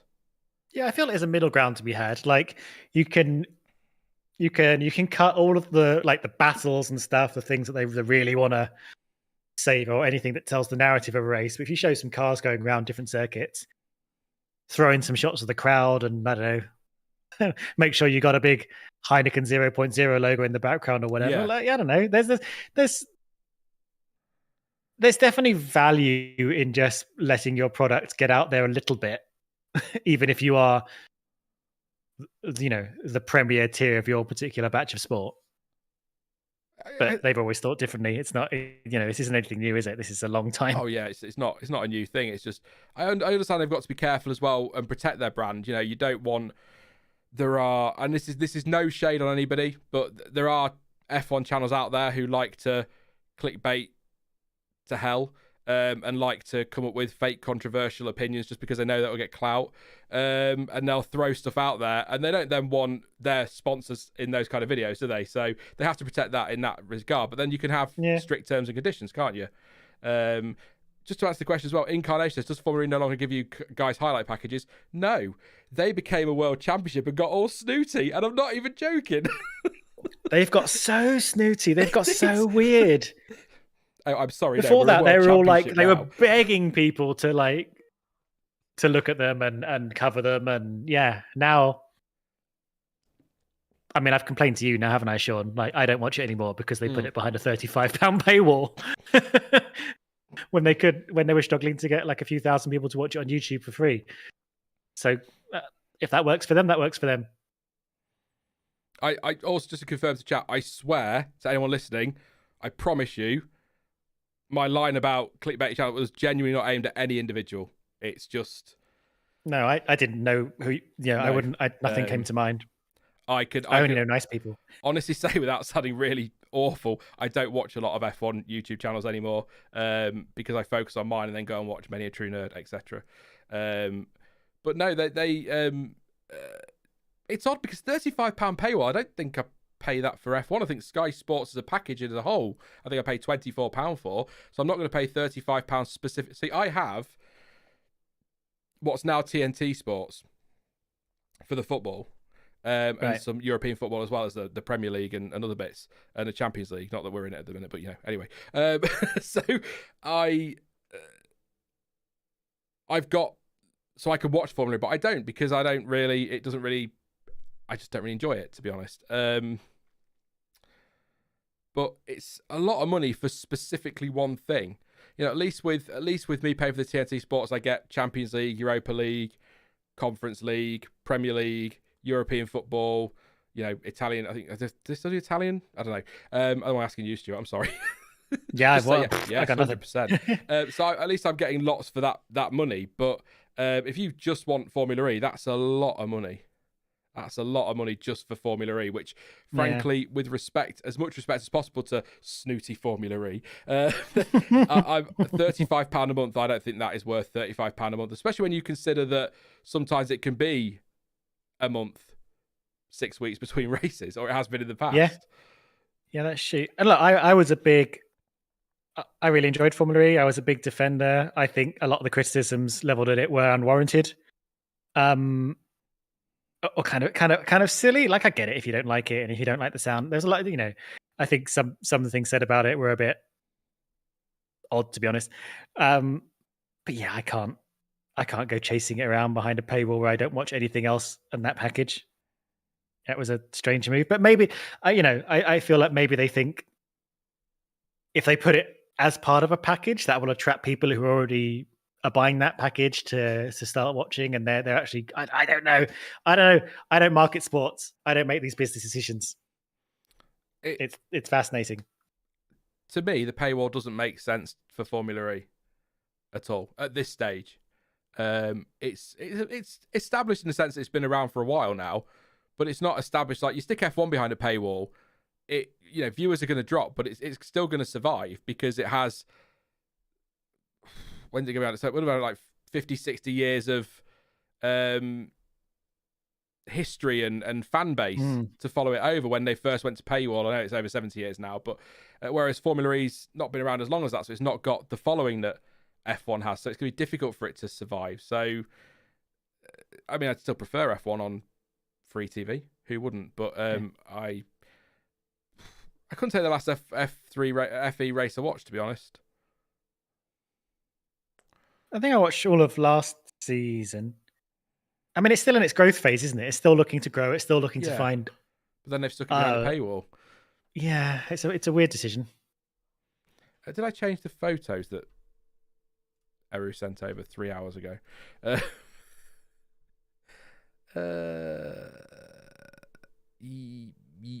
Yes. 5.7 gig. Jesus. Sorry. Yes, I did. That's fine. Sorry. Just having a moment there. Yeah, just for people in chat. We can't. No one's going to give specifics of where you can watch streams of things that are not necessarily legal. This year we're using the term creative googling. It just sounds weird. Yeah. You're gonna have to figure that out for yourself. Yeah. Should you wish to do that kind of thing. We've got an hour and 24 left. Don't forget. We'll be a little bit longer, won't we? Because we've got to stick around for the safety car testing, Stuart. Yeah. That's included in the time on the screen, I think. Yes. That's we got an hour and 15 minutes, wasn't it? Yeah. Awesome. So an hour 24 left. On TV at the moment on Sky. I only can watch an F1 TV and other places where you're all that creative googling we're talking about. Is Logan Sargent? Did I call him Logie yesterday? I did, didn't I? Weird. Ninth place at the moment. He's out there on a hard tire. It looks like it doesn't have brackets, so that would be a hard tire. I can't remember. I haven't got the graphic in front of me. I'll have a look in a minute. But I imagine probably if he's on those tires, Stuart, it must be a fairly long stint. Guess where I'm going? I lost who you were talking about. Logan Sargent, 8-lap stint. Oh, yeah. On the hard tyre. Hamilton's on a 14-lap stint and Bottas on a 12, by the way. Hamilton has done a lot of laps. He's up to 113 now. He is, yeah. 113 laps. Ricciardo did a 16-lap stint. He's now in the pits. At the moment, stint of the day, which is something I've just created, is Lance Stroll, 20 laps on the hard tyre. He's in the pits, and I think it has been for a little while. 66 laps for him this afternoon, which, when you're sitting next to 113, it looks rubbish, but obviously Hamilton's been in the car all day. Stroll hasn't, so that's actually pretty good. 66 for Stroll. I wonder if anyone will beat what we got yesterday. Because they've still got, I know they lost a bit of time this morning, but they've still got the same amount of time in the day, haven't they?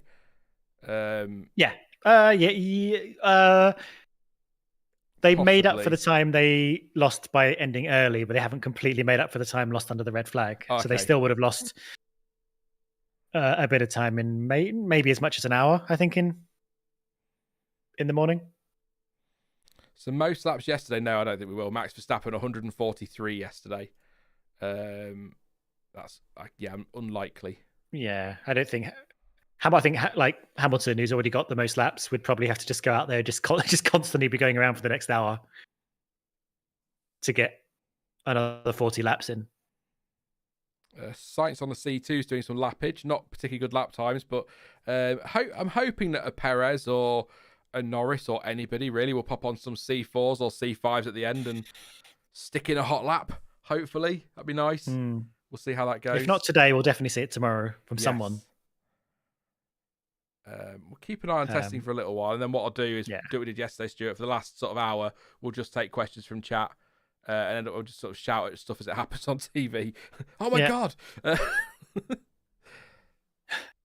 We've now just, for anyone who's just listening and not being able to watch anything, we're now in the night phase again. Yes, because it's 10 to 6 over there. Yeah, so all the lights are on. Closer to qualifying and race conditions, but not quite there yet. That sounds about right. Yeah, I can't remember how. Oh yes, because Bahrain is night, isn't it? So we're going to be around that. We're going to be sort of Somehow I forgot that Bahrain was in the night. Isn't it? One of the best decisions they ever made. I'm sure it's coincidence, and maybe because of the regulations as well. But isn't it, as we watch Lewis Hamilton through turn 7 on the way to 8, is it going to be a lock up into 8? A little right front lock up, and wide off track, but he's kept going. Maybe it was just to do with the regulation. But isn't it fascinating how Bahrain was sort of as a race, and then they made it a night race, and it just came alive as an event and became one of the best races of the year in terms of action for the most part. I'm sure coincidence, but it's quite a well, no, not coincidence. Cooler. Well, bringing the track temperatures right down, I think, helped a lot. Just it changes the way the tires, the car, they won't have to look after their tires as much. We can go a bit softer on compounds. It was and I'm thinking it was 2014 that they made the switch, because that was the year we had that great Rosberg Hamilton battle right early on in that Mercedes year when they had at each other for 3 laps in a row. That was great. Yeah, when everyone was like, "Oh, I don't know if the Mercedes is that dominant," and then they pulled out about 30 seconds in 2 laps, exaggerated slightly, and it was like, "Oh no, they are that dominant." Fair enough. That was quite the jewel in the desert, as Sky F1 like to constantly call it. They love to call it that. We didn't, I tell you what, those years were Mercedes were dominant as heck. But because of the Hamilton versus Rosberg thing, it was thrilling because they were so close. Well, I guess 2015 it was a bit more, but that was a great narrative. I think that's what people's point was last year. As Ricciardo's on a personal best, by the way, just coming around the final corner. But that was people's point last year. Was we all kept comparing it to McLaren's dominant year and Mercedes' domination, but at least it was Senna versus Prost, as Ricciardo does a 32.4 and goes up to 9th on the C3. It was Senna versus Prost, and you had Rosberg versus Hamilton. So at least there was something. There was still a fight at the front. Whereas last year was similar to, or in my opinion, much more close to 2004, where it was pretty much, yes, Barrichello was around, bless him, but it was very much largely Michael Schumacher dominating out front. That sort of, I think that's what frustrated some people, was that, yes, it was very similar to the dominant McLaren because it only failed to win one race, but actually we still had the Senna versus Prost drama that year. I don't know how you felt at the beginning of last year, and I'm an absolute sucker for optimism, and I will fully invest if something looks like it's going to be good. But that, I think, if I remember, first 4 races, it was 2 wins each for Perez and Verstappen, and I was like, ooh, this could be something. Yeah. And then I don't think Perez won again, did he, for the rest of the year? But there was like this looks like it could be a Perez could be giving it a go. For me, it was Miami. It was Miami what done it. Oh yeah, you're right. He was on pole, Verstappen further down the field. It felt like a bit of an open goal for Sergio Perez, and then Verstappen not only comes through the field but catches and passes his teammate and finishes. I don't know about a fair whack up the road, but he had a gap up the road. I'm going to check now, but that's got to be. He did that thing, didn't he, where he pulled out and just measured and kept it at that. Yeah, that's got to be a kick in the nuts. But at the same time, lovely wording. But at the same time, you can easily make the argument that then that's up to Sergio Perez to respond to. Mm-hmm. It's going to hurt, but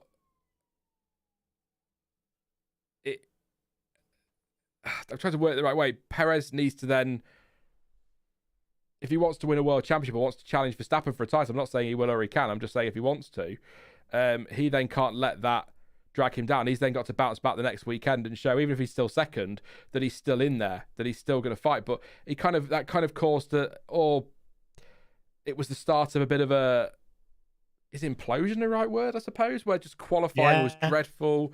It was doing quite well to come back in the races, still picking up the podiums and getting towards the top end of the point. So he was still recovering on races, but because his qualifying was so bad, it was really hurting him, and that's when all the pressure started to build. So it just feels like whether that was because of Miami or just, again, a coincidence that it all happened after that, but that's what it felt like at the time.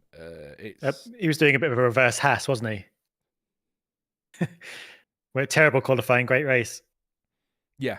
But in doing that, he handed Verstappen control of the race effectively every single time. That was such a weird patch for him. I don't know what was going on with that.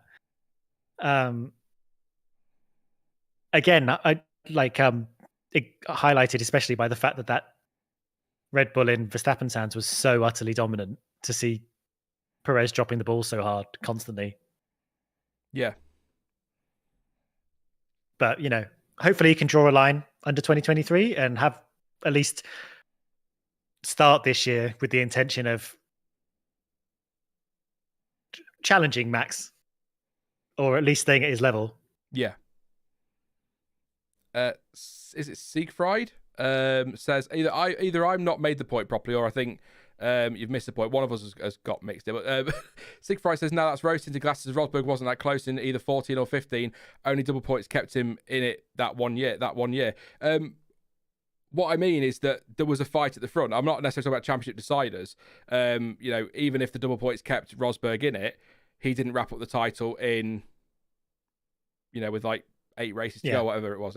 We still had, Rosberg won the first race of the season, Hamilton won 4 in a row, but Rosberg was still second in those races. Rosberg won Monaco, Hamilton was still second. Rosberg won Austria, Hamilton was second.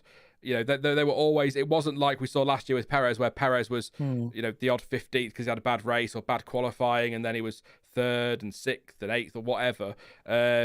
It was still a fight at the front. You're absolutely right. The double points, which, I mean, why? For starters, but come on, Bernie, why? The double points in the finale did keep him in it, but there was still action throughout. Whereas last year, and it's not a criticism of Max, he had the best car and he was the best driver last season. Yeah. He delivered in it, but he just disappeared with it, and there was no challenge. Like Stuart said, you had Perez won 2 of the first 4, but then that was it until Sainz won in Singapore. There was no to and fro, if you know what I mean. Because people talk about 2017 and 2018 with Hamilton and Vettel. They weren't title finale squabbles, but certainly in the first half of both those years, it really ebbed and flowed quite nicely at times, and that made it feel like a really exciting championship fight. But then I think we had a joke at the time that after Hungary, Hamilton comes alive, because those are the 2 years where after the Hungarian Grand Prix, Lewis Hamilton seemed to really pick a step up a gear, didn't he? And that's why I don't get too excited about 2017 and 18 being epic title fights, but they are really good seasons and really enjoyable because it ebbed and flowed. So, and they didn't go down to the wire, but they were still more exciting than last year at the front.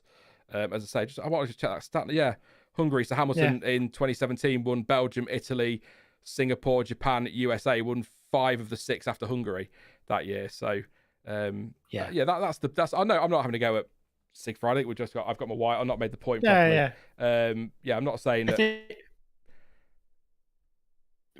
Formula One put out one of their little compilation videos like a week ago, 2 weeks ago, whatever it was. It was something like 18 times title rivals collided, and a good chunk of them were Hamilton and Rosberg. I don't know if you watched that video, but yeah. In fact, I'm going to be honest. Most of the clips were Hamilton or Schumacher. Yeah. They have got themselves into into some scrapes through their fights. But yeah, I think the heat that built between Hamilton and Rosberg, and the amount, and then therefore the amount of times they sort of started coming together and barging each other and having that, comes from how close they were on track, if and in performance, if not necessarily, in the title race by the end, or realistically. It was hot stuff. And the same as you say with the other years and things like with Vettel and all that, there was a good seasons. We were. I think I'm gonna give Purple Zebra the credit because I think they made the point last year or the year before. But we as F1 fans, a bit of squabbling here going on between Bottas and Stroll into turn 11. I'll just keep an eye on this, see if there's going to be a crash, or a really exciting overtake. They're coming up on Ocon as well. It could be a three-way crash. You commentate on the dots. I'll Yeah. keep an eye on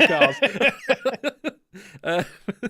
Yeah, no, Ocon's not far ahead. So Bottas, in testing, it's difficult, isn't it? If they want, you can't work out if they want to get past or if they are just trying to just get a feel for the dirty air over the car and things like that, because that's the time to do it, is in testing. So we've got Ocon on the straights, Stroll behind him, and Bottas behind him. So Stroll isn't using DRS, so that should be Bottas breezing past quite nicely. I tell you, just alongside the Aston Martin there, that Sauber really does look like a livery I'd make on F1 23. The game. It really does. But yeah, Bottas has gone past now. Not quite as exciting as I was hoping it would be. I was going to say something, it's gone. No, I was going to when it's coming head on, that Sauber, before you get to the, it's coming head on with this, you see it straight on, the DRS is open. It kind of looks like one of those venomous insects. Or like a sort of like a praying mantis kind of thing. It looks kind of weird and terrifying. They crashed. Nearly. They showed a replay. Bottas tried up the inside of turn 4. Stroll hung out around the outside, but then Bottas got a real couple of tank slappers on. And nearly lost the cut. Well, I think nearly lost it. Had a good drift on the exit. So they were squabbling to a point there, which is interesting. Hashtag unleashed, because, why not? My point, sorry, I would want to say it very quickly to give Purple Zebra the credit. We were really spoiled between 2000. You could even throw in 5 and 6 if you want, but particularly from 2007 to 2013 with title fights. Yes, I know 13 and 11 weren't great, but you look at the 07 title fight was incredible. So was 08, 09, 10, 12. You can throw in 6 because the Schumacher versus Alonso was great. 2005 as well with Raikkonen and Alonso in there. We were really spoiled during it. So we had that really dominant year in 2004, and then we went on this run of really great seasons. A bit of a dominant one in 2011, an incredible season in 2012, a dominant one in 2013, and then domination again for Mercedes, but still that great fight between Hamilton and Rosberg. So what I'm saying is, if I keep comparing last year to 2004, maybe we're going to go on a run of 5 or 6 epic seasons. Just saying. That's definitely how it works. I've just realised I've been streaming for 4 hours and I've not been for a yellow flag. I'm very impressed. So my bladder isn't. Am I right to leave you with just a chat for 3 minutes while I just go and... Well, yeah. Yeah, you'll be fine. I disappear for a minute. I'll try it for too long. Yeah, I'll keep him company. We're on the hour. Maybe I could do the times while we're here. I'm going to do the times. So still leading the way is Sainz with a 1:29.921, which he did quite a while ago. He's out on track. Second, Norris, 1:31.2.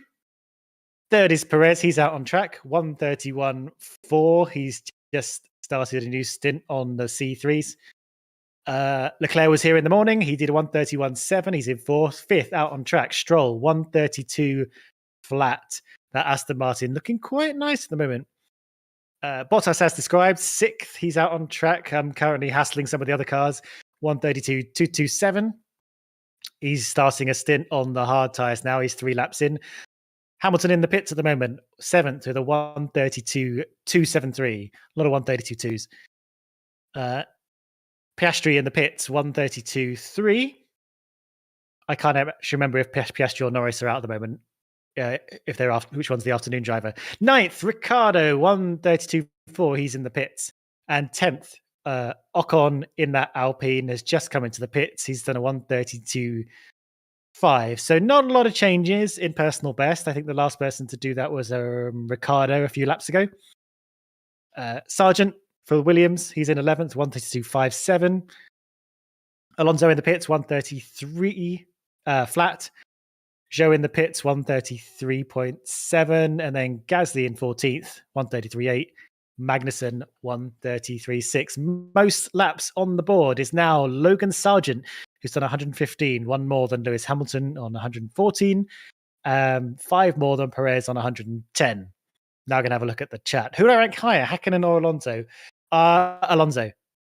Hakkinen was very good, but I think Alonso has just been pretty elite since the beginning, really. I don't think he's ever lost much of anything.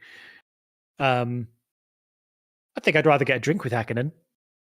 Pepsi Max, of course. But yeah, I think that Alonso is something special, and I think has been should have more titles to his name. Maybe I think 2 titles does not necessarily speak to how good Alonso is and has been.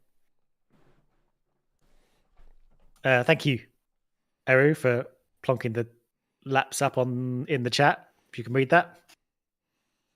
Sorry, I just scoffed about 5 fruit pastels. Nice. I went through the times while you were away. Switch roles a little bit. Nice one. Yeah. I don't know if I did it as well as you would, but I did do it. I'm sure it was great. It's a lot of numbers, isn't it, when you're trying to read it back? Yeah. Oh dear. Right, where are we up to? I was just thinking. Poor Eru is struggling to get the laps on the timer. He's apologising for that. I love that Jonty, many years ago, came up with the flag system for streams so that we could discreetly say, "Oh, yellow flag situation, back in a moment." But every single time we do it, we explain what it means. It's like, "Oh, yellow flag, just going to go for a wee." Like, what's the point? We'll be discreet, but then tell everyone why we're being discreet. Fine. Anyway, peak F1 word. We're in the last hour now. We are last hour, Klaxon, sort of. Oh yeah, because safety car testing, isn't they? Yeah. Because they're going to go out. I'm intrigued to see what happens in the safety car session. I want to see what they do. Eru says, "Wow, my English bad now. Me need sleep." Oh, I know the feeling. Fair enough. How was your film last night, by the way? While I was trying to catch up on what's happened in the last 3 minutes. The film was great. I had a great time. I would recommend it. It's called American Fiction.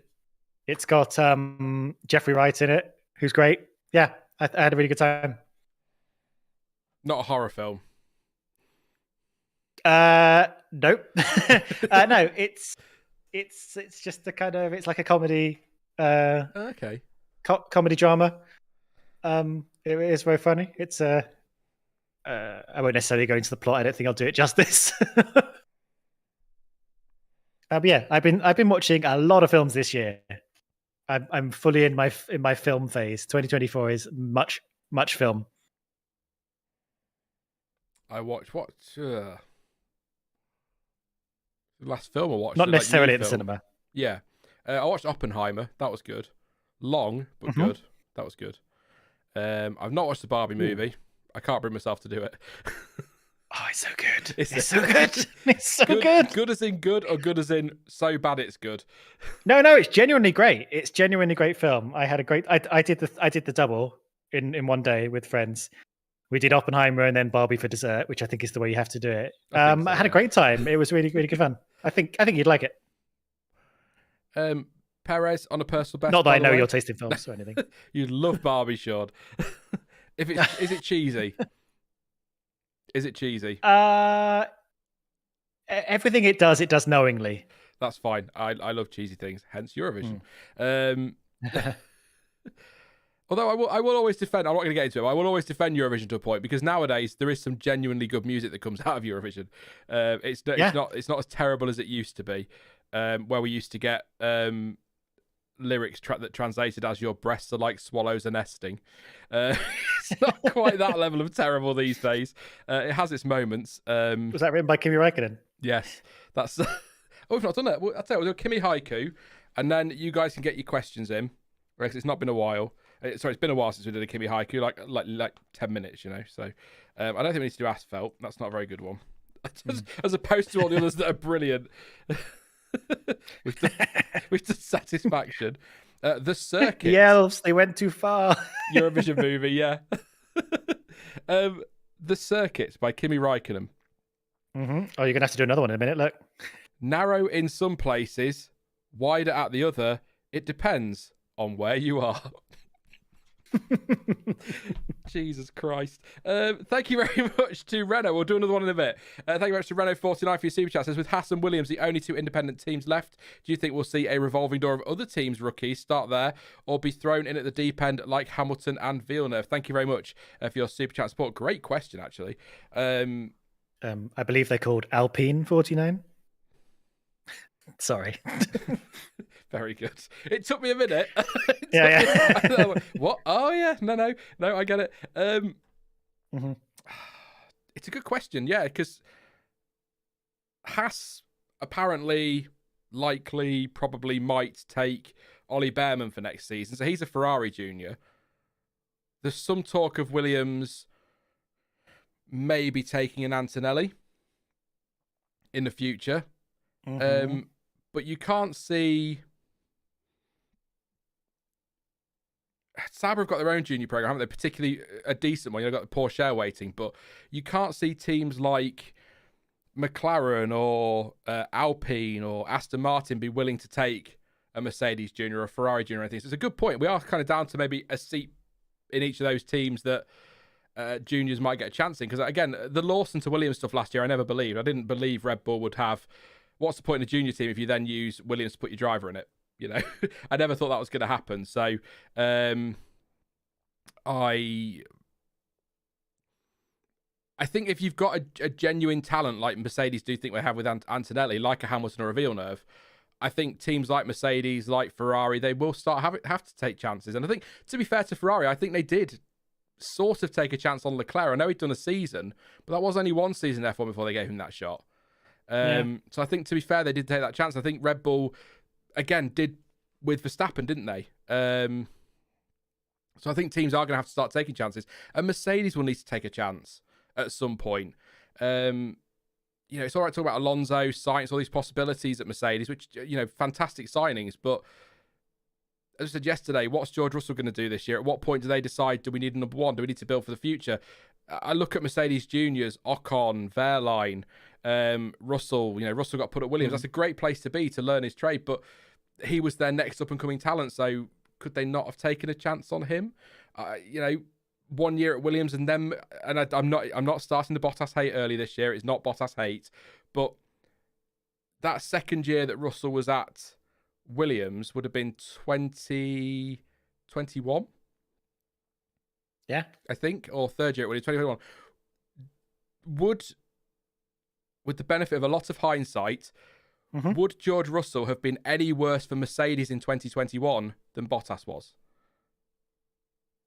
Should they have taken that chance a year earlier, I guess is what I'm saying. So kind of to answer the question, I think teams are going to have to start taking that chance, but I'd like to see Mercedes take a chance. Not necessarily on Antonelli, because he is still young, but I'd like to see them take a chance on one of their juniors at some point, like Ferrari sort of did with Leclerc and like Red Bull did with Verstappen. It's tough, I know. Okay, so yeah, I got a couple of things. The first thing is slightly unrelated, but I just made me realize, like, there's a good chance that next year will be the first year Mercedes don't have a world champion driving for them, depending on what happens. Maybe they'll get Alonso. It's interesting. Yeah. Sorry, yeah, you're right. It's interesting. And I think we do this a lot every year, but we're talking about like the current people in F2. We're talking about the Behrmans, the Antonellis and all that. And we're like, oh, you know, where are they going to go in F1? Like completely ignoring the fact that for year after year after year, the hot shots in F2 have been overlooked entirely by F1. Yeah. So what we're actually talking about, who's going to be sitting in the sidelines next year coming out of F2? But no, you are right. I think people are going to have to start taking some chances, or at least exploiting their relationships with, I don't know, not necessarily junior teams, but teams that they work closely with, like you said, like with Hamilton, like with Mercedes and Williams. About trying to like Ferrari were with Sauber, just trying to slot people in a way that at least gives them a year as a kind of bedding in phase in F1 before you move them up to a big team, because there are going to be some big holes. It's a good point that there's no obvious, or there's far fewer obvious places where you shove in these rookies, and even RB as the supposed junior team are not. I think we discussed this a bit yesterday. Not necessarily doing that job so much anymore, are they? We've got Tsunoda's been there 4 years. Well, this is his 4th year, which. Did we speak about him? We spoke a bit about Tsunoda at the earlier this morning, weren't we? About how he had a kind of a bit of a shaky first year. Yeah. And I don't know if we would have necessarily predicted he'd still be with that team 4 years later, but here we are. Some sort of get replaced mid-season, wasn't there, in that first year? Yeah. I'm trying to think. Do you think? Would you? I think we had this a little bit of chat a few years ago, as they were shifting into these new regulations in 2021, 2022. Would you? I think you would quite like to have your drivers the same for 2025, 2026. So at least you got some consistency with which to kind of move across to the new, to the new regulation cars, maybe. So you. In the same way that they're kind of like locking in their designs this year for next year, maybe you want to lock in your drivers 2025 for 2026. I feel like I've just not answered the question at all and talked about things that are adjacent. That's why we're here for testing streams. But no, I think you want. There's enough changing in 2026 without you having to worry about your driver, isn't there? So I think it's better to get them signed up for 2 years in 25. Definitely. Just answer a couple of questions, chat, by the way. C3 for Hamilton, by the way. C4 for Sainz. He's on the C2 at the moment, though. So, I think you'd want to get that wrapped up.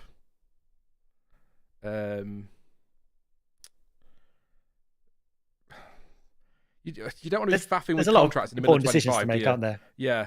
No, you want to have some kind of consistency, I think. Do you think that's why last year was so static? Because everyone just thought, let's wait till next year when all the drivers that are available, and then we'll go mad next year and sign them up for 2 or 3 years and then go from there. Because there's not a lot of point in Williams making a change if, let's say, potentially a Sergio Perez becomes available and they fancy taking Checo, or a Sainz becomes available and he suddenly goes, oh, Williams look good, or whatever. I'm just giving examples, but yeah. I mean, I'm glad Sargent got another year, by the way. I think 1 year in F1 then getting the boot is harsh move from a team like Williams, I think. Yeah, I think that's going to be useful for him as well. I've got a related question, and not to dance around recent wounds, but if Andretti had been allowed to come in, and let's say they came in next year, and you were in charge of picking drivers you'd want to nab to join your team, your brand new team for 2025. Who would you be going for? Would you want to get a couple of experienced people? Would you want to grab a rookie alongside, someone to help build your team? Who would you be eyeing up now that you're in charge of Andretti? I think again, because he's available, I don't think Carlos Sainz is a bad driver to pick up at all. I think he's got a lot of experience in F1, really. He's quick, he's a race winner. I think he'd be good for someone like Andretti. But I think, isn't the idea that they're going to bring, for example, a Colton Herta with them? Isn't that what they want to do if they get in? But if I think probably if it's 100% my call, and I'm not thinking about the American connection, I think of the drivers available, if I could get them, Sainz, nice, definitely, and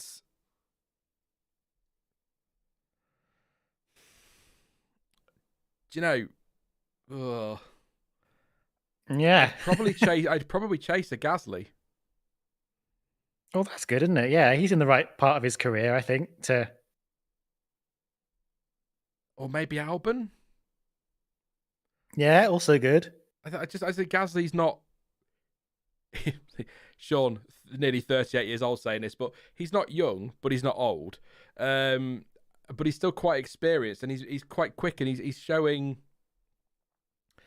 You know, it was close with Ocon last year, but I think he did a really good job for his first season on that car. And we've seen since, obviously, everything went wrong at Red Bull, that he's really stepped up as a driver and really improved. And I think he'd be a good option. But I think it's whether I'm trying to work out whether I think Gasly or Sainz or an Albon are really team leaders in a team like Andretti, because Andretti won't want to be, again, with respect, towards the back end of the field for long. Their aim is to come in and be successful. They've got to be careful, because I seem to recall BAR, when they came in, felt they could win a race in their first season.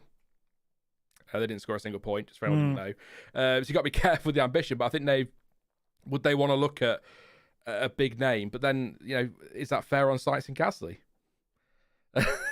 They're not a Hamilton, they're not a Verstappen, they're not, you could argue they're not a Leclerc, but they're also not.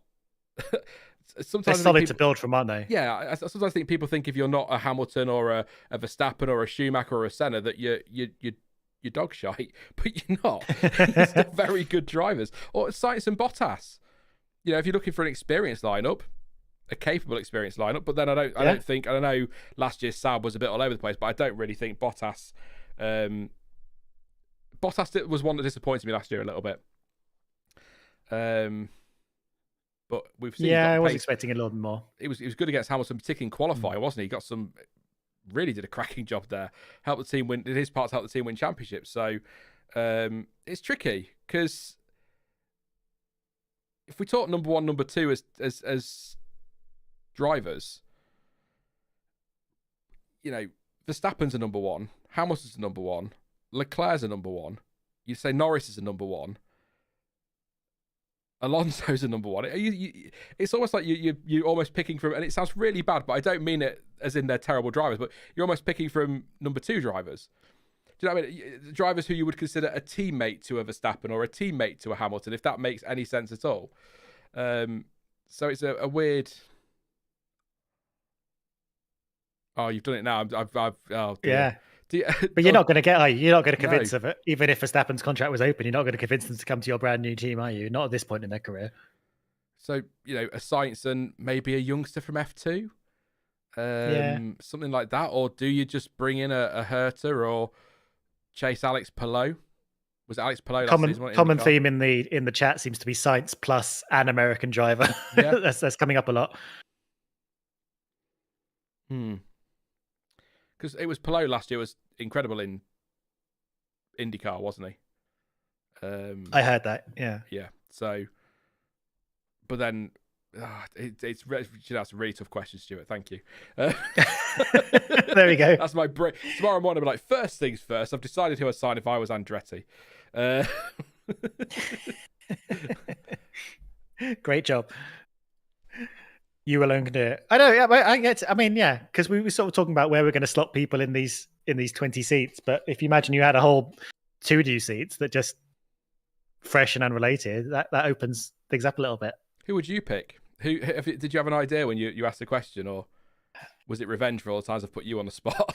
No, I didn't. It came from the fact that I was thinking, oh, you've really got to. I was from the fact that these F2 drivers have nowhere to go, and like, oh, what if you had a couple other seats? And I thought, oh, we nearly did have a couple other seats, and then it sort of came from that. And even if they did take a couple of people from existing teams, that would still free up some space to maybe get some people from F2 in. I wonder if we're going to see a bit of a cull this year as a kind of rebalancing of not switching anyone out last year. Yeah, maybe. I wonder if we're going to see actually quite a big amount of drivers being dropped. Because I think most of the drivers are pretty decent. I don't think I can look at anyone and be like, you don't belong here. You're rubbish. You're here purely for the money. I know not everyone will necessarily agree with that, but there are definitely a lot of drivers who I think teams would not lose a lot of sleep over dropping if like some fresh new talent came along or someone with a lot of money came along. I think there are people who would be easily switched out to try something new. I think. And no shade on those drivers, but that's just what happens, isn't it? Like, for example, Sonoda, he's doing a good job, but if RB spot someone else they want to put in that car, I think they would. They could easily move him on, couldn't they? Yeah. Joe, maybe even. I don't know. Well, Bottas is getting to the end of his career. Like, there's a lot of people who would like, oh, Magnussen, Hulkenberg. Like, there's a lot. There's a few people who would be like, oh, well. If they went, I wouldn't be like shocked out of my mind. I know he's got a contract, but I'm surprised Piastri isn't linked to more teams. Contract, because I know people go, oh, he got a contract. Yeah, but Hamilton had a contract. Options are there. Contracts, I'd never go as far as say contracts are not worth the paper they're written on, but it's getting that way, isn't it? There's always a way out. So I just think he did a really Piastri would job never get involved in contract controversy. Of course he wouldn't. No. God, that was a fun day, wasn't it? I'll do my YouTuber spiel. If you've got any questions, we're going to do an hour-ish now of, 45 minutes, it turns out, of chat questions. Is the stream that far behind? So my clock says 45:48 now, and the stream we're looking at says 46:20. So it's a bit more than... It's usually only about 20 seconds behind. That's quite a... Oh, well. Yeah, so if you've got any questions... Wait, what does your time say? I can actually work out exactly how far behind I am. 45... on the TV? So the TV is 45:30 now. All right. I am 55 seconds behind you. There we go. We've exactified it. There we go. We will do questions, but I'll do my YouTube spiel, but Ricardo's currently on lap on the C4. So I'll keep an eye on this as well. But please do like the stream. 562 likes. Let's get that well over. Let's see if we get to 700 before the end of the day. That'd be amazing. Yeah. 1,300 of you watching. It's less than 140. Let's go for it. Please do leave a like. Don't forget to subscribe as well. If you are new, lots of this year. It'd be great to have you along for the ride.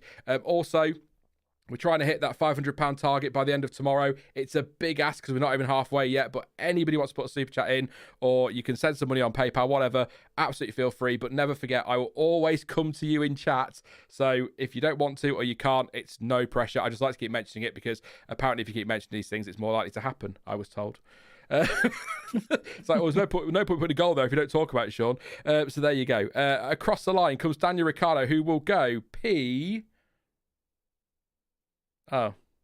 Fifth, 131.411. He seems slow across the line.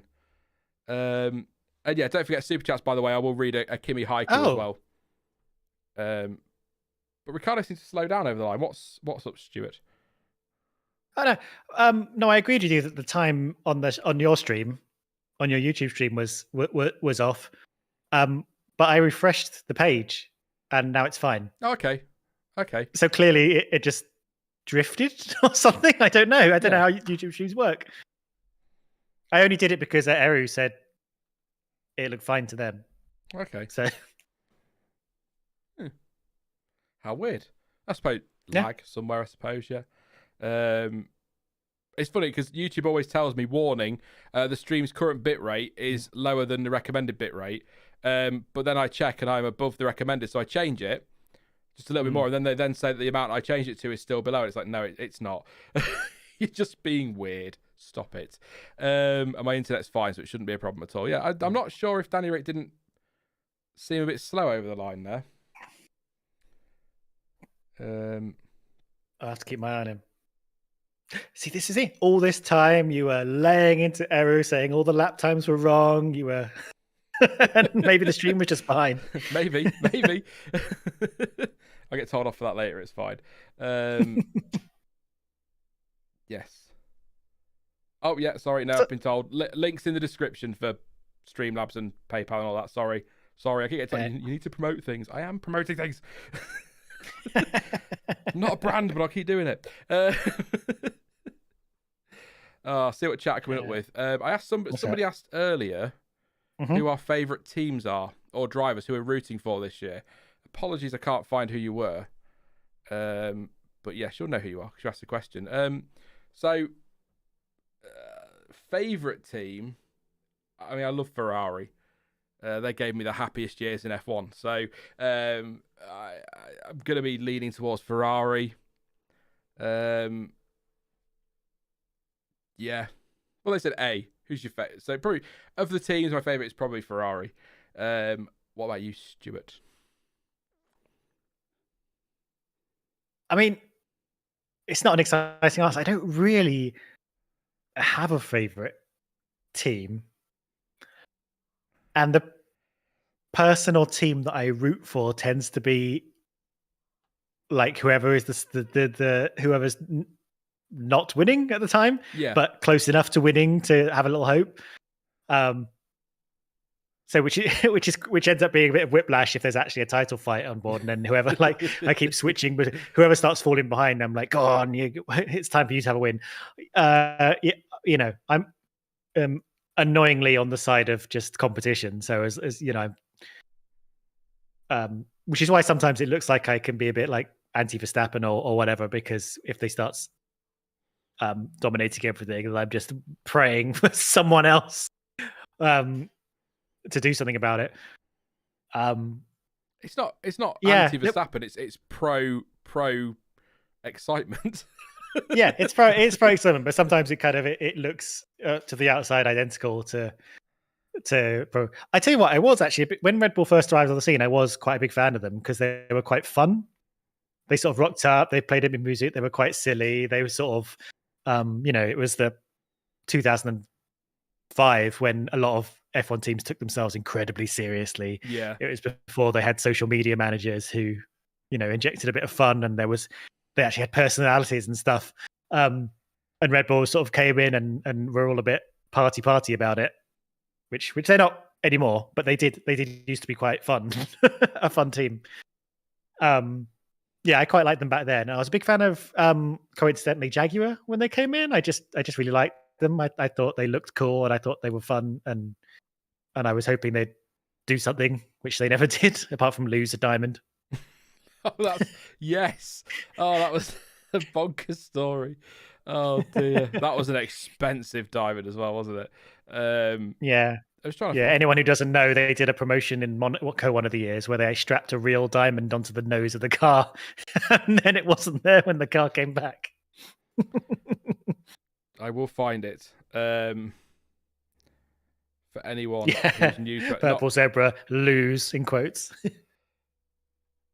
Well, come on, please load, please work. Yeah, so for anyone who is new to F1 and doesn't know, the kind of social media we had back in day was so this is from Ferrari in 2017. After the famous crash between Raikkonen and Verstappen and Vettel, Ferrari tweeted, Verstappen took Kimi out and then he went into Seb, hashtag Singapore Grand Prix, to which they then felt the need to respond to their own tweet with, what we tweeted was a factual description of events. No need to speculate on this. That's the kind of social media we used to have in F1. That's a classic. It always does the rounds, doesn't it? It always does the rounds. Yeah. I love that it's still there. Yeah, but they never got rid of that. Isn't the Renault one still there? What Renault one? After Kimi had said he was leaving, I think, for Ferrari, and they had something like what it feels like, and then a picture of a rabbit or a hare mounting another. Oh my god, yeah. Awful. Like, oh, okay. Yeah, the Renault or Lotus, I think it was maybe Lotus, with social media were really quite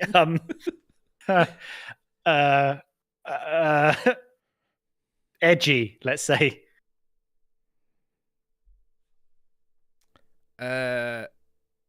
Looking for questions. Why are you looking? I'll tell you. I made a little note to myself to bring up. something we might not be able to see in testing, but I'm really interested to see if anyone has closed the gap on Red Bull's OP DRS, which because they're like, their DRS made their straight line speed incredibly high compared to other people, and it also meant if they had a bad qualifying, or if they got behind people due to different strategy or something, they would just be able to breeze past. So and that's often how Max Verstappen would often just like woof him way straight back into the lead again, no matter where he was. So yeah, I was thinking about that when we were watching cars kind of following behind other cars a couple of times, and I just wondered if we're going to get any answers on just how good the DRS is on these new cars, and if anyone else has managed to unlock that in the way that Red Bull did. I don't tend to bite, but Derry, if we're annoying, you can always, not watch. We're not forcing you to be here. Goodbye. So somebody said that Verstappen's time is... Sainz's time today is significantly quicker than Verstappen's yesterday. I was going to jump into Verstappen's defence and say that it wasn't a softer compound time, but to be fair to Sainz, it's only one step softer. And Verstappen did a 1:31.3 and Sainz did a 29.9. So it's a good step quicker. It's just worth bearing in mind. But obviously, difficult in testing. You know what programs people are on, fuel loads, engine modes, all because you can't play your engine modes in testing, can't you, as well? So, any good F1 book recommendations?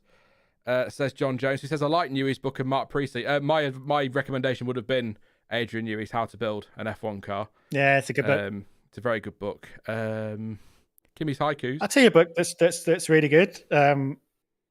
It's an older one, but I love it. It's a massive one, and I think it's called The Autobiography of Formula One.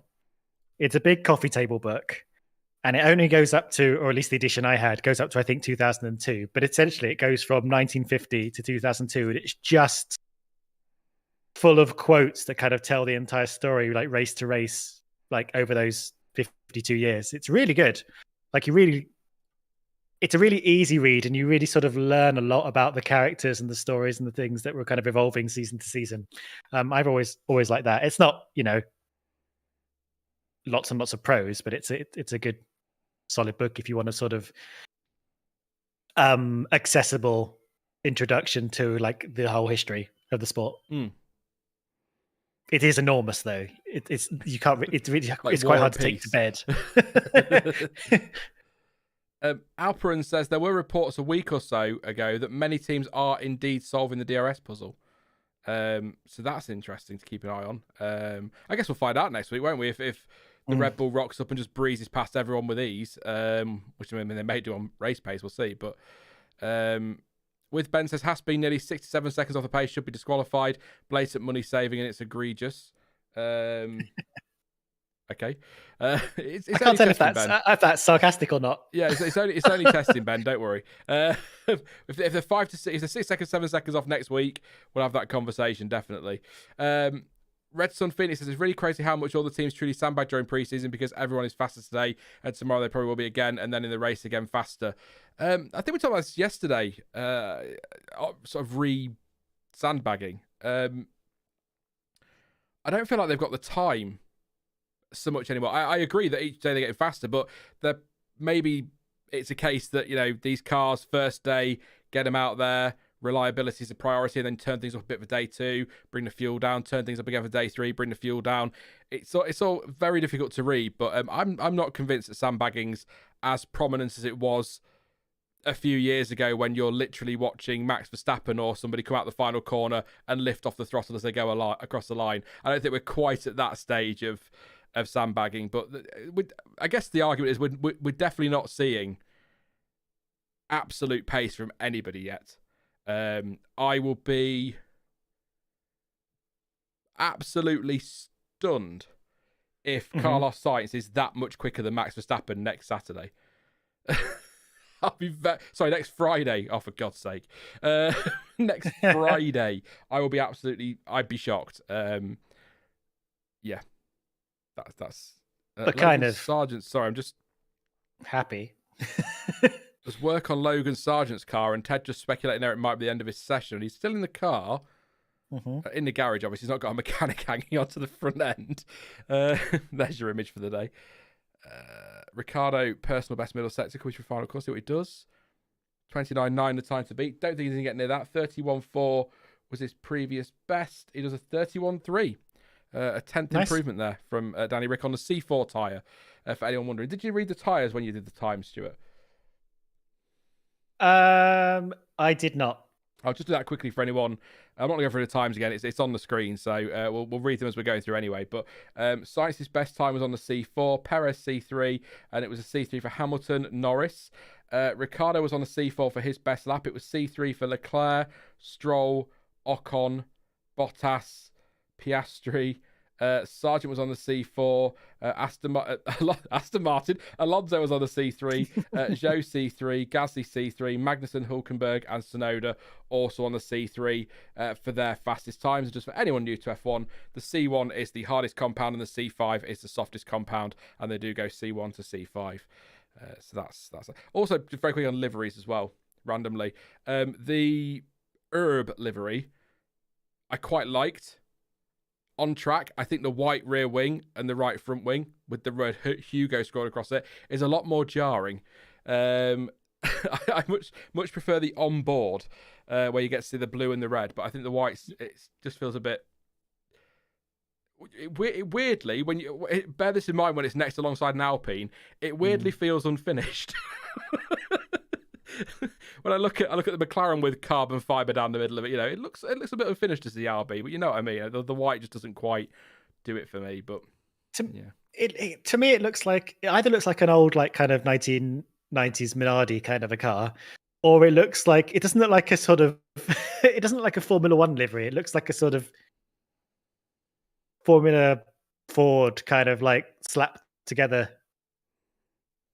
They got all their sponsors from industrial estate. Mary's Diner. Yeah, it's all kind of just it's got that kind of look to it, which I find quite charming in a way, in a kind of weird retro way. But it does look a bit cheap. Max's fastest time, yesterday was on the C3. That's the Max TT. So it's a C3 time for him yesterday. So that's a medium. Norris comes across the line. This is not really a fast time. 7.5 seconds off the pace, but stints at the moment. Sainz on a 13-lap stint on the hards. Bottas and Sargent currently have a stint of the day, stint of the session. 22 for Bottas and 22 for Sargent. They're in the pits. Norris on a 5-lap stint. Yeah, there you go. That's not massive stints at the moment, but Sainz is on one at the moment, so that's fair enough. I assume he's still out there. He is on the thing. He's on the drive up at the turn 13 at the minute. So they're on board with Lance Stroll, his helmet's different. He's got he's the Canadian. The maple leaf is in the yellowy, greeny. What's the colour they call it on the? Yellow. I didn't know they called it anything. Yeah, the kind of neon accent. And his number as well, actually. I'll have to keep an eye out for that. I haven't seen that. For those of you who are still tuned in, you got 20 minutes till the exciting safety car test, which we're all looking forward to. Yes, we can't wait for that. We cannot wait. The Aston Martin safety car is here at the test because we saw the new livery. Yes, we did. But apparently it's not. Mercedes are doing safety car duty in Bahrain, and Aston Martin aren't turning up till Saudi Arabia. Okay, is what I hear. And actually, on that, the Aston Martin safety car has been beefed up, so it's given 150 more horsepower, so it's much closer to the Mercedes. As we know, a lot of the drivers complain about the Aston car because it's quite a bit slower. I think it was a good 200 horsepower slower and a lot heavier, so it should be a bit closer. Unless, of course, Merc have beefed theirs up as well. We're seeing development wars between the safety cars.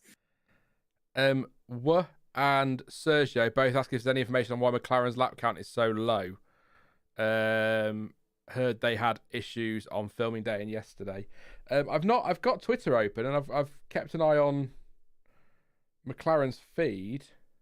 Oh, Oh, what is Albert Fabrega saying? That's what I'm translating now. McLaren is Yeah. working on fixing a small fuel leak. They will try to get out on track before finishing. That was literally 5 minutes ago. So well done. Good timing on your questions there. We have an answer. They're working on a fuel leak at the moment. Why does Twitter and only he's coming translate out. some posts, by the way? Norris is on track now. That's good. There you go. It doesn't always know, does it, if something's a different language? Yeah, so yeah, Norris has just gone out. So good and bad timing there, actually. But yeah, so it was a fuel leak issue, I think they said, didn't he? So that's been fixed. But I feel like he's been out recently, Norris. So that must be a recent. Yeah, it doesn't really log when they go in and out, does it? No. Oh, here we go. Let's see if you think you agree with this. With the caveat that we have no idea. No, Will Buxton has taken he's taken a stab at what he thinks will be the competitive order. Red Bull, Ferrari, McLaren, Mercedes, Aston, top 5, and then RB, Alpine, Sauber, Williams, Haas. I said that quite quickly, but top 4: Red Bull, Ferrari, McLaren, Mercedes, and then Aston. That's I mean, I'm thinking about that. I'm thinking I have absolutely no idea. That feels about right, though. I have no idea, but why every year with testing, why do people always feel either the need to, or I don't know if Will Buxton has a contractual obligation, but why everyone has to put Ferrari second every single year when someone puts out a testing thing? It's like Mercedes first, then Ferrari, then Red Bull, or Red Bull first, then Ferrari. What? Put them fifth. Move them somewhere. Yeah, and I says that Will Buxton was basically saying the order ended yesterday. So there you go. I mean, he does like a tautology, doesn't he? From the onboards and from what I watched in Ted's notebook yesterday and Sam Collins' thing, I think potentially controversial statement. I think Red Bull are probably at least just the fastest, possibly significantly the fastest. We'll find out next week, but I think they will still have the edge. I mean, even if they just bought last year's car, I still think they've had the edge coming into this season. So the only question mark over Red Bull is, have they got it right with this philosophy, really, isn't it? Because if they'd have bought the RB19B to Bahrain, they probably would have still been right up there, possibly as just about the fastest. So they were just that good last year. So that's the big question. I think Red Bull, do you know, I've not really seen, and I know they've been on TV, but I've not really watched a lot of the onboards from the Mercedes, but the drivers seem to be saying good things about it. How does anyone come with the pecking order after 1.5 days or 2 days of testing? Does he guess? At the risk of, I'm going to be generous to Will Buxton for a moment. I would say people who are able to go and talk to the teams and maybe glean information might understand a little bit. Maybe he might. It's tricky though, isn't it? Yeah, I feel like the journalists who are actually there might have some more information, like see what the engineers and the drivers are saying. But it is still tricky, isn't it? Like if you ask me how good Aston Martin are doing, I'd be like, I don't know. They seem fine. They seem fine. They're definitely not doing. You know, I wouldn't look at Aston Martin and say they're doing the oh my god, look at Aston Martin thing that they did last year. I think it's a good thing that we're having a conversation and we can't work out who is probably second, third, fourth. I think that's a good thing, a good sign. Perez is up in P2 on a 130.6 on the C3. Yeah, nice. So that's 7/10 slower than Sainz on a tyre that's a step harder. Faster than Verstappen, though, so... Kimmy Raikkonen, parody account, I assume, says, who cares about the losers in 2 to 20 positions? Only the winner matters. All right, Ron Dennis. As you know, Kimmy, the teams get a lot of money where they finish in the championship, so the teams definitely care behind the winning team. But yeah, Kimmy, give us a haiku, Kimmy. Don't make me pick the book up. But yeah, I kind of hope that if and it is a big if as people are already speculating, Red Bull do have the dominant car. I hope that we do have this who's second, who's third all season. It'd be nice. It's one of the things that I quite enjoy about the previews last year is that, you know, I was doing my predictions every week and it was like, well, Verstappen for the win. But it was kind of like, but who's going to be the next fastest? Will it be Norris on the podium, double McLaren podium? Will Hamilton and Russell be up there? What are Ferrari going to do? I loved that last season. So I hope we get that this year. But I'm still... I don't want to get sucked into the Red Bull are absolutely going to dominate this year, because we've seen a day and a half of fast cars going slower than we know they're capable of. So I can't really shout that. Thank you very much to Gingerfest for your super chat. It says, rule idea: if your junior driver wins F2, you must sign him to a seat within 2 seasons, or you must release their contract. Ooh, thank you, Gingerfest, for the support. Good to see you again today. So that's good. That'll be £242, I think we're at. So I think it's unlikely we're going to get 250 tomorrow, but if we'll get as close as we can. Yeah. But yes, thank you so much. I like the idea from Gingerfest. I can't think of who would be who could possibly have any authority over that. Well, I say it's a good one, but do bear in mind, Gingerfest and Stuart and everybody else in chat, and everyone listening, that actually these teams do invest a lot of money in these junior drivers. So if they don't put them in the car within 2 seasons, if they win F2, it's the F2 argument, and we do it so often, but it's so difficult to work out what the answer is, because I think, maybe the F2 champion's allowed to stay in F2 for 1 more year, but then you're just moving the bottleneck, aren't you? That's the problem. You're effectively moving the bottleneck, because then the F3 drivers can't come through because F2 drivers are staying on, and you end up with situations where your F2 champion sticks there. It's tricky, but.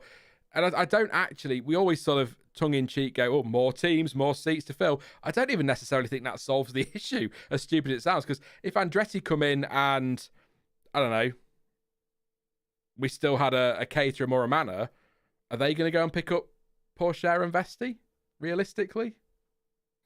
Yeah. There's always going to be a bottleneck somewhere, isn't there? Because not everyone's going to make it to F1. It's not going to happen. Actually, to be honest, I do watch F2. I don't really follow what happens to everyone who goes through F2. Like, some of them make it to F1. I know a couple go to like Formula E and maybe sports cars or something. But there's how many is there 22 drivers in F2? Is that right? Yeah, there's 803 in F3, isn't there? Yeah, but it's something like that, and like they've all got to go somewhere, and I don't think all of them are going to end up being professional racing drivers for that long. I mean, there's got to be a story actually somewhere in where they all end up going. Maybe that's the award-winning documentary we'll make, The Lost Drivers. The Lost Drivers. There you go. Yeah, you see. Perez on a PB in the first sector, by the way. Fresh set of C3s, I believe. A fresh set.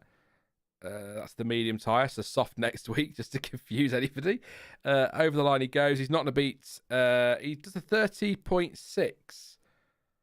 Marginally, a few hundredths or a few thousandths quicker than his previous best. So a slight improvement, but not epic. I assume they were new tyres. It's just, they were brand new tyres. So brand new C3s. Mm-hmm. So that's Sergio Perez, a little improvement there for him. Who else is on timed laps that are getting exciting as we move ever closer to the exciting safety car test? Sainz, Perez, Norris, Ricciardo, Stroll, Bottas and Magnussen all out on track. So most of them are out there.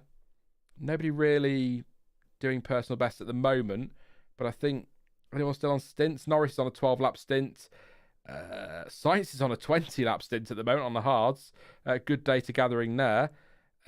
Magnus is on 14-lap stints. There's some long stints out there, so hopefully they'll come in soon and pop on some fresh tyres and just, give us something other than the safety car test to get excited about. A safety car test, which is basically going to be, I assume, they'll throw the yellow flag, then throw the virtual safety car, then leave it for a minute, and then throw the yellow flag, and then throw the green, and then end the session. I don't think we're actually going to see the safety car itself, are we? I wasn't expecting it, but I guess we'll see. I'd like to see the safety car. It's nice to see cars on track. Alex says, call me stupid, but I'd rather have like 7 different tyre names than what we have now.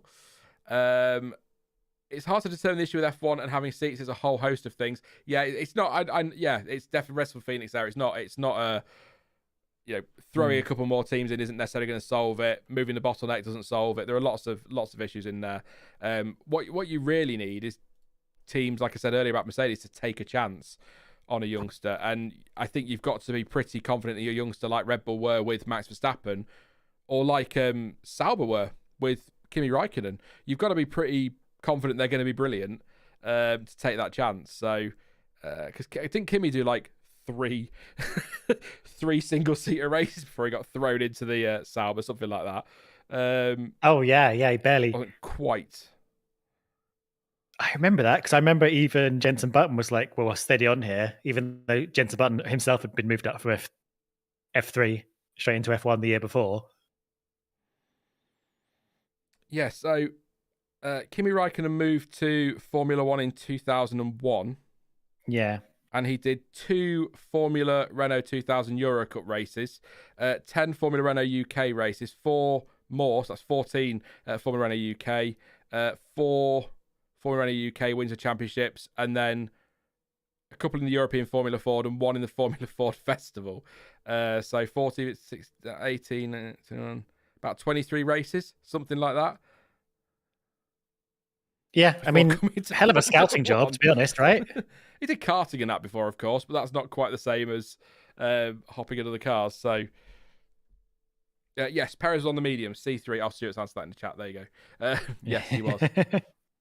What's Hamilton doing? We're on board with Hamilton on the mediums. Has he just got out on those as well? So this is a lap to watch, I think. Oh, nice. I'll look at the circles. He's being chased by someone. He's been chased by a dot. Yes, it's a fresh set of C3s for Lewis Hamilton, so we'll watch this one unfold. I think it's on an outlap at the moment. Just seeing the front wing he's just leaving the pits, for my view.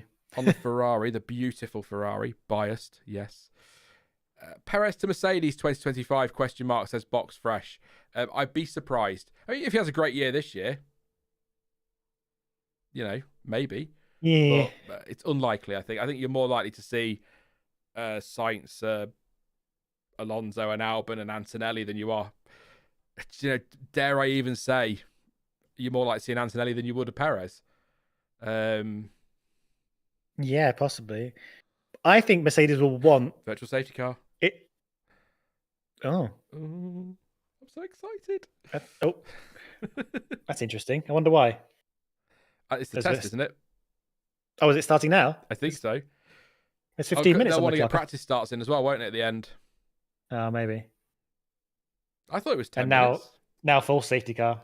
Oh, safety car. Proper safety car. Slow down, K-Mag. I'm watching you. Do you have to change the colour of your thing? Or is it? No. Is that unrelated? I didn't do that. Red, green and checkered. That'll do. Fair. Yeah, people are coming into the pits now, it looks like. So the test is safety car, word comes up on the timing screens, everyone in the pits, and then that's it. Oh, yeah, what? I think the electric boards go off. I think, just to test of the systems. Red flag. No, that's like. Oh, it's only a test, but I'm fake red flag. Yeah, click it. I'm going to click it. There you go. We've gone red. See, there you go. I guess I'm assuming they all have to act as if it's real. Everything's happening, right? It's a full systems check, I think, and then they'll come in and they'll stop at the line or whatever, or stop in their pit garage. Well, I assume red flag. They'll do it as a practice qualifying red flag, where they have to go in the garage, because in a race you have to stop at the end of the pit lane, don't you, at the safety car line or the pit exit line? Yeah. So. Can you? I'll tell you something. Just reminded me about that. They just reminded me of something. So I was doing my flick through yesterday of the what rules are changed by looking at all the things that were pink. Something that it interested me. I don't think it would interest everyone, but cars starting from the pit lane in a race situation, they have to enter the pit lane 40 minutes before the race starts, in the same way that cars who are starting normally have to be on the grid 40 minutes before the race starts. So they can't just sit in their garage and keep working on the car or whatever until the last minute. They actually have to get out as if they're starting the race, which is new. There you go. That's an interesting little fact that probably won't be noted by anyone else, but I just thought it was, I guess it doesn't give an advantage to people there. We've come a long way from the days where, and I don't think we're allowed to do this anymore, where the red flag is thrown in a race and they all just go and pull up on the grid and then get sorted out there in absolute chaos. Yeah. I'm still amazed we don't have race control who are able to talk into the ears of the drivers and just organise things. Oh, we're green again. Sorry, it's all very dramatic. Hey. We're green. This is usually the point where somebody stalls the end of the pit lane and puts out a proper red. Limpe is going for the evening. Thank you, Limpe, for joining us. Hopefully see you tomorrow. Limpe was a Ricciardo fan. So yeah, good to see you. Although McLaren are running down the pit lane, so I assume Norris has an issue. Oh, I can't see McLaren personnel on the driver tracker, so I think we are still officially red. But I think they've kept the pit exit closed just while McLaren run down and rescue Lando Norris. This is another problem with. They had the fuel issue, didn't they, McLaren? Slapped some fresh. No, they've slapped some used tyres on Perez's car. Yeah, I think is Hamilton on those mediums that he just went out on as well. Yeah, everyone's on the scrubs, aren't they? Yeah, some scrubbed hards. Interesting. It's good Lewis knows to stop at the red light at the end of the pit lane. Wasn't always the case. Nice. Nice throwback there. I like it. On the subject of Kimi Räikkönen. So the light's gone green, but Hamilton is not moving. Bottas behind. Oh, he's doing a Verstappen, is he? He's holding everyone up. Try and make a gap for himself. Norris is moving now. So that was interesting. Yeah.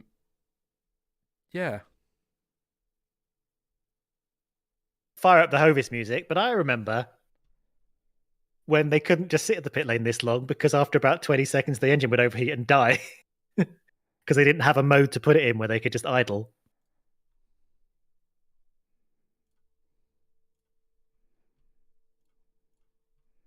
Interesting. I'm still watching them wait at the pit lane, but clearly from the driver tracker they are all going round together. They should have a race. They should. Get on with it. Come on. Get around for practice start and then do a race. Why not? I can't, Ian, I'm afraid, mate. I'd love to be able to show video, but I can't. Copyright and all that. So it's timing, us updating you as we go through the day, and pictures, I'm afraid. It's all I can do. Otherwise, copyright strikes, lose channel. He didn't specify the video of the testing. It could be any video. It could be the Star Wars kid. Yep. I'll pop a film on. An independent film. No, yeah. I think we are. Yeah, it's all green. Yeah, because they're on track. Come on, Sean, wake up. Has there ever been a collision during a test session? Ooh, good question. There has in practice, obviously, and they have on slowdown laps as well after a race, haven't they? We've even had crashes on the way to the grid. Yeah. I can't recall. Schumacher. Rude. Anybody got any ideas to answer that question? Has there been a collision during testing? Yeah, I can't think of anything specifically. It doesn't mean it didn't happen. Hamilton's weaving. And I don't know what's going on here. We've got 3-4 cars abreast on the run to turn one. Yes. This is five cars. What's going on here? It's all I think they were doing a safety car restart test. Because Hamilton was backing them up and weaving, and then they've all gone. And now that excitement, I think, is going to end, unless we're going to get something here from Perez going for it on Bottas. You know the question about a crash? We might get the answer in a minute. Incredible. Bottas up the inside of Norris. Is Norris going to turn in? He is. Oh, that'll compromise Bottas on exit. Perez is going to come back at him. Perez having a go through 6 or 7. Oh, do you know?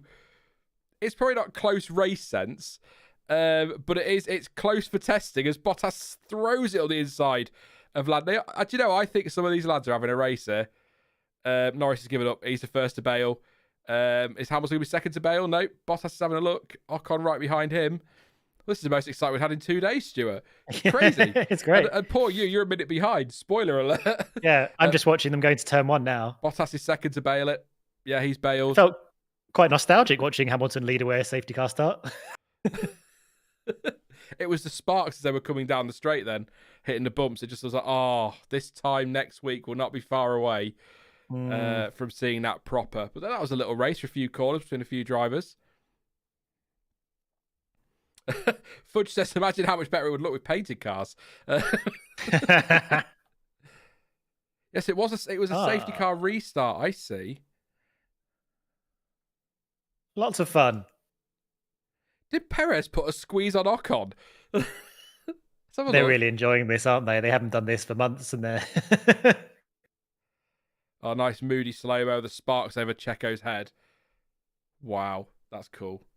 Sorry, great. I thought Perez had put a squeeze on Ocon. He didn't. It just looked, he came across a little bit. It looked like he was. Calm down, Checo. That was good fun. They've not done it, like you say, since November, have they? So, I can see science is staying well out of it. Do you know, Hamilton, Norris, Bottas, Perez, Ocon, and Magnussen at a race start like that? If that's the pecking order next week, bring it. We're getting a proper race start, Stuart.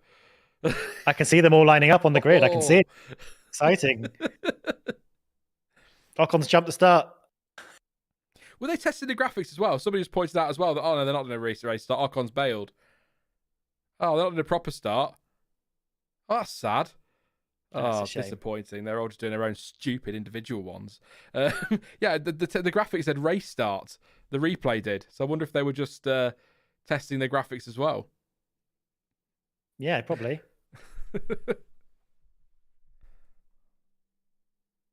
That'd be good, because I think last year they did some new graphics. They didn't work very well the first couple of races. That's true, yeah. So on board with science for his start. And off he goes. Like Hamilton in Hungary 2021. Yeah. What a great race. Off on his own, down to turn 1 and gets it wrong. And red flag again. So they are cycling through the systems. Unless this is you were supposed to do a proper standing start. What are you saying in chat there while they prepare what they're doing with the next red flag? That was all very, very, very thrilling. Yeah. If you're only watching F1, that's the only racing you've seen since November. Does Haas look like they have sorted out their heat issues? Asks Red Raven. We touched on this earlier. Their big focus, isn't it, Stuart, is on getting on top of this. So I don't think we've got an answer to that yet. But they've done some long stints, though. Yeah, I suspect we'll hear something soon on it. Maybe, I'm hoping tonight they might say, we've got on top of it, we're now focused on other things. But they've done a lot of laps.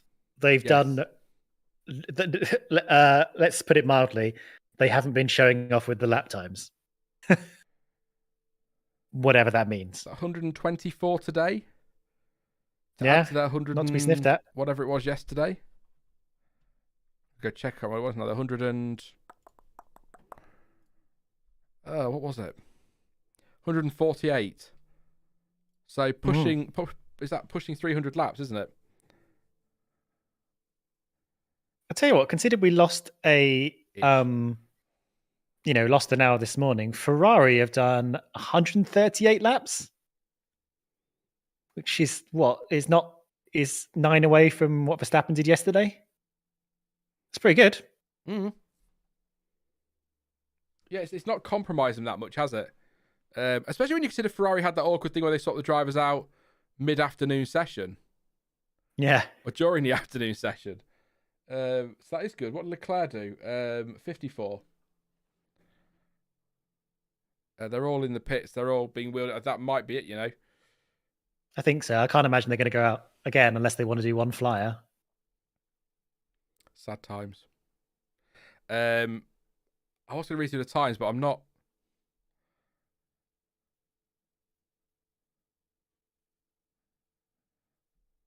I don't think we're going to see any laps. Lots of practice pit stops though. That's good fun to see. Yep. And I will say it was absolutely hilarious that Ferrari released that promotional video yes. where they fluffed a pit stop. Then had to correct it. Incredible. Classic Ferrari. Is it raining in Bahrain? Not today, Metal Gear Solid Snake. It did for F2 testing, though, didn't it? Quite a bit, actually. Apparently, the rain disappears quite quickly in Bahrain, though. So you get a really big shower and then it kind of disappears. So, Eru says, last push for likes and contributions, guys. Hit that thumbs up to try and get the channel high as possible. Donate via Super Chats or PayPal using the links in the description. Thanks. We're 50 away from that 700 target. 1,400 here. I think we could do. I said that like a really disappointed parent. Very disappointed in you. Didn't mean for it to come across. That's my mum. Rubs off. I don't know if she's disappointed in me, but she probably might be. I don't know. And that's it's nice that's to hit the thumb, though. Today. Collective action and all that. Yep. Yeah. Yeah. So let's get it to. They've thrown a checkered flag apparently. So let's get it to 700 likes while I run through the timing, or I'll be very disappointed. No, it's fine.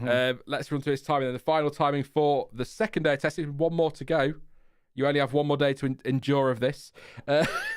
Carlos Sainz, fastest of the week so far, 129.921. That was on the softest C4 tyre. He has completed a total of 84 laps. Sergio Perez was second in the end of 130.6. That was on the C3 tyre. He's done a total of 129 laps. 123 laps for Lewis Hamilton at 131.0. His fastest time was, I believe, also on the C3s. It was indeed, yep, Lewis Hamilton on the C3s. Lando Norris, 131.256, 52 laps today. His fastest time was on the C3 tyre. Daniel Ricciardo was on the C4. He did a 131.361, 88 laps. It was a 131.750 for Charles Leclerc, 54 laps, and 96 laps for Lance Stroll, 132.029. Leclerc's fastest time was on the C3, as was Lance Stroll. It was C3s for Ocon and Bottas as well. Ocon doing a 132.0 with 78 laps and 97 laps for Bottas, 132.2, 132.3 for Piastri, 35 laps, Sargent 32.5, 117 laps, Alonso 33.0, 31 laps. So Piastri, Sargent and Alonso. Piastri C3, Sargent C4 and Alonso C3. It was also C3 for all the remaining drivers: Zhou, Gasly, Magnussen, Hulkenberg and Sonoda. Zhou doing a 133.7, 38 laps. Gasly 133.8, 33 laps. Magnussen 136.6, 93 laps. Hulkenberg 37.5, 31 laps. And Yuki Tsunoda 38.0, 40 laps. And we did not see Max Verstappen, Alex Albon or George Russell today. They are in the cars tomorrow again. I think there'll be a bit more splitting tomorrow. So, yes, that is it for testing. Day 2. Okay. Just a couple of things. First, if you want to contextualize Sainz's time of 129.9, Albert Fabrega says the difference between the C3 and the C4 compound is about 0.5 or 0.6 of a second. So you can sort of say Sainz, if he was in the C3 like everyone else, would be a 130.4. So still fastest, maybe. And apparently Kevin Magnussen on the radio said they're actually racing each other, bleeping hell. Good old K-Mag. Yeah. Well, there you go. How do we wrap up yesterday? Wrapped up with a quick takeaways from the day, didn't we? Before we finished yesterday. So you said there about the time adjusted for the compound. So 31.3 yesterday for Verstappen, 29.9 for Sainz. What did you say the adjusted time will be, Stuart? Sorry.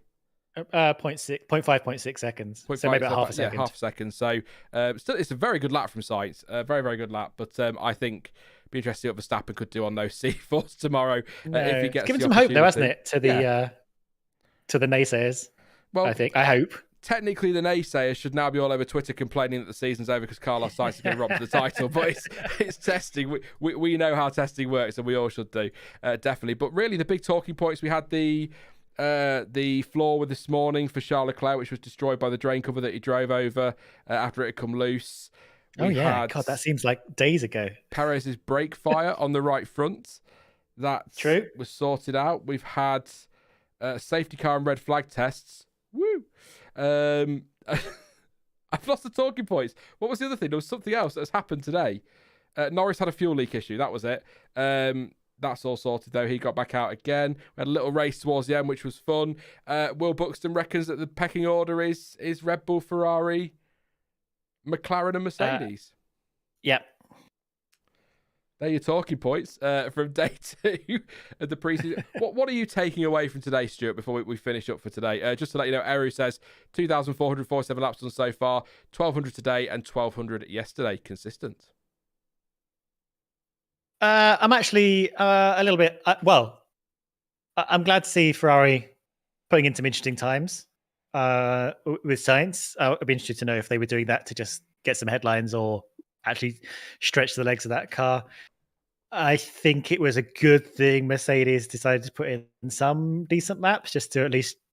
I think if they did 2 days of testing with them hanging around on 6th or 7th, people would start asking doubting questions. Not that it matters what people think, because whatever the truth is will out in the race next week. In a week's time. Just another day of basic, pretty solid running. Like, I know McLaren had some issues, but I think this is a not bulletproof, but fairly bullet-phobic testing so far. The only thing that kind of broke was the track itself. Yeah, that's true. Yeah. I'm really looking forward to tomorrow as well, because, hopefully we're going to see some people putting some hot laps at the end. Fingers crossed.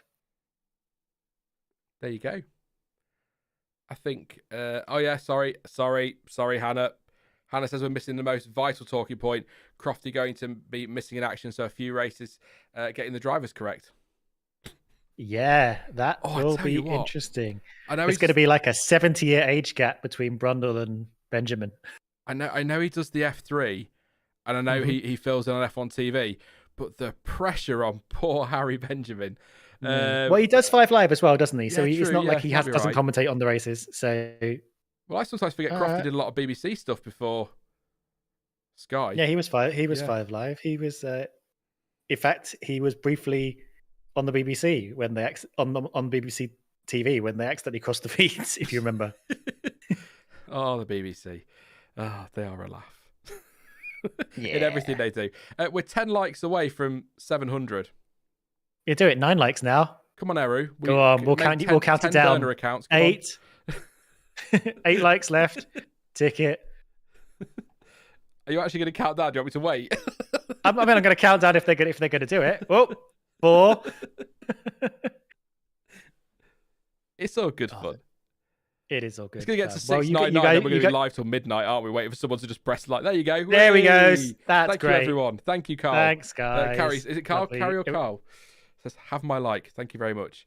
Eru created 30 burner accounts quickly just to like it. We'll wrap it up there then, Stuart. One more day to go, and then you get a break from me for a week and a bit, which I'm sure you'll be thrilled about. Thank you to Yori, by the way, for the late super chat there. Yori1234, thank you so much for your continued support, mate. Really appreciate that one. One more to go, and tomorrow's the day where we get all excited about potentially some super quick times at the end, and then we don't get any super quick times at the end, but we can dream for the day. I'm looking forward to it, and hopefully have a better idea of who's where. Not that we've got that long to find out, to be fair. No, it's going to be great. I'm excited about it. Awesome. If any of you guys come back tomorrow, definitely think of some weird hypothetical questions to ask us that we can mull over. Yes, day 3 is a good day for that. Yes, weird hypothetical questions. Any more driver sponsor, title sponsor things like the Pepsi Max Verstappen? That was great. And we'll see you tomorrow. Thank you very much, Stuart. It's been fantastic as always. And if I don't talk to you before, I'll talk to you 11 o'clock tomorrow. Perfect. See you then. Bye-bye. Bye. Thank you very much to Stuart and to everybody for tuning in as well. Great to have you here, as always. As I said there, we'll be back in the morning, 11 a.m. until 4 p.m. GMT. Again, just for anybody that's wondering, that's the best I could do this year in terms of hours. Maybe we'll get back to some longer streams next year, but I think 5 hours a day feels about right, to be honest. It did yesterday, and it does today, so I'm quite happy with that. Thank you as well for all your super chats, your PayPal contributions as well. I'm not sure we'll get £250 tomorrow, but you never know. We'll aim for it. And thank you for your likes as well to get us over 745 now, so that's really appreciated. Thanks everyone for tuning in. It's been a lot of fun. You can follow me on social media at F1 Word or the F1 Word. I'm around there somewhere. You can also follow Stuart. His link should be in the description as well. If it isn't, I'll pop it in later. And to anyone who watches this later, I will not be time-stamping these live streams. I will put a start time and that's it, because I am not listening to this nonsense for 5 hours again to timestamp it. But as ever, thank you for watching. I've been Sean. This has been the F1 Word. And until tomorrow morning, goodbye.